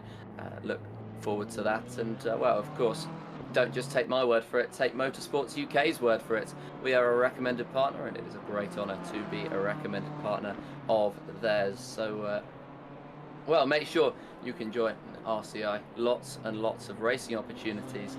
And, well, hope to see you on the grid soon. Yeah, of course. I think there was one more partner. I think it was IMB. If you might missed out there. I don't know if I caught that or not. Ah, yes. Yes, because I've actually got some of their stuff right now. They obviously, IMB is a raceware company. They make obviously some really great gloves and race shoes as well. Currently, right now, they've got the Pro Sim Racing bundle, which includes your gloves and boots that you can customize to all your extensive mounts. Myself, I've currently got the Flights gloves. They're really, really nice, really comfortable. They're very well stitched. You got all your sizes. You can change the colors. You can even add in your own name and number onto the gloves. So IMB Racewear giving out some amazing racewear for you guys to enjoy while you're out there racing. Yes, how could I forget about IMB? That would be, well, we provide links to everything to upgrade your setups and your sim racing, as well as your basketball experience, as I mentioned with NBA 2K. But yes, it's a great time to be a sim racer, and well, we are glad to be able to put events on like this here in RCI. And well, we've got 2 hours and 14 minutes to go in this one. Alvin Wong leads the way. Alexander Links dropped off a bit, but he may well come back later. He may well try and fix the car just a little bit. And well, you can see as well in the bottom left of your screens those names cycling through. And well, Green Man Gaming on your screens at the moment. They will continue to cycle through, and you've got the links in the description of the YouTube. So if you ever want to go into those, go in there, have a look, make a purchase, wouldn't be opposed to it. But yeah, we are on lap 26 of your 6 hours of Nürburgring. Alvin Wong, as I mentioned, leads the way ahead of Link, who's dropped off a little bit, and Joe Dorber 85 seconds off, so it's clearly a battle between the top two. Certainly is, and obviously with gaps like that, you just can't anticipate what the next just over 2 hours are going to be. But again, for a lot of these drivers here, while the gaps might be large, got 2 hours to make mistakes, to have issues in the pit lane, to have issues with equipment, or anything like that. So, like I said, anything can happen. absolutely anything could happen, and it could happen at any moment. We saw a car in 3rd place, and a pretty comfortable 3rd place, the number 998 Ferrari. Well, it's now the number 88 Ferrari, and it's now in 21st place, 25 laps off. So quite literally anything could happen in this race, but at the moment it's looking like Wong and Link are going to have a good battle, especially if Link does have damage that he can fix in the pit lane, because he's not been that much slower than Wong at this point in time. Looking back at this one, which has been going on for a while, Adamczyk has not been that much slower than Arnold, even though they have very, very different cars. Adamczyk has just been able to follow Arnold through very closely. And, oh no, this is actually not the battle between those two.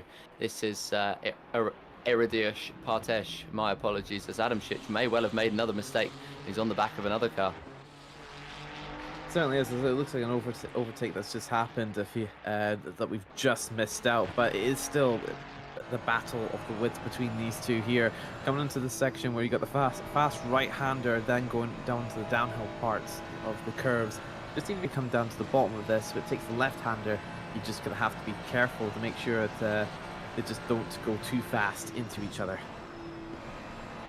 Yeah, you don't want to go too fast at all, and well, it's where you've got to be communicating with the driver that you're fighting with. Where it's obviously not physical communication, but you've just got to try and hope that they know the wavelength that you're going to be racing on. And yeah, I think these two, they're both actually in exactly the same car, the Ferrari. So they know what the car in front and behind is capable of, and well, they are both going to be going hopefully at similar speeds through the corners. If there's any mistakes made by the car in front, then the car behind could have some issues, or could spot an opportunity. But they should be able to pull each other along pretty well, and well, they're going to try to continue to pull each other along pretty well as they continue on. They're going to try and work together to make up that impossible 90-second gap up to Arno.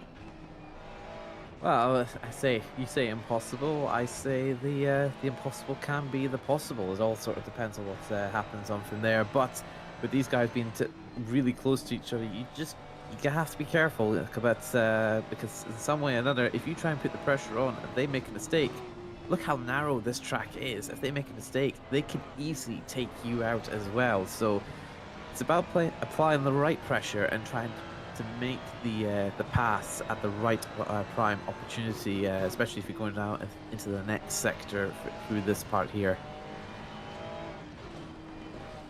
Yeah, well, it does seem to tighten up a bit more, and it gets pretty quick. We've seen mistakes made in this section earlier on, and well, we could be seeing mistakes made once again. It was one of the Ferraris, in fact, that made a deadly mistake here earlier on, that actually they decided to call it quits and ruin their race. But they are going to continue on through in those same Ferraris and try to just try to work together as a team. They don't want to make any contact, of course you wouldn't, but they are just desperately going to try and not make any contact. But having said that, Makowski is closing in the Wheelbarrow Racing Team 727.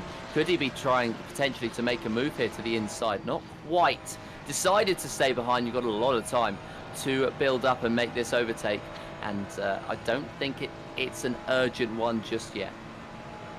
Certainly not. If it was myself, I would definitely wait until you're on the back straight, because at that point there, you can see the damage at the back of Partez's Ferrari. So it's only right to then try and maybe make the pass when you've got the straight line speed, because their car's pristine. They can, as they go, take an overtake there in the inner part of the carousel. Looks like Partez might have easily have just dipped his wheel out of the carousel part there. We're still losing a bit of time, of course, and making them lose that place there. So Makowski has definitely got a chance just to take the lead from them and just start to build a gap from it.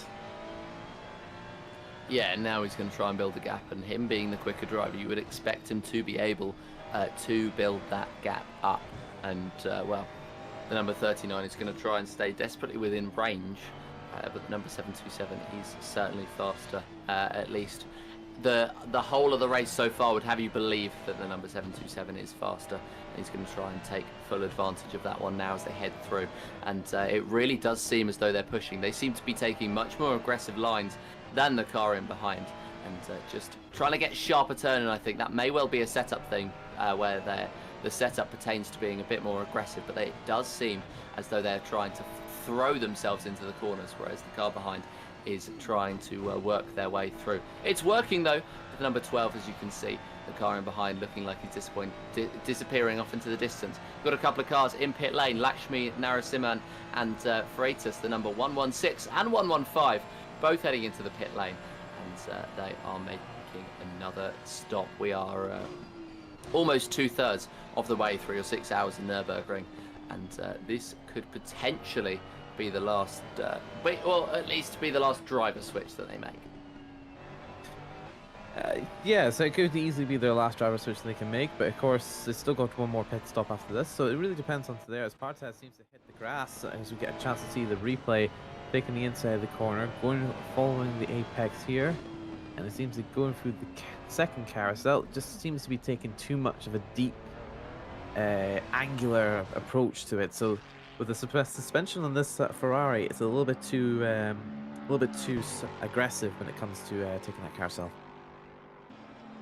Yeah, I think there's a good balance to be found with being aggressive and being much more gentle with the car here. I think there's some sectors you can go overly aggressive, but that segment where we've seen so many cars lose it, you have to be quite generous with the car and try not to lose it too much, and well, try not to throw yourself into the corners, because the corner will throw you back out essentially. This is such a difficult circuit to get right, but when you do, it's glorious. Certainly is. It's just trying to nail everything right, really, when it comes to that. But no, I definitely agree on that. Yeah, it's and practicing it as well is difficult, because it's not like any of the other circuits that we tend to run, which are a lot shorter but a lot more laps. And the reason being is that it is so long. About 8 minutes is a lap around here at the quickest, and that is exactly what the drivers have been in and around. But 8 minutes of circuit is difficult to practice all in one go, whereas about 2 minutes of circuit, which we normally would have, is a little bit more difficult. And well, we will see as Alexander Link comes into the pits. We'll see how they manage to get through the last hour, as we might be having, or the last 2 hours as we might be having splash and dashes, but especially the last hour. Link and Wong both in pit lane. Our two leaders coming in. Could we see a driver switch for Wong, or could he decide to keep on going? He's shown good pace in, I'd say, the second half of his stint so far, and well, I think we may well be seeing a driver swap out of those two. Unlikely that, well, impossible that Link's going to be able to make a switch, but unlikely that he's going to be as sharp as he was earlier on. And well, the one driver selection could have cost him in this one, as the number 996 can just rotate and keep them fresh. Certainly is, but of course, it's still yet to get Tan in the car, so while he's still yet to be an unknown for the 996 group. So it'd be interesting to see once Tan's in the car, how he's going to compare to the likes of Link. But again, it really depends on how well they can pull off these pit stops and how well they can pull off those strategies when it comes to the final 2 hours of the race. Obviously, everybody's just now coming into their pits at the end of their stint timer, so we'll be seeing a lot more pit stops there. We've already saw the 115 pick up a stop-go 30 from that anyway, so it'll be interesting to see if we can see any more drivers here. Joe Dauber is just able to nail that right before the line, so yeah, it'll be interesting to see if we see any more penalties applied from it. It is tricky for them to absolutely nail it, but Joe Dauber came into the pit lane, seemingly did nail it, and well, he's going to be in pretty good position as he heads out of the pits and back out onto the circuit. I think he may well still find himself in the same position as he did before, unless he's going to fix damages. Interesting to note as well, Alexander Link didn't go and fix damages, so maybe this is just the raw pace of the 41. Could easily be. So it depends if the pace is enough to keep out into the back of them. Of course, they are currently 4.8 seconds behind the likes of the 996. So, or is it the other way around? It's hard to tell onto the ACC thing. Yes, they are behind by about 4.8 seconds at the minute. So right now, it's all about just trying to keep it consistent and just do damage limitation, especially with how the last 2 hours are going to bring for him. Yeah, the ACC timing board is one of my biggest enemies because it doesn't update live, and I hope someday it certainly will. We've had our first few pit stops.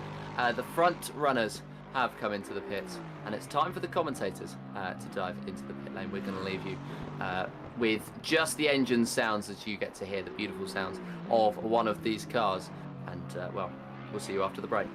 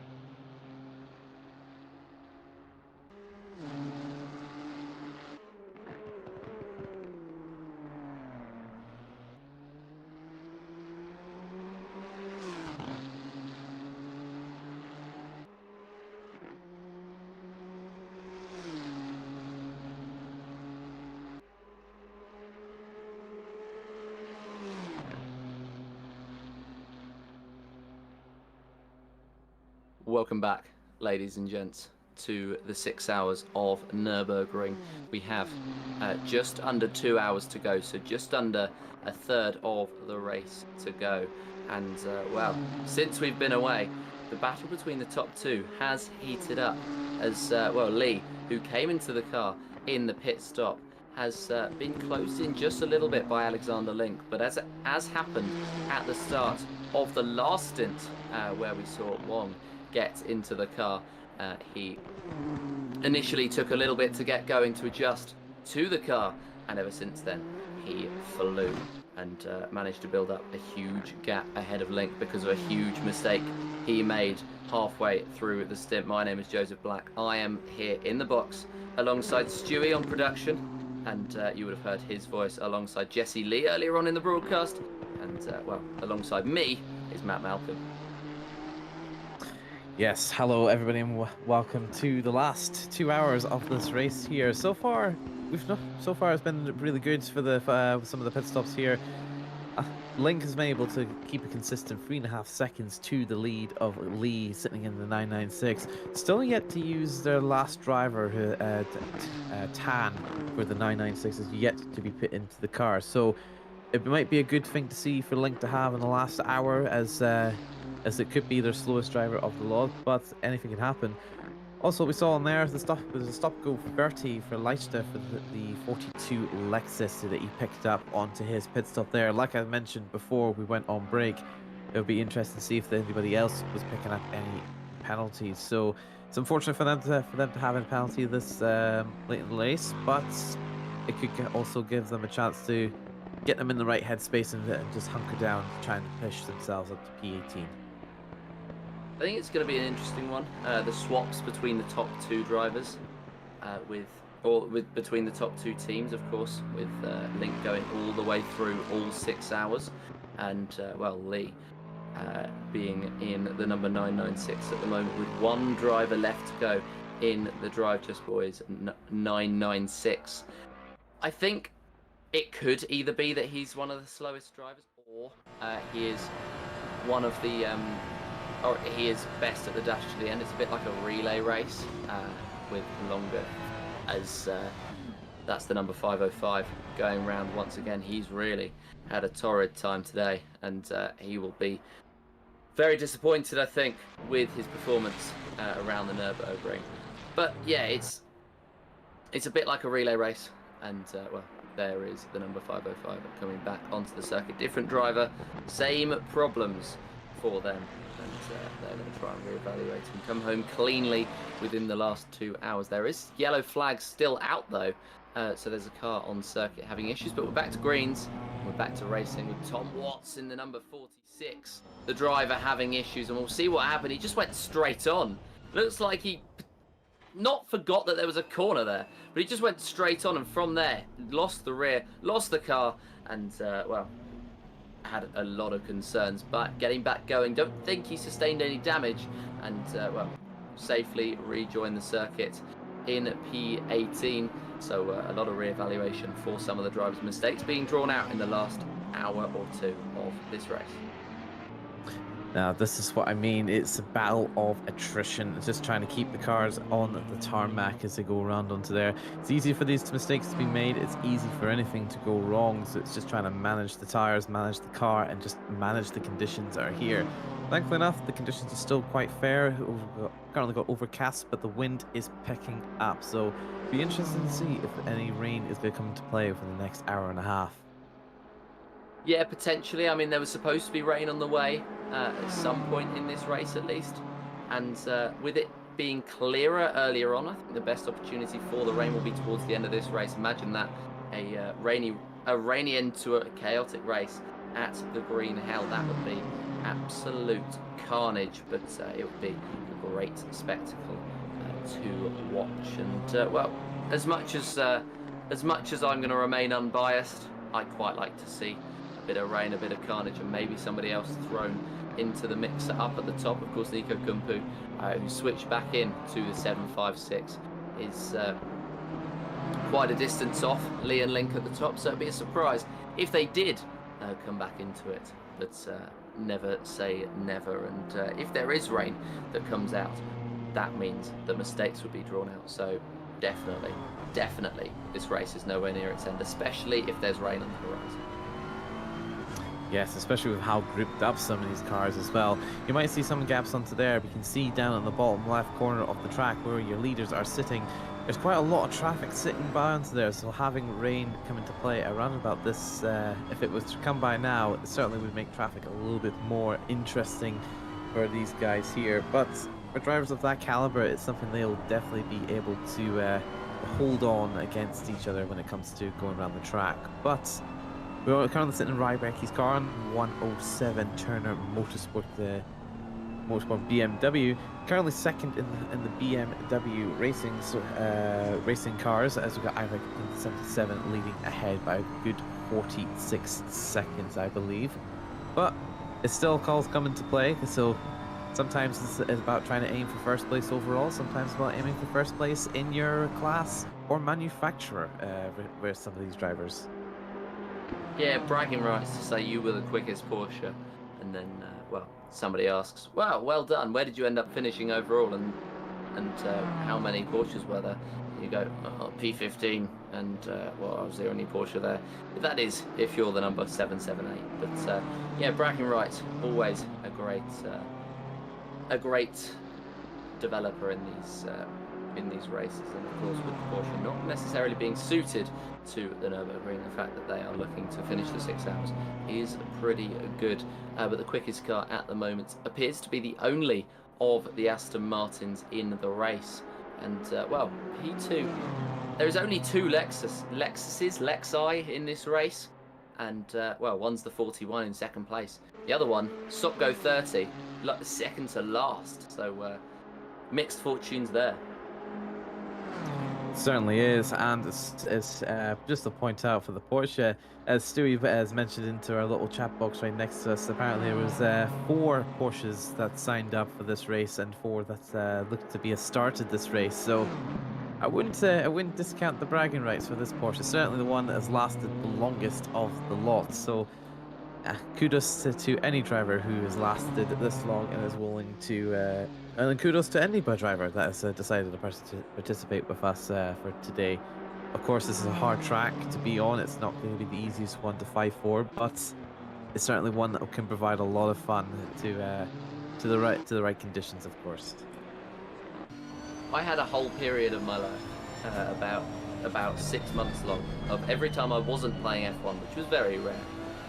Because I am, of course, from the F1 scene. Every time I wasn't doing that, I would load up Project Cars 2. I think this was about F1 2018 time, and I would just attack the Nürburgring in the kart, just because I thought it'd be fun.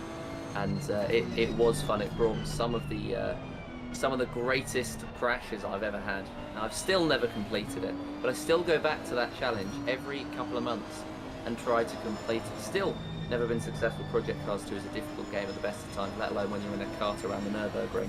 But it's been one of my, not lifelong goals, but it's been a goal for, if it was F1 2018, 7 years to be able to do it. One day I'll be able to, but I have a lot of fun every time I take that kart out into the Green Hell. And, well, especially when you hook a segment up, it feels so good. Yeah, fun fact about myself, my first sim, when I got my wheel back in, it would have been February of 2020, just before the big lockdowns happened. My first sim with the wheel was actually Project Cars 2 myself, and the Nordschleife was actually my first track I attempted. It was horrible. I absolutely sucked at it, but that was what brought me to the fun of racing about in virtual cars like these all around. As you can see, Alexander Link on the back of the Lamborghini, so just trying to make it with slipstream over with Tom Watts here. Still pulling away about the same speed to a 284. So yeah, it's looking like the damage he's taken earlier tonight seemed to have not made too much of an impact. We'll see what his top end speed is going right at the bottom. 285, 286, 287. Not enough to push the 290 he was able to push by earlier tonight, but still enough to try and bring himself closer to the 996 Aston Martin. Yes, he's trying to drag himself ever closer to the Aston Martin in the lead. Of course, he led for a while in this race, but in that second stint in this one, Wong was able to have the pace advantage over Link and build that gap. Now Lee doesn't seem to have that same pace advantage that Wong had. Lee doesn't have the same pace advantage that Wong had over Link, so it could potentially be the case that this gap is going to be closed down. It looks as though at the moment it is currently being closed down, 3.4 seconds the gap as they cross the last sector split time. But it's going to be an interesting one, and the one driver that the 996 has in the bank could make or break this race. If Tan is not quicker than Link, then we could be seeing the 41 come home, the solo entry to take victory in the Nürburgring. If he is, then I think he could just take the 996 over the line. Yeah, I mean, it's like exactly what you said earlier. You don't need to be the fastest driver. You just need to be the one that to keep the consistency and the car on the track. So once Tan's in the car, I'm sure he'll be able to like try and put some pressure in to Link to try and make some silly mistakes and when trying to get past him. Of course, it really depends on how well both their strategies play out towards the end of the race. But for something like this, I wouldn't put too much pressure onto the 996 just now.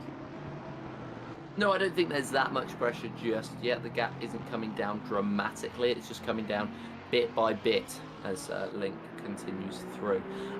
Tan will be much fresher than Link, which, as I've mentioned so many times about driver swaps on this broadcast so far, it's going to bring them advantages because then he's going to be ready and raring to go, whereas Link will be feeling the effects of fatigue, but at the same time he will be struggling because he hasn't quite gotten up to speed just yet. I'm sure that he's going to be practicing the laps in his mind, ready to go out on the circuit and attack in what would be the most crucial time of this race. Only about an hour and a half left, so he's not got long to make an impression, and well, he's going to have even less time depending on when Lee comes into the pit lane.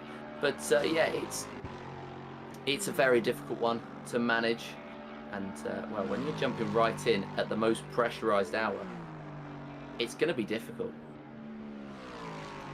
It certainly is. It's really well how much these drivers can keep that pressure on each other and just to see how much they can hold off, because when it comes to this, it's, as like I said earlier, it's all about attrition for the second half of the race, because with Link himself, he's driving 6 hours all on his own. It's not something that he's going to be able to just sit back and just take a few minutes to breathe. He only has those 30-second gaps every hour that he goes about trying to do his stint. So whether it's enough to give him a drink, whether it's enough to him just to get a quick stretch in, it's all about just trying to manage yourself, and against drivers that are much fresher and much more aware or awake than, say, the likes of Link. Alexander Link has closed in on that last lap, or that last sector, in by 3.2 seconds, and so really is trying to put the pedal to the metal now. I think it makes sense for him to try and close in, get ahead, build a gap that Tan won't be able to close in on, so that's the idea.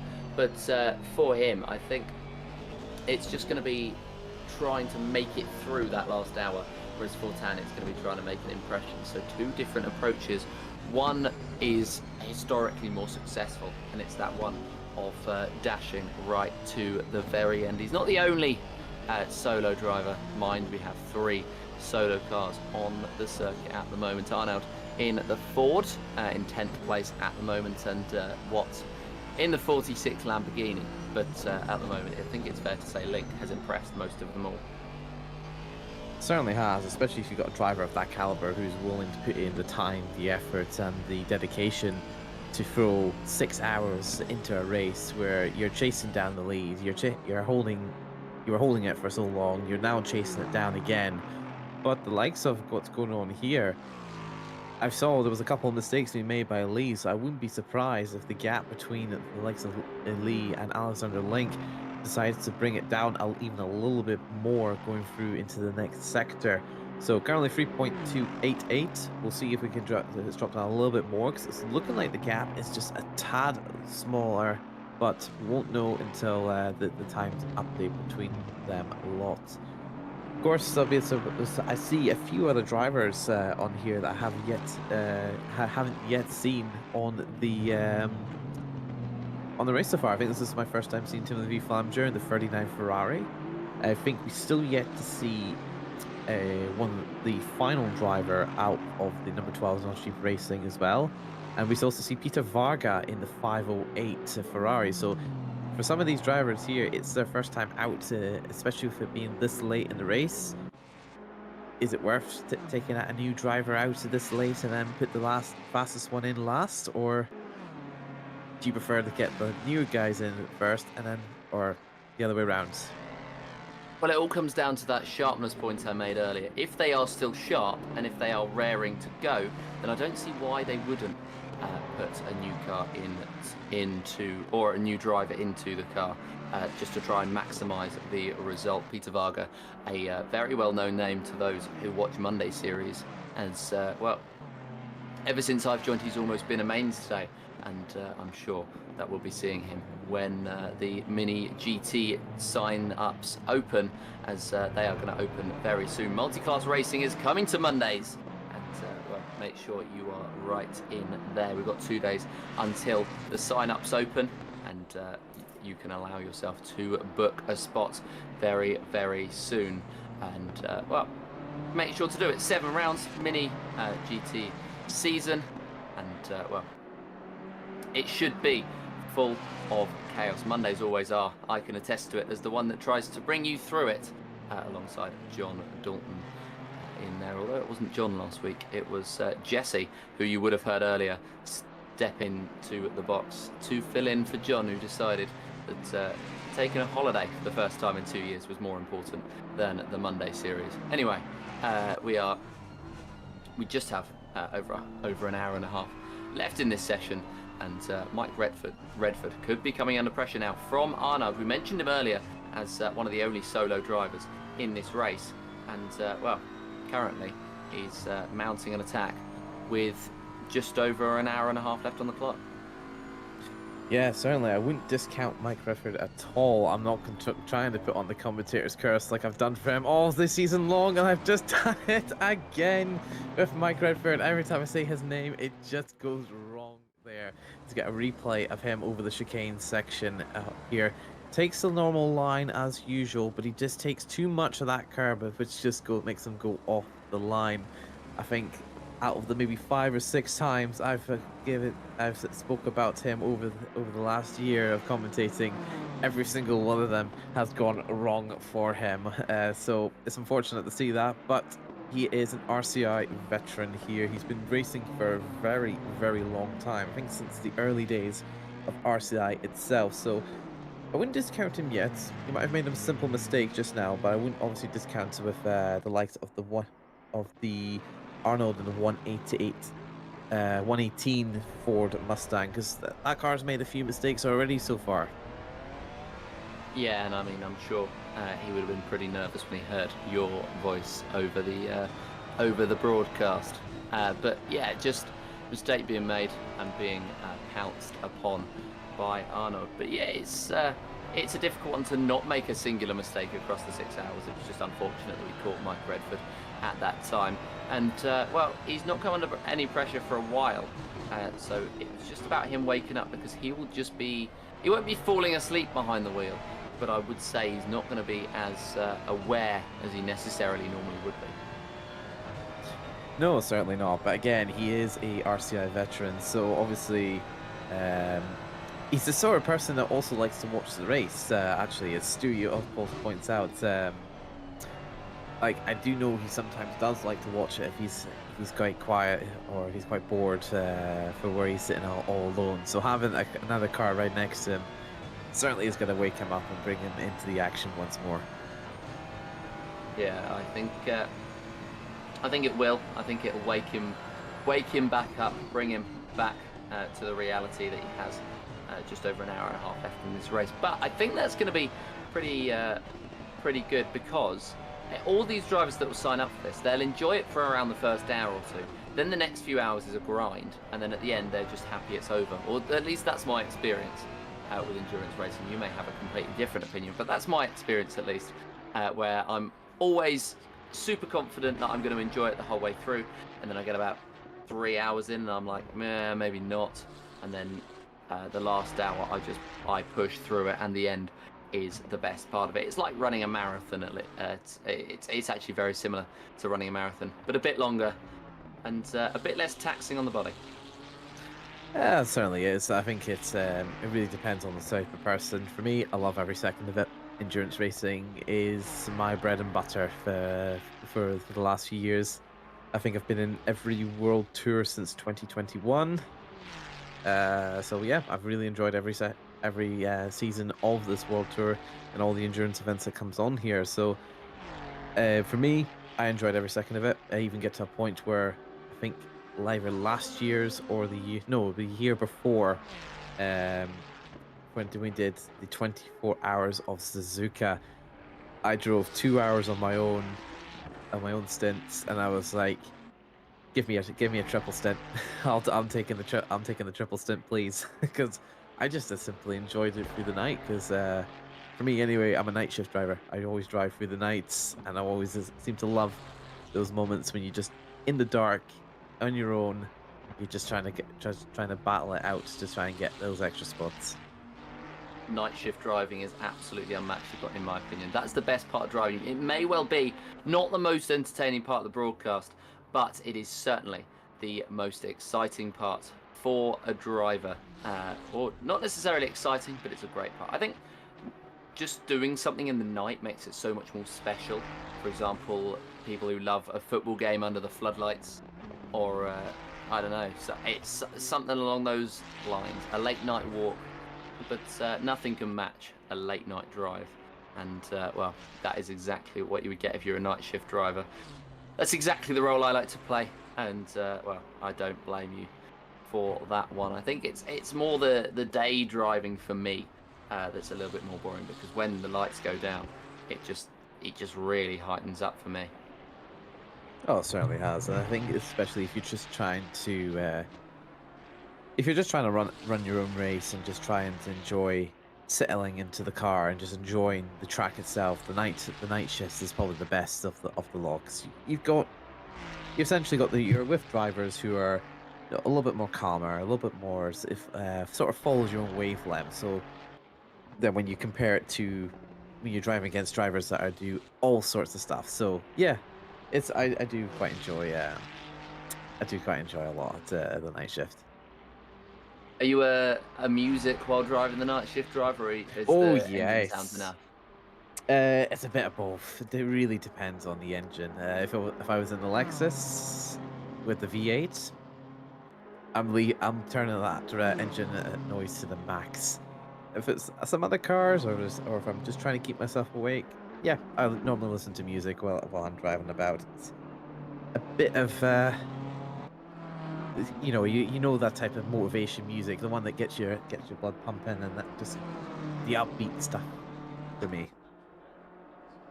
Yeah, that's a fair opinion. Charlotte Willickhagen coming into the chat. I hope I've not butchered that saying. Still very taxing on the body. Well, yes, it is. but I think we can allow it. Running's not fun. Driving certainly is, and well, while you are right, it is still taxing on the body. It's just it feels so much more rewarding than taxing. Whereas when you're going for a run, it feels a little bit less rewarding. It feels a little bit more painful. But driving is unmatched, I think, and that's as somebody who only passed my driving test a couple of years ago. I don't think there's many better feelings than driving in the night. Even in real life, in a game, anything like that. It's the next level, and it's really good fun. I'm not necessarily, well, I'm not the quickest driver, that's a fact, but I'm not necessarily an upbeat driver in the night. I'm quite I'll chill. I'll listen to something much more laid back, I think you would put it, just because I'm looking to enjoy the experience. If I was racing in, for example, the 24-hour Le Mans, I might think something different. But something that's just lower stakes, just for enjoyment. There is nothing better than just to chill out, have some fun, listen to whatever you like, and it's a whole lot of fun. And if you've never done it before, why not? Are you a lo-fi music type of guy? Not quite that dramatic. Occasionally I'll be into that. Occasionally I'll be a lo-fi, but more often than not, it's the next level up. It's more of a just chill, regular. I wouldn't say it's pop, but similar. Yeah, no, I get you completely. As you see Alexander Link again on the main straights, trying to bring back the pace. Currently right now it's 2.8, so the gap has come down by about 4 or 5 tenths over the last lap. So it's definitely looking like that Link might be into play coming into the final pit stop in about 20 minutes time. Yeah, I certainly don't think he's out of it. I think he's quicker than Lee in this stint. I think that's fair to be said. It's also not the time now for Lee to bed himself in. That's what I said about the last one. I said that he'd bed himself in. This driver in the 996 just hasn't quite got the pace in comparison. I'm not sure whether it's because Link stepped up his game or whether Lee is just that little bit slower. But either way, it's not been the ideal little bit. Never mind, as in that last sector alone, Lee's pulled out another second. So what do I know about endurance racing? Well, not much, but learning over the last few months with RCI. Feel free to join the grid here at RCI as well. We've got a lot of endurance racing coming up, lots of racing in general, but the World Tour is probably the biggest spectacle on the RCI calendar. Feel free to disagree with me, but it's certainly the one that I look forward to the most. Oh, it certainly is. I do love all the sorts of different types of racing and all the different sort of events that goes on here on RCI. Of course, we've got a bit of a mix-up on the next Monday Championship with the Mini British GT. Of course, you've got the multi-class of both GT3 and GT4. There's also going to be different events when it comes to what sort of race lengths, because obviously we're following the official British GT, but we're taking half the races. So there'll be some races you have an hour, there's some races you'll have 2 30-minute races, and of course you got the 90-minute race over at Spa-Francorchamps. So definitely keep an eye out when you have a look on the website, and if you want to sign up, you can sign up today at racerci.com. Absolutely, it's something that I'll be doing over the next few months as somebody who never really sim raced before I joined RCI. I've caught the bug. I'll be doing it very soon if I get a free evening or two. But yeah, it's a great experience. Good bunch of lads, as it were. And yeah, highly recommend. Link and Lee, the gap between the two on the last lap, despite me saying that it wasn't going to. But yeah, it has increased, and well, maybe Lee's listening.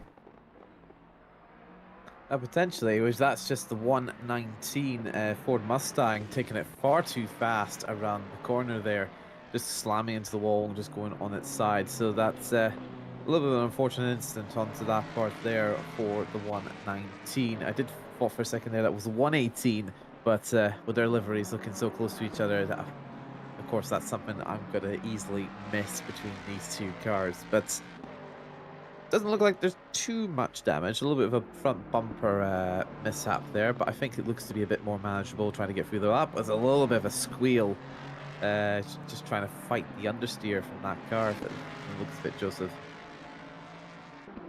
Yeah, it looked a little bit like that, but no big issues for him in any way, shape or form, and he's getting through it okay. P15 at the moment for him. And, well, not running too badly, I think it's fair to say, in this race. None of them are. And, well, we've had a few mistake-free laps. I think we've had about 8 mistake-free laps, which would come out to about an hour. So it's all running pretty smoothly at this point. And, well, I'm not trying to commentate to curse it, but knowing our record, that is exactly what's around the corner. Anyway, I shan't labour on that point too much. In order to bring anything out, but yeah, it's been pretty decent. The driving standards tonight have been, or today at least, it's getting towards night here, 6:46 p.m. The driving standards have been pretty good. They've been pretty clean, and only a few mistakes being drawn out of drivers. But of course, the big mistake being Link having an issue about an hour ago now that he hasn't necessarily been able to recover from. And with Lee building that gap up just a little bit further, it could be that one little mistake in the 6 hours has cost him the race win.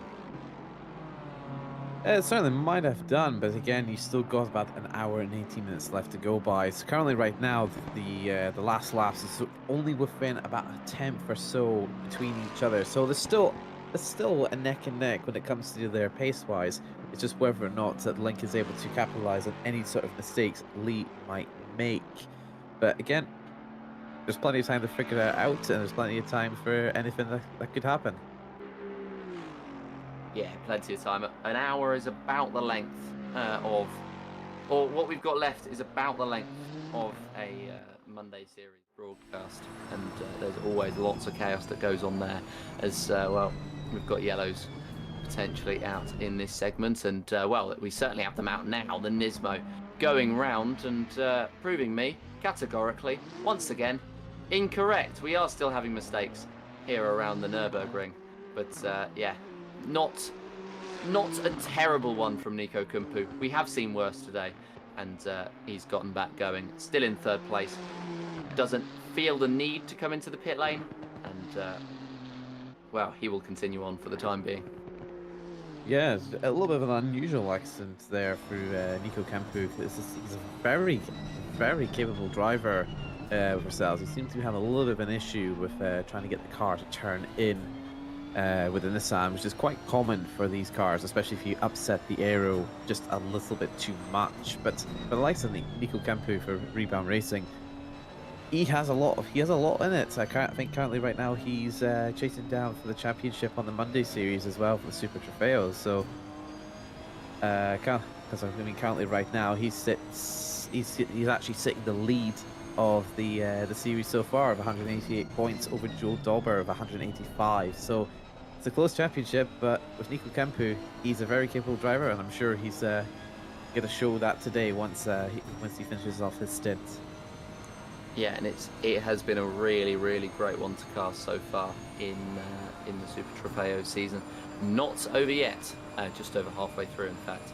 And I have just the gut feeling it's going to go right down to the very wire. Literally, I reckon there's going to be about 2 seconds between the two in terms of who takes the title or not. And that means that they'll be very similar on points, and it'll just come down to who finishes ahead in the finale. So very, very close stuff between those two, and well, the Finn and the German will be scrapping it out then. They are, of course, not scrapping it out today. They are in the same Nissan Nismo, and well, they could be on their way to a podium. Oh, it certainly is. They've definitely pushed their way onto it. It's got about a 35-second gap over the likes of Crimson over the 707 Lexus here. So there's still a little bit to play out for. Of course, you need to be making sure that that mistakes are going to be kept to a minimum between these guys, because otherwise you will end up losing out on the podium spots. A little bit of a wheel dip at that last corner there, but he took the curb. But other than that, he's still staying straight and true, going through into the twistier section at the top tip of the track itself. But like I said, for the likes of this guy here with the caliper of the amount of skill, the amount of patience that he has when it comes to racing on our weekly series, I have no doubt that he's going to keep those mistakes back to a minimum. Yeah, the caliber of these drivers is absolutely next level, and well, it is going to be a very, very good end of the race with some of the best drivers that we have ever seen in RCI scrapping it out for the lead. Speaking of next level, it's one of the sim rig creators available on one of the partners, Ready Set Sims website. You can create your dream sim rig setup, even though your bank account may well disagree.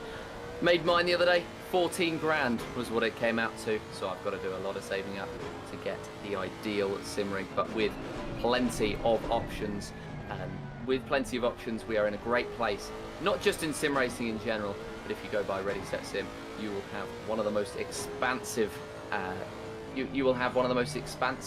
selections, and they'll make it all for you. Moser Racing is one of the recommendations I would make for the wheel itself that you would put in that setup, and well, they also happen to be a partner. I'm having a look at making the next step up in my sim racing game and going and purchasing a Moser wheel, which would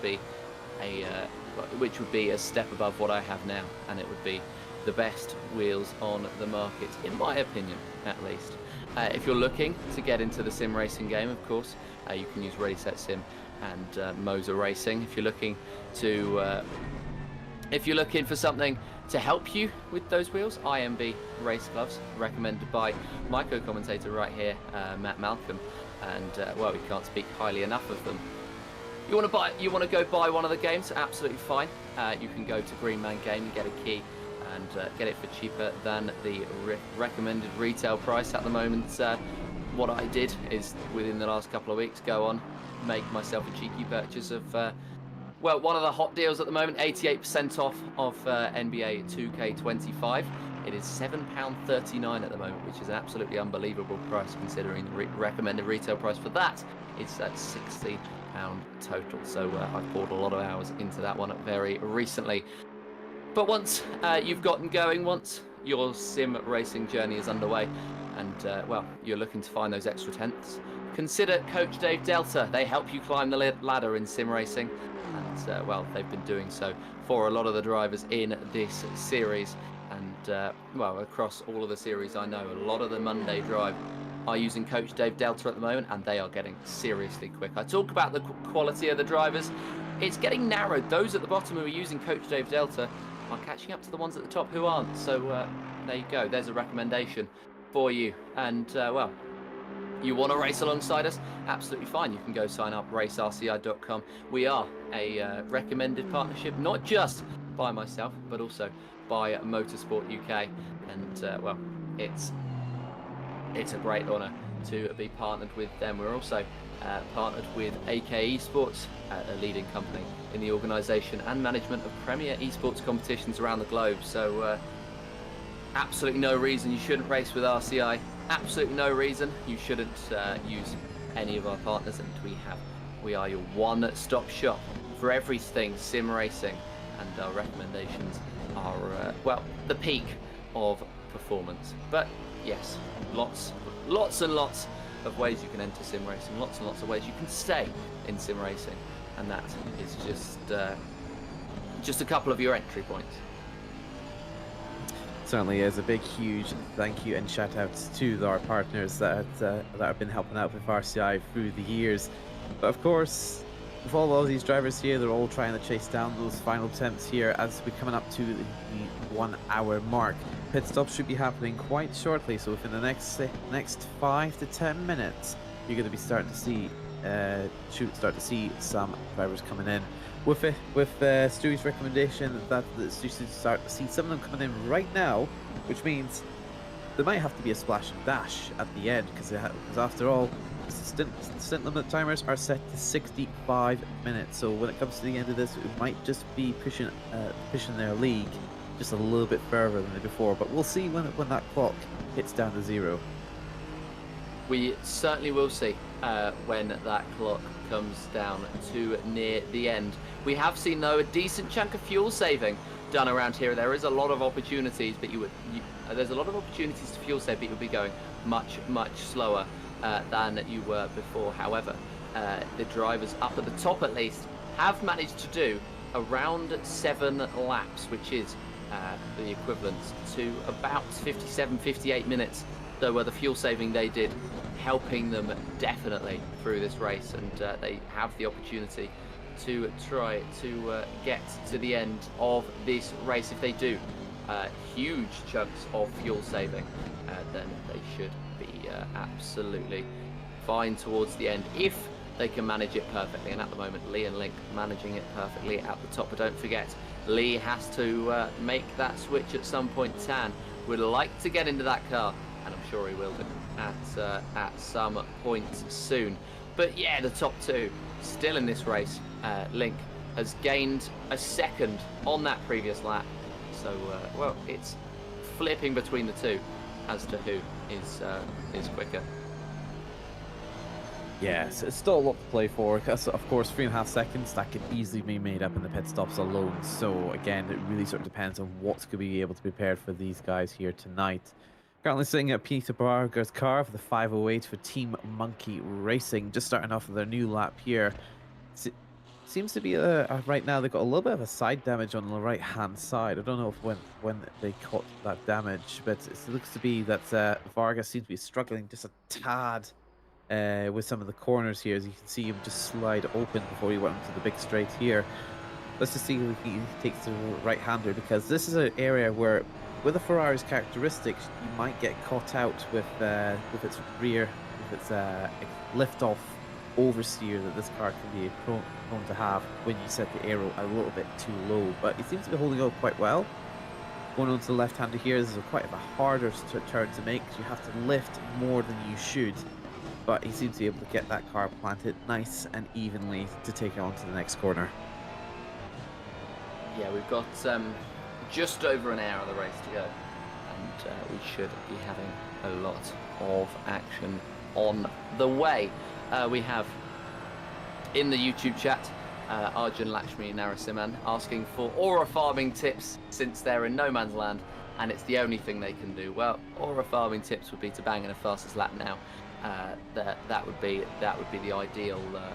the ideal move for them to make in the number 16 Soren Racing team, the number 116 Soren Racing team, currently driven by Valentin de Buck in 13th place, 92 seconds off of Flamger in the 39 Ferrari up ahead, and a huge gap back as well to the number 778 Porsche of Bio. But yeah, I mean, it's for those drivers in the mid-pack who have no opportunity to take the race victory, but a very, very slim chance. It does get a bit boring, I think, especially if you're not the one sitting in the car like Arjun isn't and De Buck is. We do have drivers coming into the pit lane, so I will quit that point and I will talk about a different one. And well, I'll do that once again. Peter Varga having issues. There was yellow flags out for him, and he's just ridden the curb too much, tried to carry too much speed, and that has been well, what everyone has made mistakes have to do today. Peter Varga making a mistake, spinning around, and well, just took too much curbing. That has been a very, very common problem today, and it's happened once again. Lee and Link both in the pit lane. Could we be seeing Tan out for the first time in this race? And well, Nico Kumpu in third place, just trying to fly through, hoping to take any sort of opportunity that Lee and Link offer up. Maybe they take a little bit too long in the pit lane, potentially Link coming in to fix maybe damage that he picked up earlier on. I don't 100% think he did, but yeah, sitting there, Link and Lee in the pit lane who is going to be the first one to jump out of the lane. It's going to be Chang Tan, who is jumping into the number 996, and he succumbs the lead of the race to Nico Kumpu, but he's made what could potentially be his final stop. Alexander Link coming out not too far behind. There is yellow flags out in a couple areas of the circuit. Noah Leiter trying to get back going again, as he made the same mistake as Nico Kumpu did in the similar section. No, he's actually not taken too much curb on the outside. He's completely missed the curb and he's gone for the outside line instead. And that is what happened to the number 42. So a couple of mistakes have been drawn out towards the end of this stint as the tyres are starting to get very worn. And for Noah Leiter, he's gotten back going again. Alexander Link, by the way, has gained 2 whole seconds in that pit stop. So this is really his time to strike. Yes, 1.2 away from Tan himself. So this could be the play that Link has been looking for the last hour and a bit. So ever since he made that spin about just over an hour and a half ago, he's been trying to get that time back between the lights of 996. And this looks like this is the prime opportunity to make that strike right here, right now. So 1.4, 1.3 sitting between these two cars right now. But it's whether or not he can then warm up those tires and manage the damage he's got around the track so far. Currently the GP circuit so far, but it's whether or not once he gets onto the main Nordschleife section, it's whether or not he's able to make the push against the likes of Tan and just take the key opportunity overtaking point at the final back straight. Yeah, we've got a couple more pitters, Kumpu and Crinson coming in, the number 256 and number 707. Will be interesting to see whether they do make the switches of the drivers. I don't remember seeing Joao Manso, but he may well have been in the earlier stints. But I have seen the other 2 drivers in that car, Shipston and Crinson. By the way, the number 88 of Wang has actually continued. To be fair to them, they were the number 998. But of course they disconnected earlier on with the hands of Bing Wang. But Wang is back in the car. Wallace Wong took us back into the session, and well, while they're 26 laps off, the pace hasn't actually been too bad, and they will be thoroughly disappointed with the fact that they haven't been able to fight for anything in this one. Chang Tan is now in the car ahead of Link, and well, the number 996 is in the lead of this race, but Link, you'd think, would have the massive mental advantage.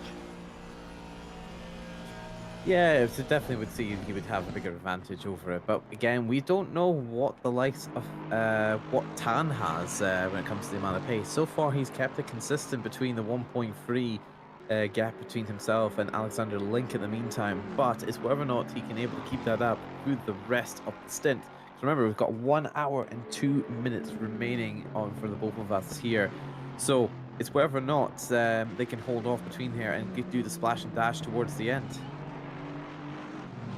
Yes, splash and dash could be the name of the game, and we have actually had a question in the YouTube chat. Is it too early for a final stop? Well, this is what we've been debating. We think so. And, well, splash and dash towards the end could be what they try to do. They could also make a switch over to a driver for the last half an hour of the stint or something, somebody who's very good at sprinting towards the end.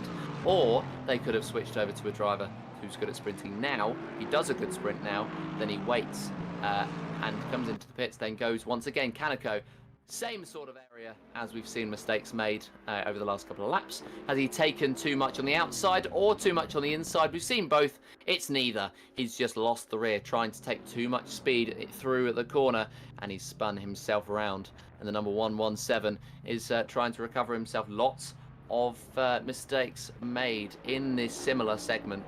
And, well, the Bentley just added to a long list. Certainly is. No car is exempt from making mistakes or crashing on this into the circuits, because this circuit takes anything you can give it. Wherever you dip a tire, the track will just consume the whole car at that point. So with a competition like this, it's all just trying to make the most out of it. But as you can see here, the likes of Tan, he's got traffic ahead of him, which is Link is going to give a better opportunity for him to try and sneak across and try and take the position back from Tan and the 996. But again, it's whether or not he can manage through this traffic, because we're coming up to the twisty section part soon, and once he gets to that twisty part there, it makes it almost impossible to get past some of the cars around here. Could be.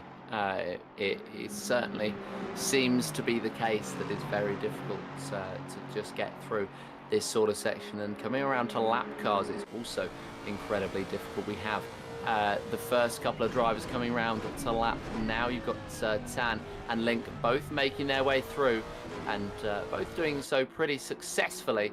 But Tan must have lost a little bit of time in trying to overtake, because you can see physically how close Link is, and we will see specifically as we head out of the next sector. It's 1.1 seconds between Tan and Link, and well, I think that car being lapped has advantaged Link and disadvantaged Tan. It certainly has. It's looking like it's now bumping its way between the likes of 1 second to 0.9.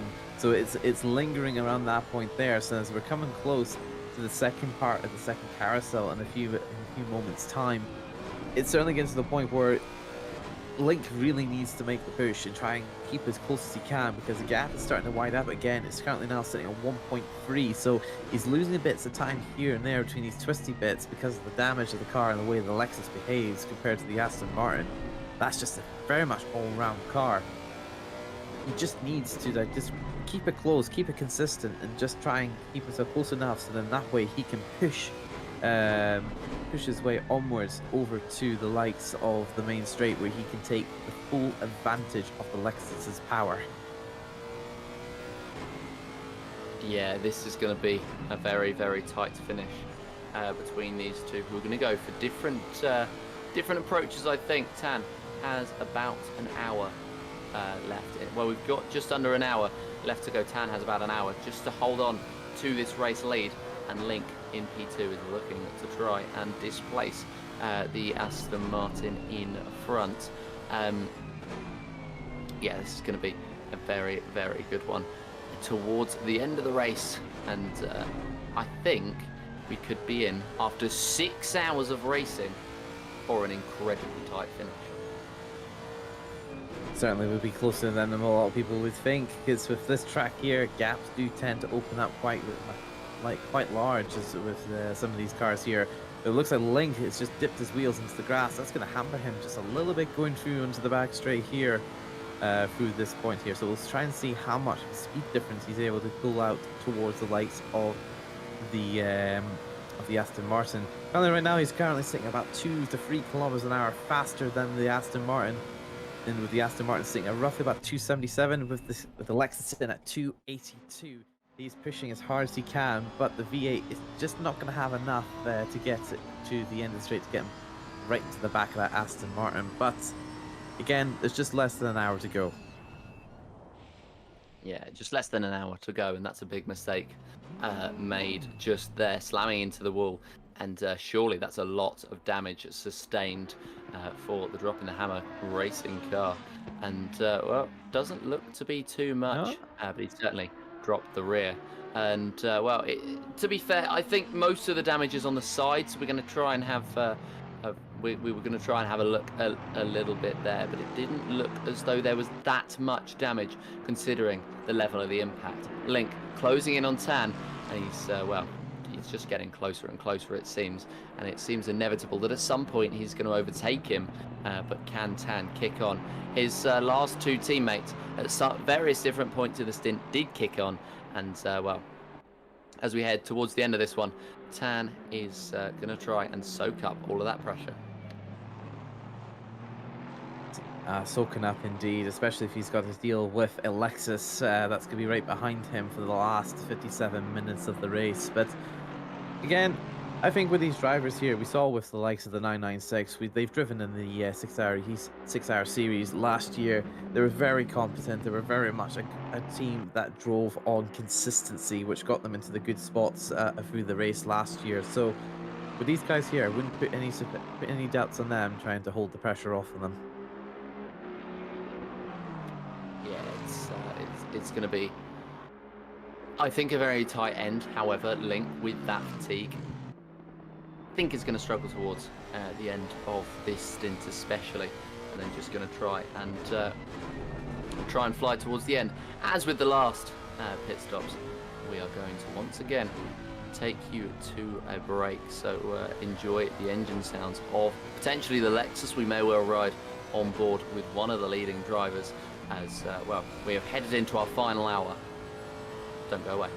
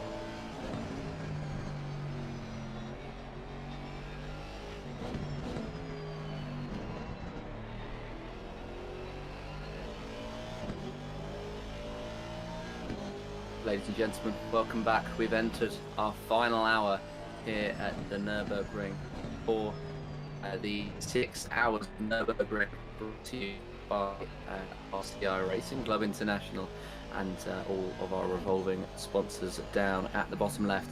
We have a very intense battle for first place on our hands. Chang Tan in the number 996 just jumped into the car, and he is 1.3 seconds ahead of Alexander Lake, who has done the entire 5.25 hours by himself so far, and will be completing the last 3/4 of an hour by himself as well. Chang Tan is sitting in that car for the first time, hopped in it about 15 minutes ago, just by himself for the first time in this race. His 3 teammates have brought him all the way up to this position, and it's down to him to not lose it. My name is Joseph Black, and alongside me for this final hour, it's going to be Matt Malcolm. Yes, hello to everybody that's tuned in for today's and is currently sitting in the broadcast. But also thank you to all the drivers that have that's decided to race with us today. Of course, it's a quite close action between the likes of the Aston and the Lexus here. Of course, there's definitely still about 3/4 of an hour left to go, so anything can happen. But please remember, there's still a chance that these drivers will need to go into the pit lane once more to do a quick splash and dash. A little bit of a slide there from Tan is going through that corner there. It's going to give him a little bit of an opportunity for Alex Link to make the push, but currently right now he's sitting on a flat second behind the likes of the 996. So anything can happen here. Absolutely anything can happen, and I'm sure anything will happen, because it's RCI and it's endurance racing, and in both of those, anything can happen. Like, for example, the team in 13th, the 116 Ford, just picked up a stop-go 30, and well, Lakshmi Narasimhan, who asked in the chat earlier how to aura farm, that is not how to aura farm, that is how to destroy your race, and well, that's really not what they'd want to see. It won't be that devastating because of how long the lap is at the Nürburgring, but it's really not an ideal scenario. No, it's enough to pass you quite a bit, but you also see as well, Willingham has, the number 42 Lexus, has also picked up a drive-through penalty, and that is very likely. When he made his pit stop, he was about 1 to 2 kilometers an hour, a bit too fast on the lines. It's a little bit unfortunate to pick out something like that, but not as detrimental as a stop-go 30.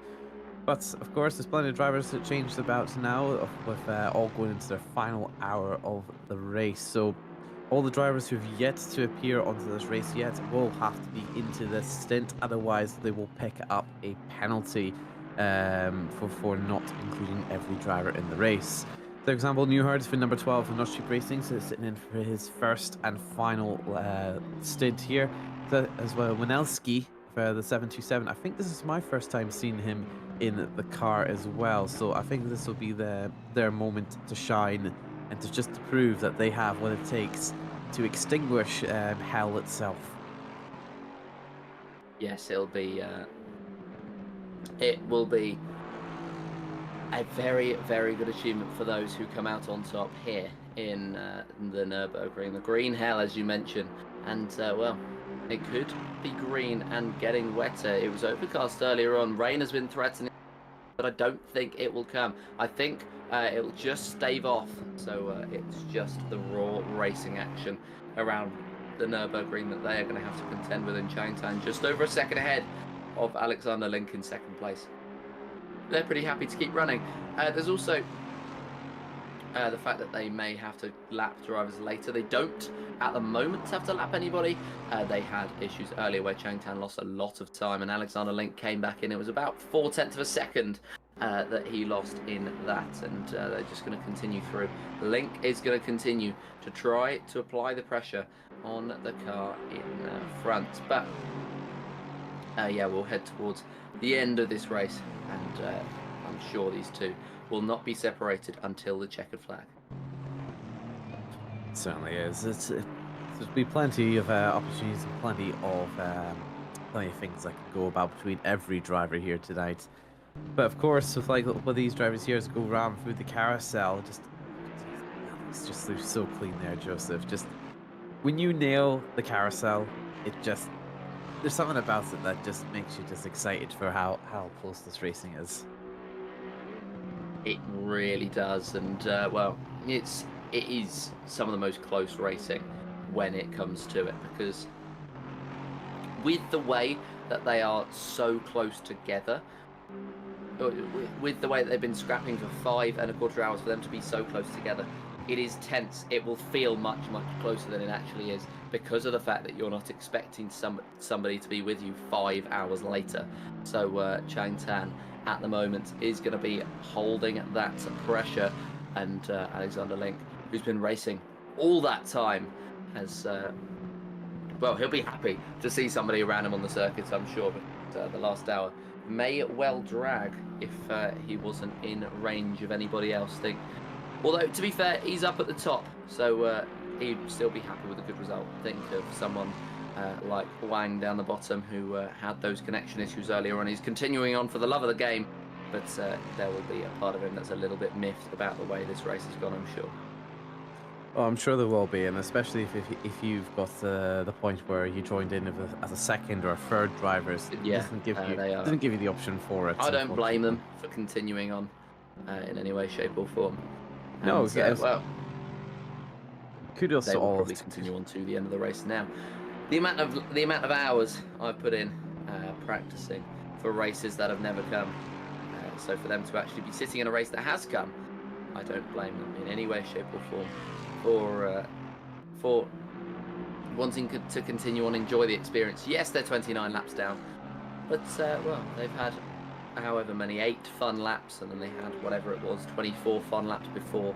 So it's certainly been an experience for everybody in this race, and those at the top will, I think, be affected the most by the results. Everybody else will just have had a little bit of fun, but Tan and Link, now that they're up there in contention, they're going to want to take this one over the line. Certainly, it is bringing itself down. It was 1.1 going over the start of the straight. Now it's 0.6 between them both. Only one is going to be able to take it over the line. Whether it's Link or whether it's Tan, we are yet to see. We're about 40 minutes away, just over, in fact, 40 minutes away from that decision being made, and Tan currently is in the best position to do so. But Slipstream will be available for Link over the next few laps, and he has actually gained by 0.2 of a second on that last one, showing that it's not all over yet, and showing that anything could happen towards the end of this race and of that stint. And well, for Chang Tan, the driver, who has not been part of this race, and until the very end, it's a whole different dynamic. Everybody else will have been fully invested in this race from the start. He may not have even watched the first few hours, and he's now into the final one, trying to hold on to that position. Certainly is, and the gaps just brought themselves much closer between these two cars. Now it was at the start of the straight. It was it's about one of those second. Scenarios where, yes, you're going to jump in at the last hour. You know that you're going to jump in at the last hour, and well, we shall wait, and we shall wait and see towards the end of the stint. Certainly is. It really just depends on what's going to go on for the last for 40 minutes so far. Of course, the gap was brought down to 7/10. Right now, the gap is going to only bring itself much closer between these two drivers here. It's now 0.4, 0.3 towards the chicane part here. It's just trying to bring themselves closer together as they go and make that charge onto the final few minutes remaining. But of course, with this Lexus here, Alexander Link is going to try and push himself as hard as he can over to the last few parts here. As we also go through into the main windy, twisty section between Link and Tan. Right now, they're just trying to make sure that the curbs aren't going to eat them alive as they go through into the section here. Because this is a part where if you take too much curb, you're going to make yourself those mistakes that are going to send you straight to the wall. But they've kept it clean, they've kept it consistent. But the problem is that looks like Link has lost a little bit of time through the windy sections of this track here. So he's going to try and power through the main straight here, take the right hand, and start to go down the hill with as much speed as he can to bring himself ever more closer to that Aston Martin.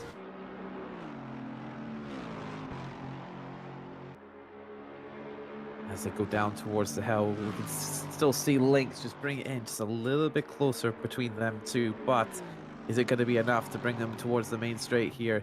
Going down through the corner of the right hand side, just keeping it clean and consistent through the points there.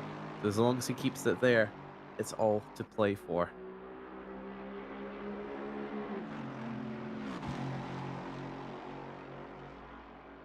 So as we can see, Alex, as we go look again, hopefully we'll get to see a little interior shot of Alexander Link, just to see how close that is, because well, you might see it might be close on the external cameras. It just might look ever more closer between the legs when you look through the dash yourself. It's one of those things where essentially you're just having to try and bring that pressure on, try and bring it in the right places, because remember, if you bring the pressure into the wrong place, especially if it's those tighter sections, your opponent will make a mistake, and if they make a mistake, they'll cause them to go through the middle of the track. They're only going to collect you in amongst that as well. So with the 1 second gap between himself and Tan, it's all just out to play for between those two. As for the rest of the drivers here, we got Honored in the 118, about 4.5 seconds behind of Rybecki in the 107 BMW. He's brought upon that gap a little bit closer between them two from about 8 seconds. So that'll be an interesting one to take a look at if they bring themselves ever more closer between each other. There's still plenty of action going wrong between them all, with Timothy Flamger just trying to charge his way through to able to try and chase the Neward in the number 12 BMW for Not Sheep Racing. He's gained quite a bit of time over the likes of the Not Sheep Racing guys, but of course he's still yet to bring it in together to chase them down. 77 seconds is the gap, but of course anything can happen between any of these drivers going about the rest of the stint here. As you can see, the number 88 Wang is also taking their pit stop as well. As for those guys there, as they will likely have joined mid-race, they would have to take an alternative strategy, or they might have boxed early in order to take the final half an hour of the race. But of course, with a lot of these drivers here, they're gonna have to make the splash and dash. So we're excited to see who's decided to fuel save and who is yet to make who is just going to be pushing all out. Yeah, I think we'll have to see as to who's going to fuel save and who's going to just push flat out and take the hit of that extra pit stop. Wouldn't be surprised if we have a few go for that extra pit stop, then don't lose that much time in the pits comparative. So it's going to be a very interesting one for them as they head towards the end of the race. In fact, everybody does have to enter the pits. Each stint is 65 minutes, and some of them, well, nobody was able to hit it. The actual pit stops themselves that they made were not in time of those 65-minute windows, as I thought they may well have been, as that's a car getting out of the way very, very quickly, and potentially may have been contact between themselves and Tan. We'll have to see, but I am hearing at least they all have enough fuel to go to the end. It will just simply be a drive-through where they will drive through the pits and come back out. So that means that they are going to lose a little bit of time, but definitely not too much. A bit of time lost there as well, as we got a replay of the incident potentially between Chang Tan and the car they were trying to lap. Certainly is. It didn't look like there was any sort of contact between these two drivers, but of course it's brought the gap down even more. Right now it's 0.6 between the likes of Tan and Link, as I'm just currently looking at the live feed right now through the likes of the telemetries on the Delta. Speaking of Deltas, Coach Dave Deltas, of course, to be the one-stop shop for all your sim racing needs. You can grab all your setups from the likes of through their app, through the Delta parts. And of course, they have their telemetry sites as well, so you're able to analyze your lap times among some of the best drivers in all of sim racing. But of course, with that, if you were looking to elevate your sim racing setups, we can always go through our partner Moser Racing. They got some of high quality sim racing gear, as well as some of the other options as well, as they've got some new they're branching out into flight sims as well. So if you're also a flight and sim racer fanatic like I am, you can always check out those two partners from there. But I think Joseph's got some great things about some of the other partners we've got. Yes, we are very lucky to have some very good partners at SCI. We will pause the ad read because we have somebody to speak to. We'll go back to talking about all our wonderful partners towards the end of the race, but we have somebody in the interview room and we have action going on the circuit, and Alexander Link gaining by 5/10 in the last segment as Tom Watts drops the hammer once again and makes a mistake. Was this too much curbing for the Lamborghini? Yes, is the answer to that question. And well, he's done pretty well to recover it. But we have it hasn't necessarily been the greatest day for them, but they've still come in for an interview, and we are very thankful for it. So for one of the drivers on the number 505 car, introduce yourself. Which car are you in? What stint did you do? And well, how did it go? Well, I was on the 505 Ferrari 296. Done the middle stint for the team, but it was very, let's say, I don't think difficult is the right word for it. It's like hard. I'd say hard. That fits better, I think. Yeah, I think it has been a hard race for you, all things considered. Considering the way that it's gone, there did seem to be a few mistakes in it. Is it a setup thing? Is it just, dare I say it, a skill issue, something along those lines? I'd say that is a good mix of both setup and skill issues, though I dare say mostly skill issue on my part, due to me not having been able to put a lot of practice in due to a few personal reasons. But in the end, I had my fun, and that is the main reason I'm here for, to have fun, to be able to participate in this race with the rest of the drivers, and just, have a good time. No, it's all great to hear.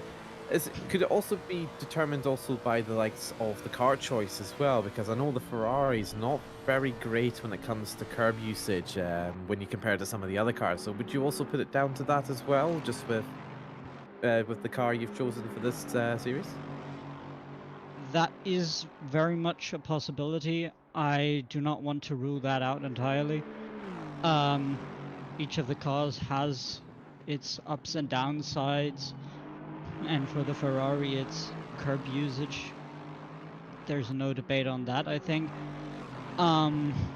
So maybe it was not the ideal car choice for this track.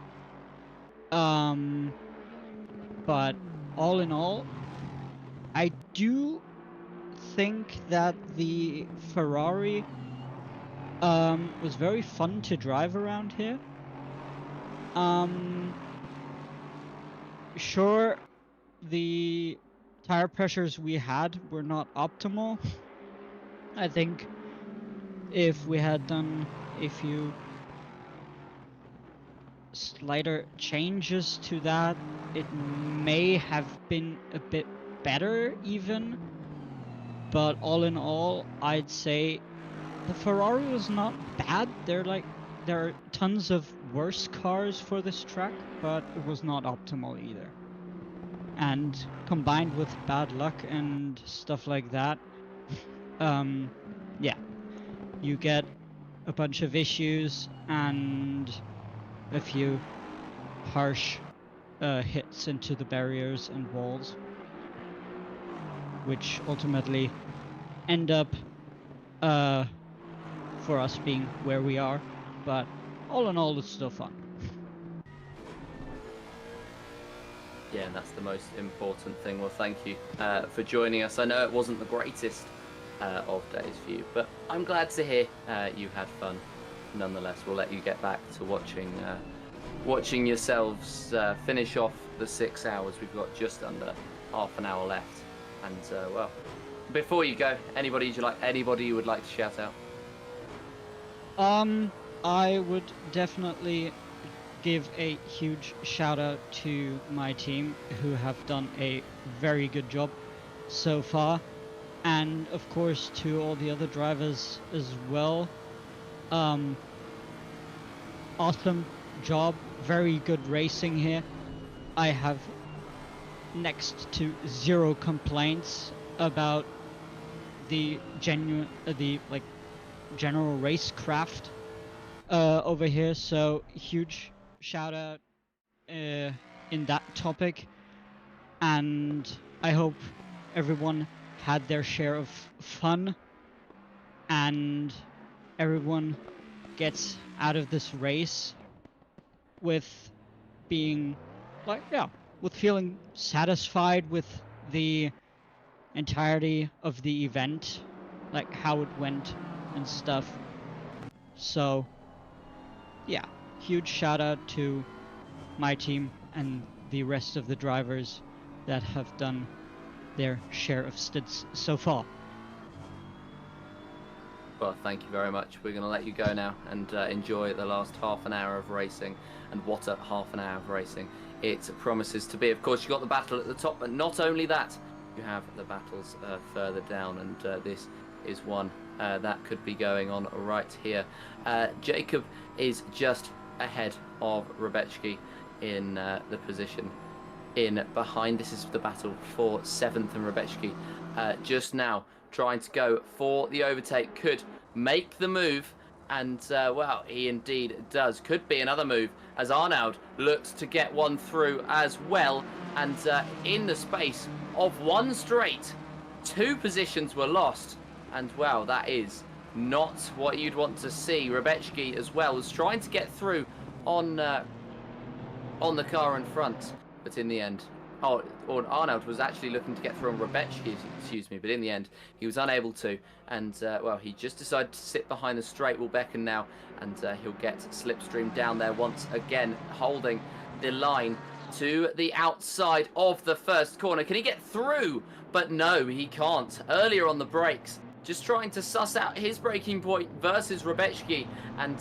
he doesn't make that move. Stays in position, and well, another driver staying in position at the moment is the car in P1, Tan, who is about 6/10 behind Link, and this battle is waging on. Only 25 minutes left in the race. Unbelievably, the number 996 has had 4 different drivers.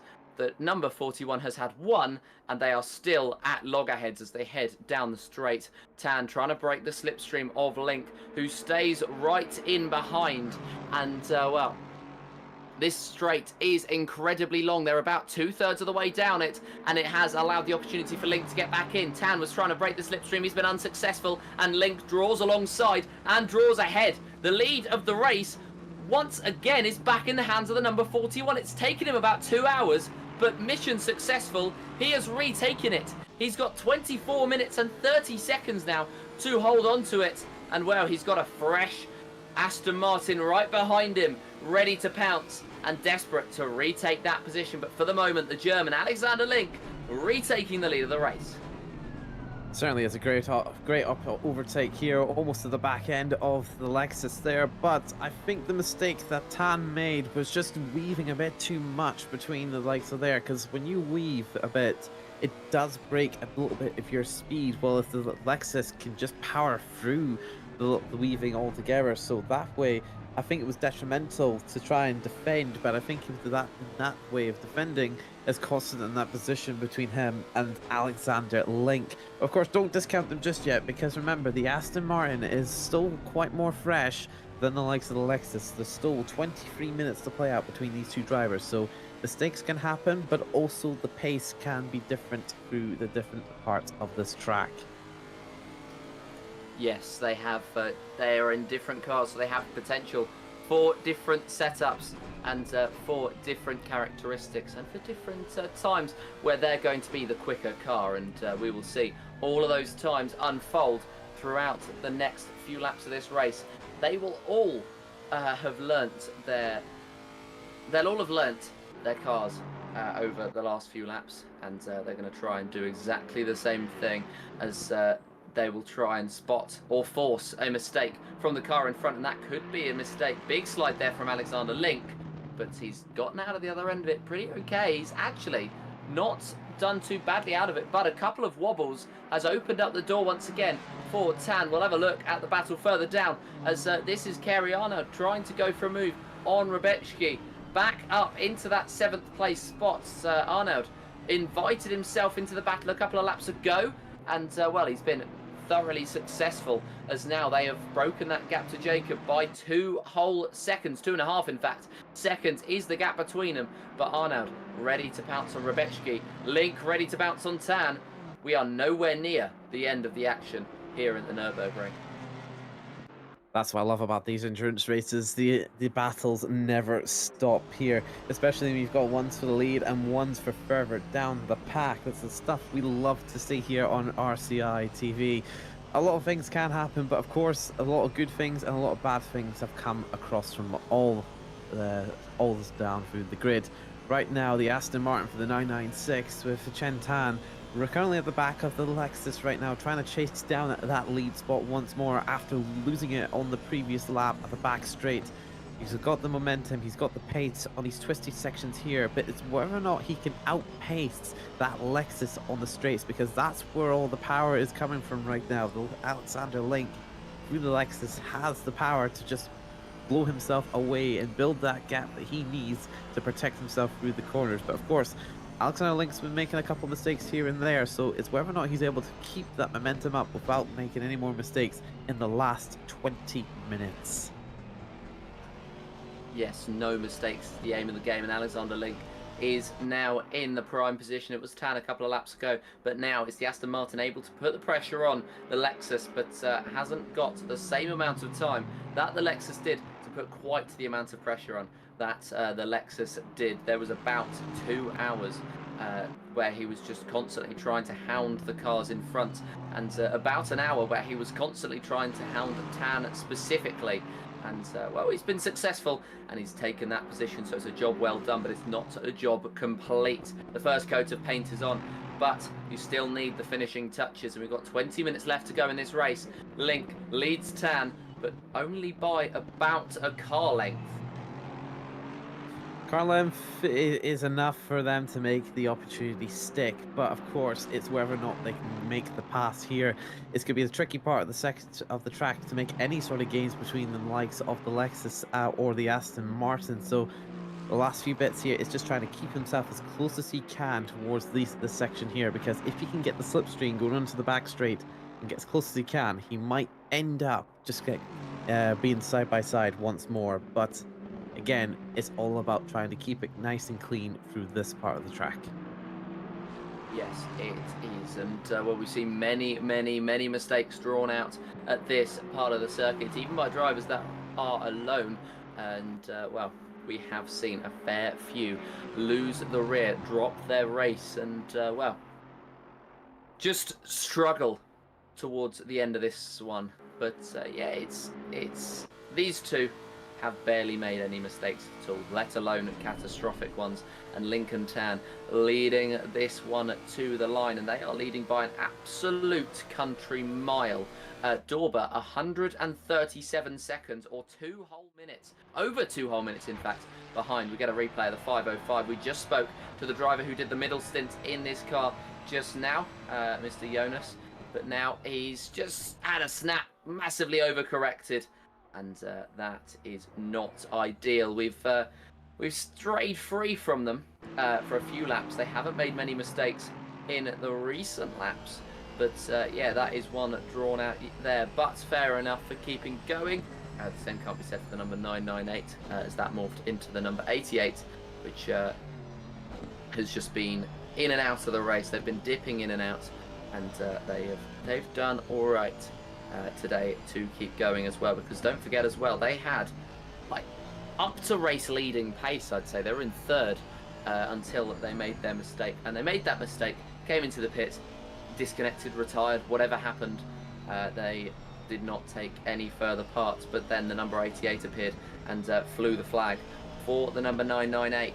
But yeah, the 505 has done well to keep going, despite the fact that it hasn't necessarily been their best day. And it's always good fun, as we were talking about earlier. It's always good fun for these drivers. Corey Arnold looking for a move, and an opportunity has opened up past Rebecki. He's been waiting for this move for a couple of laps now, and he's shaped one up finally. Gets through. P7 is Arnold's, and I think it's fair to say he's driven a pretty understated but pretty good race. About a few hours ago he's in P10. He's worked his way forward, and now P7 is where he sits. Great spot for him, especially in the top 10 anyway. Currently just saw a yellow flag out for the number 12 of Nürburgring in the Not Cheap racing car. So if we do have a replay, we will show that to you if we can. But in the meantime, anyway, these two guys here have been fighting about for the last few laps here. It's great to see all that managing just finally paying off. That's big damage for the number 12 there, as we get a chance to see the likes of the 996 and the 41 together. As we go towards the back straight here, we'll find out whether or not the Aston has enough legs just to make that pass. Yeah, we will. Has he got that straight line speed that the Lexus had before? Potentially not, because it was the Lexus that had the advantage, but he had the slipstream. This straight is very long, and towards the end of it, it's not going to be car performance that benefits you. It's going to be just all the way down to that slipstream and how much of it you're taking. Chang Tan was aggressively trying to break the slipstream. Alexander Link's not doing any such thing, and somehow the defense has been successful. Tan is going to try and follow through. Tan is going to try and potentially make a move soon down that straight, but he's going to have to wait at least another lap. It might be another lap, it might be another 2 laps. It depends on how much time they've got left on here. 16 minutes remaining between these two drivers here. It's all working up to this moment here. The gap is so close between each other. You just don't know how it's really going to end between all these drivers here. But some of our drivers already are coming in to take their pit stops to do their final splash and dash, because of course 2 laps remain. They could be obviously they have to fill up for the last 16 minutes with the way that these lap times work. So it's for the number 12 that took the crash earlier on, it's beneficial for them to maybe fix the damage and also get a little bit of the fuel that they need to take them to the end. Yeah, of course, they're preparing now for the final 15 minutes of this race, and this could be where they make their final pit stops, of course, with the stints only being 65 minutes long. Everybody is going to have to drive through the pit lane one more time, and that could decide this race as to who gets that pit stop right between these two. It will benefit them as well if they come in earlier, I think, than the other driver, mainly because they will be out of the they will be out of the slipstream, but they will also be out of the dirty air in the corners, and there's a lot of corners around this Nürburgring circuit, don't get me wrong. So I think it would make sense for Tan to come in the next lap or so, just to try and serve that quote-unquote drive-through and come out of the other end of it, not needing to come into the pits once again. He's driven pretty well in this final stint, and in fact they do have to come in next lap, regardless of whether they want to or not.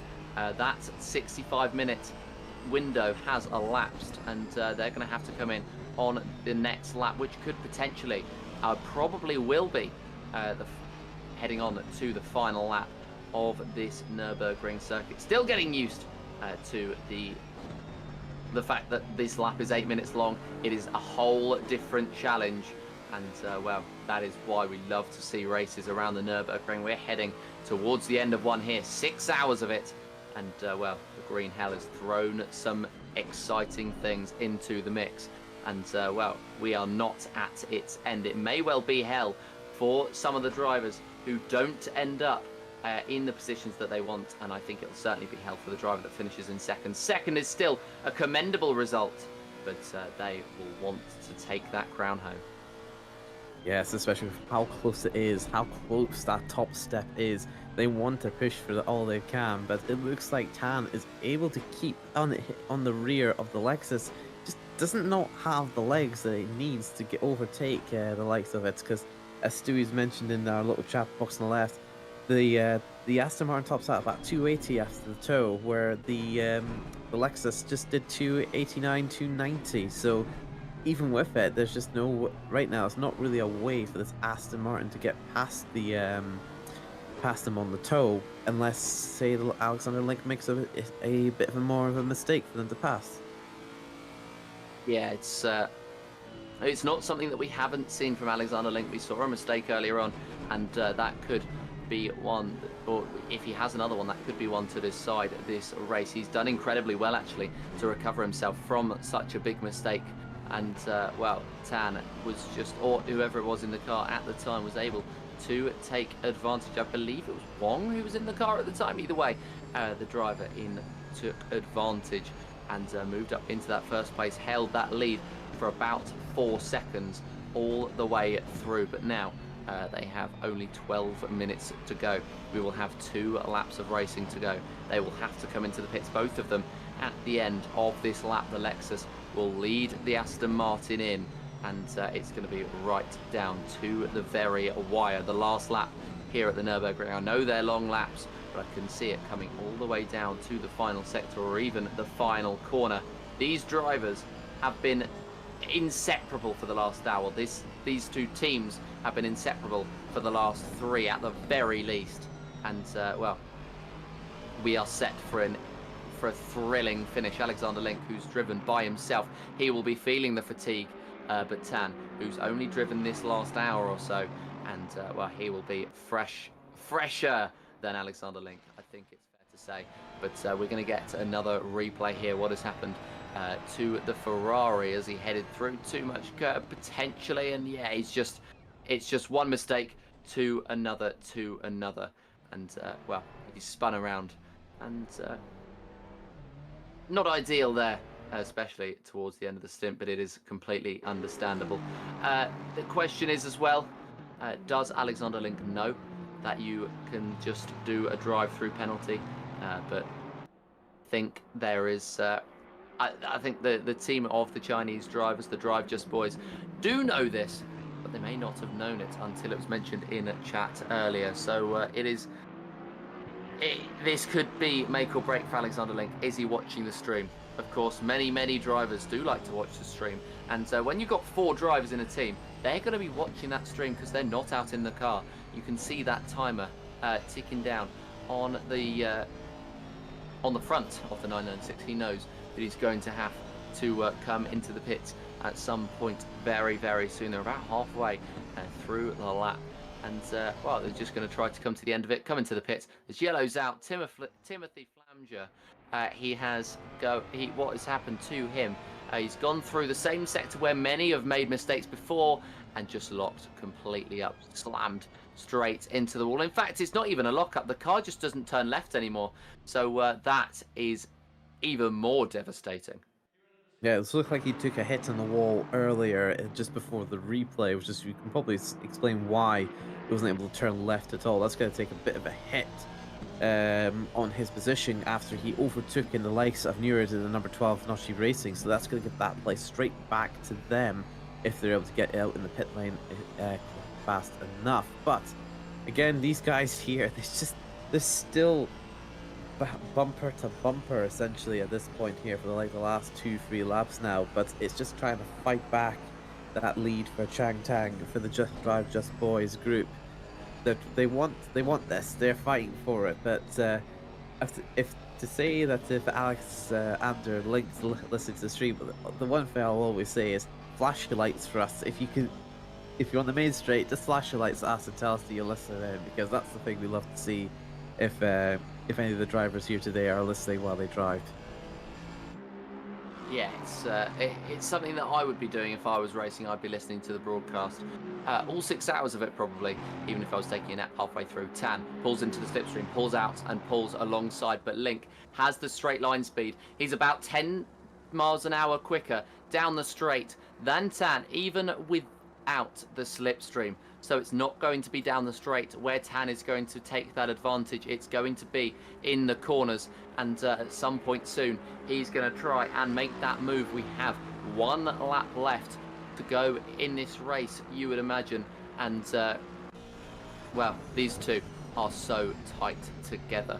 Tan right behind Link. He's gaining in the corners but losing so much in the straights to the point where it just feels as though he's going to have to make a gamble soon. Into the pits come the both of them, and what is going to happen? Is Alexander Link going to know that they can just serve a drive-through and then come out of the other end of the pit lane? Somebody that quick you would expect to understand the rules perfectly, and well, he actually looks as though he's peeling in. So, or actually, the Chinese team look like they're peeling in, the number 996. So do they have enough fuel to go to the end? That is going to be a question that will be answered very, very soon. Alexander Link is in fact the driver who's going to continue on. Chang Tan did not have enough fuel to finish this race, and so he dives into the box just to splash and dash out the end. So that could have cost them the race. And well, 2 different strategies, and Alexander Link, I think, has the best one.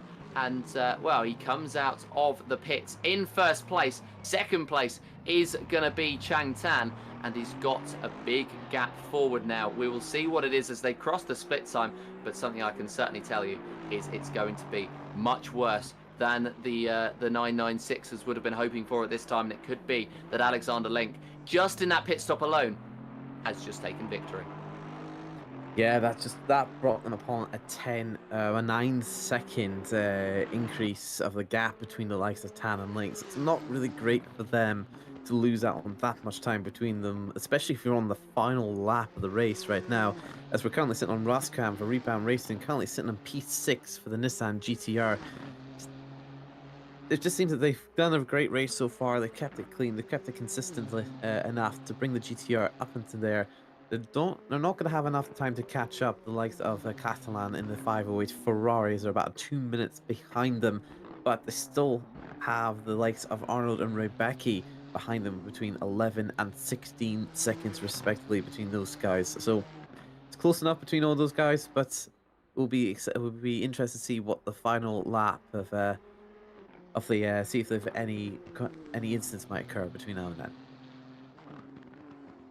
Well, let's hope not. We're going to hope now for a clean run to the end of this race for everybody. And, well, for the top 2, we hope that it is not only clean, but it is fair, and it is a very, very good battle. We have Joe Dorber coming into the pit lane from 3rd place. He is making that final pit stop of the race with about 5 minutes left on the clock. And, well, this is the last lap of the race, so we can disregard the clock, because this is what matters. It is the last lap of your 6 hours of Nürburgring. We are, well, 6 hours after the race starts, and 6.5 hours after the broadcast starts. But it's going to be a very, very good finish indeed, with Alexander Link, who has just, I mean, he's perfected this race. Only 1 mistake throughout. And if he can keep it clean through the last lap around the Nürburgring, he's going to go on to take victory. Chang Tan, not enough fuel in the car, you would imagine, and he's going to be ruining the mistake of not putting enough fuel in the car. And we'll see how far back he is. He crosses the first sector split time. Of course, we know that Joe Dorber is not going to pressure either of the cars in front of him, but a comfortable P3 will be good. 9.7 seconds the gap. That is huge. I've just noticed as well, they've currently seen the number 12, Nashi Racing. They switched drivers over to Juan Diaz when they came in for the pit stop for repairs earlier on. You just saw the overtake done a few minutes ago with the lights of between them. So interest. I just didn't realize I spotted it on my side there. Otherwise, I'm catching an old. Unless a telemetry has yet to be updated on my side here. So interesting to see, but again, we're sitting in the likes. No, it's looking like they've actually switched to drivers on here. It's just my side on when I'm looking on the game itself hasn't updated for me. Just ACC things on occasion. Well, yeah, the game does have flaws, but it has positives, like allowing us to do a race just like this. Our Factor 2, we would have all disconnected or reconnected about 6 times, but yeah, ACC. There are things you can take away from it. There are certainly things as well that you can put for it, and well, we are going to,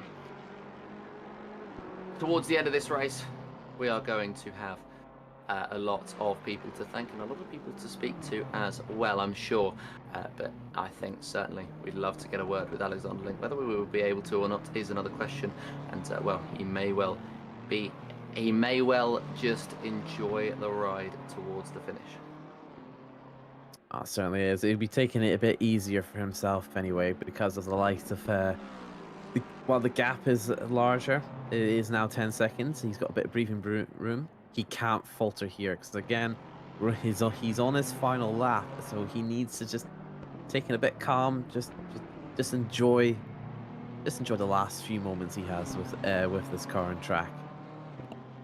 Yeah, 6 hours later, and we are going to enjoy the right to the end of this race, and well, he certainly deserves to enjoy at the end of this race, as well, we've got a couple of drivers close together on that circuit, but Alexander Link has triumphed above all, and well, he's done all 6 hours by himself, so I hope for his sake that his celebration is going to be potentially a bit of bubbly and then a very, very long nap. But it's fair to say he has been impressive today.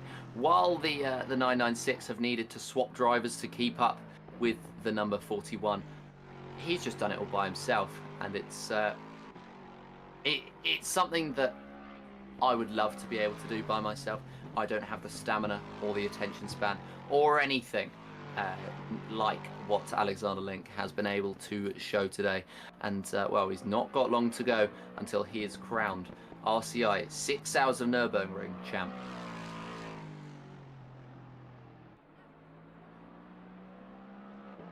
Apologies there, Joseph got a feline introduction of a cat. Just wanted to say hello to the stream and everything. So I wasn't able to catch the last bit here, but as we see Alexander Link going on to the final twisty parts of this track here, lots of high aggressive curves before going to the last carousel. He's going to make sure he has to just keep it clean, but with himself, he's just enjoying the drive just now. So within the 996 currently on the point where they're just trying to finish the race as well, because I think the last thing you need is to make a big crash within the last 30 seconds of the race. Yeah, it would not be an ideal thing to do at all, and Alexander Link, it would be absolutely devastating if he was to do that, but now there is not long to go for him to be crowned. We have about 15 seconds left on the clock. We will finish this lap when we will finish this lap, and well, specifically when Alexander Link is going to finish this lap. He comes around the next few corners and goes out onto the long straight, the straight where he took the position off of Chang Tan, where he has held that advantage over Chang Tan ever since the checkered flag is waved.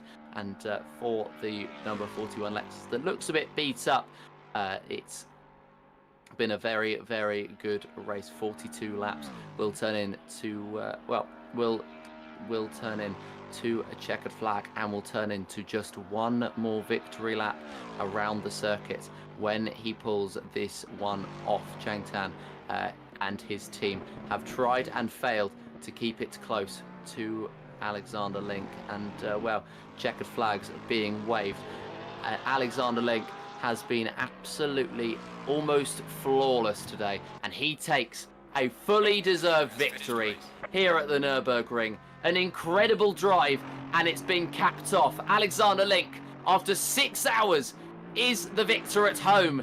The number 41 is victorious here at the Nürburgring.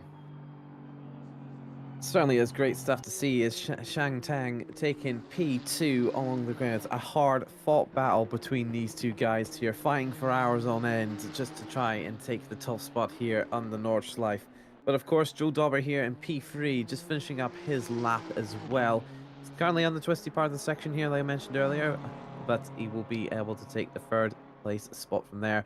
Along with Tom Shipston, he's not that far behind, 34 seconds behind P3.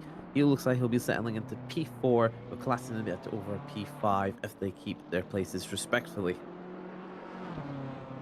Yes, I think it's likely that they will do, and yeah, up to the line comes the first of the lap drivers, Ed Augusto, in the 115, a driver that we haven't talked much about today. I think the main focus has been Lincoln Tan, and well, I'm unsurprised, and it's fully deserved. They have been absolutely incredible throughout this race, and they come to the end of it victorious and second place. So I think for the number 996, they're going to be slightly disappointed in what has happened, as they didn't take the victory, but they can be very proud of themselves for what has been a very good drive into P2. Well, it certainly has, as we can currently see Charlotte Willigan has also taken across the line, as well as Timothy Flanger for Alpha Sim Sport taking P14 for the Ferrari of the 39.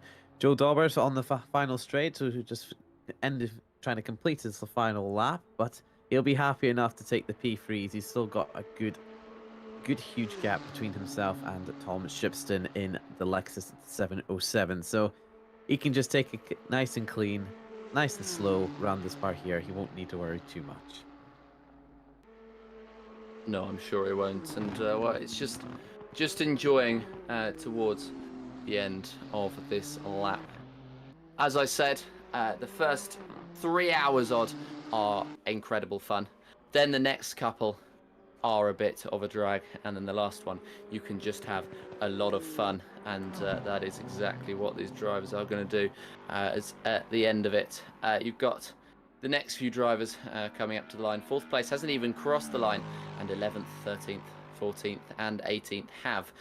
So yeah, we will see them cross the line as we come to the end of it. I believe Lakshmi Narasimhan actually was very close to finishing on that last lap, but he was able to go for another 8 minutes around this circuit, and it's just great to see them come to the end, and you can just tell that they've all just gone as they cross the line. That's a great sigh of relief there for conquering hell itself with all these drivers here today. But with a track like this, there mistakes were bound to be made. Mistakes are going to happen. But thankfully, we get to see Samuel for the 505 SOS Racing finish their lap after quite a bit of a turmoil for them. I'm glad they got to see them reach that checker flag once more. Of course, we see P11 in for the Soren Race Team V8 goes room, as well as Tom Watts taking the P15 for dropping the Hammer Racing. Yes, and we're getting like the last few drivers across the line now, finishing off their races, and we can be happy with a job well done. Got a shout out of my own to make before we get the drivers in to make their own shout outs. Earlier on, you would have had in the comms box to begin the race, you would have had Jesse Lee, who of course is one of the major coordinators for these races. Props to him, and props to all the other coordinators for running this one as well. The live race stewards, as always, very, very grateful to them. And then alongside Jesse in the comms box was Stewie, who has sat in the comms box ever since he took a step back to allow me and Malk to waffle our heads off. But I'd say a huge shout out to Stewie for all the work that he's done behind the scenes here today to keep this broadcast running without any further issues, because dare I say it, if I'd have run the broadcast, it would have all gone wrong. Waffle. Huge shout out to Stewie behind the scenes. Keep this without, dare I say it,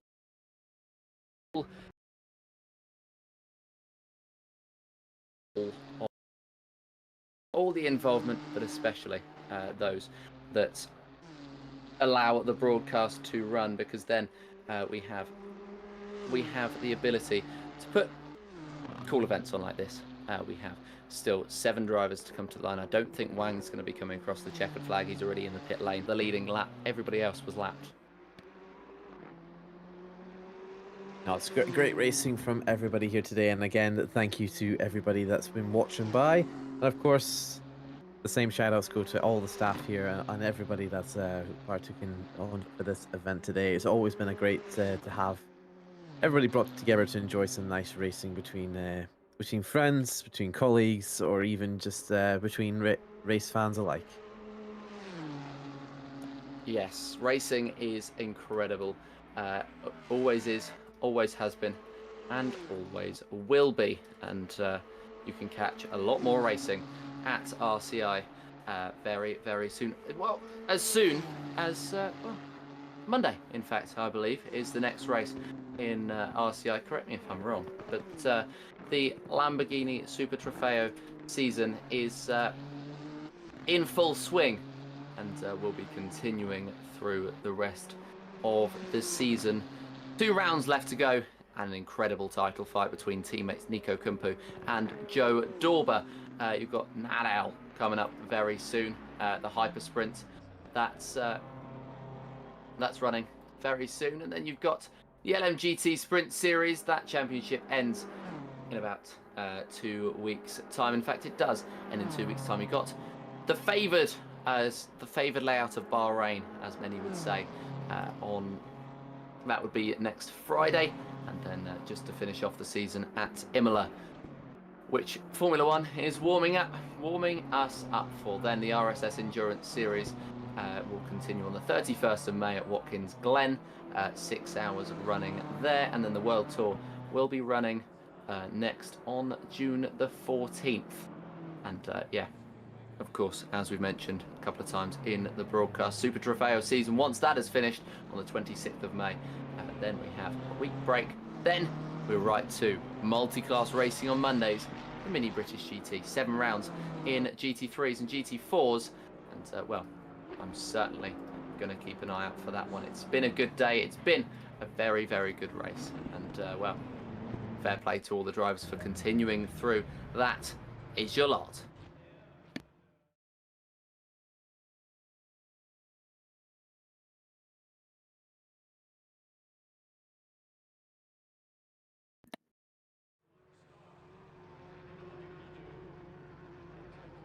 If we have anybody getting ready for interviews, of course, they are not mandatory, but drivers always love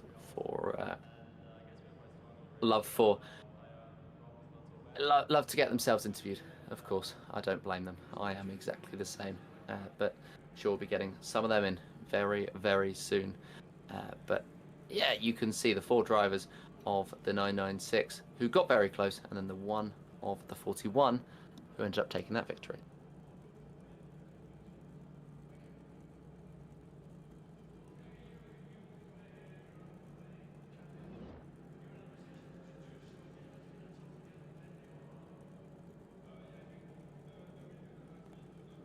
Yes, we will be seeing if anybody is around to do interviews. If they don't want them, then that's absolutely fine.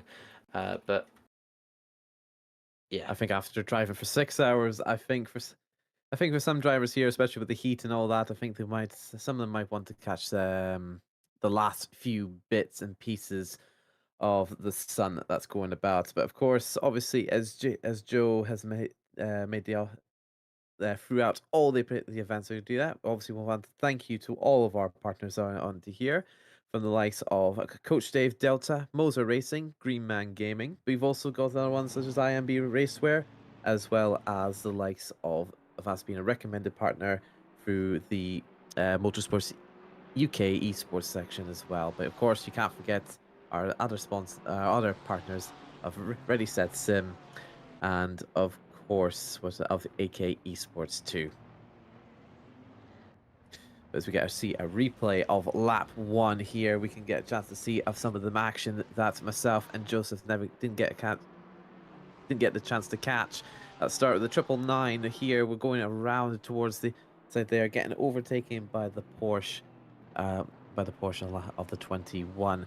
Obviously, we had some great racing here today. Lots of highs, lots of lows between them all. But again, it's all came down to this point here, with obviously Alexander Link taking the win on driving on his lonesome in the Lexus of all cars. It's just a brilliant car with a brilliant engine to go with it. And we're just currently seeing if there's anybody out, and it doesn't look like we have any interviews today, but of course, thank you to everybody that's tuned in today to our RCI TV. Of course, we'll be back here on Monday for round 4 of the Super Trofeo series, where we're going to be at Laguna Seca. You'll be joined with John, hopefully you'll be joined with John Dalton and Joseph Black. But from myself, Joseph, Stewie, and everybody from RCI, we want to thank you for watching and take care.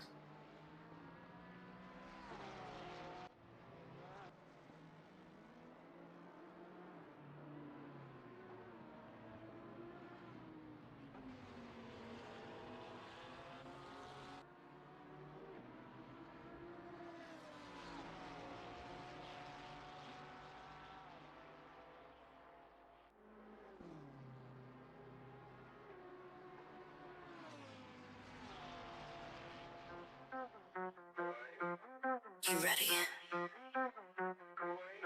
3, 2, 1, go. Get behind the wheel, let's go. Grip the road, feel the flow. Thunder roaring, steel alive. Live this dream and drive. Tires burning with gasoline. Push the limits, chasing green. One shot, don't slow. Go on, we'll take control. Engines scream alive tonight. Blazing past the red line. Outrun the night, won't lose this fight. Follow the road, red line for show. We're chasing taillights, don't let go. Under the stars, we'll go so far. This is who we are. Chasing taillights.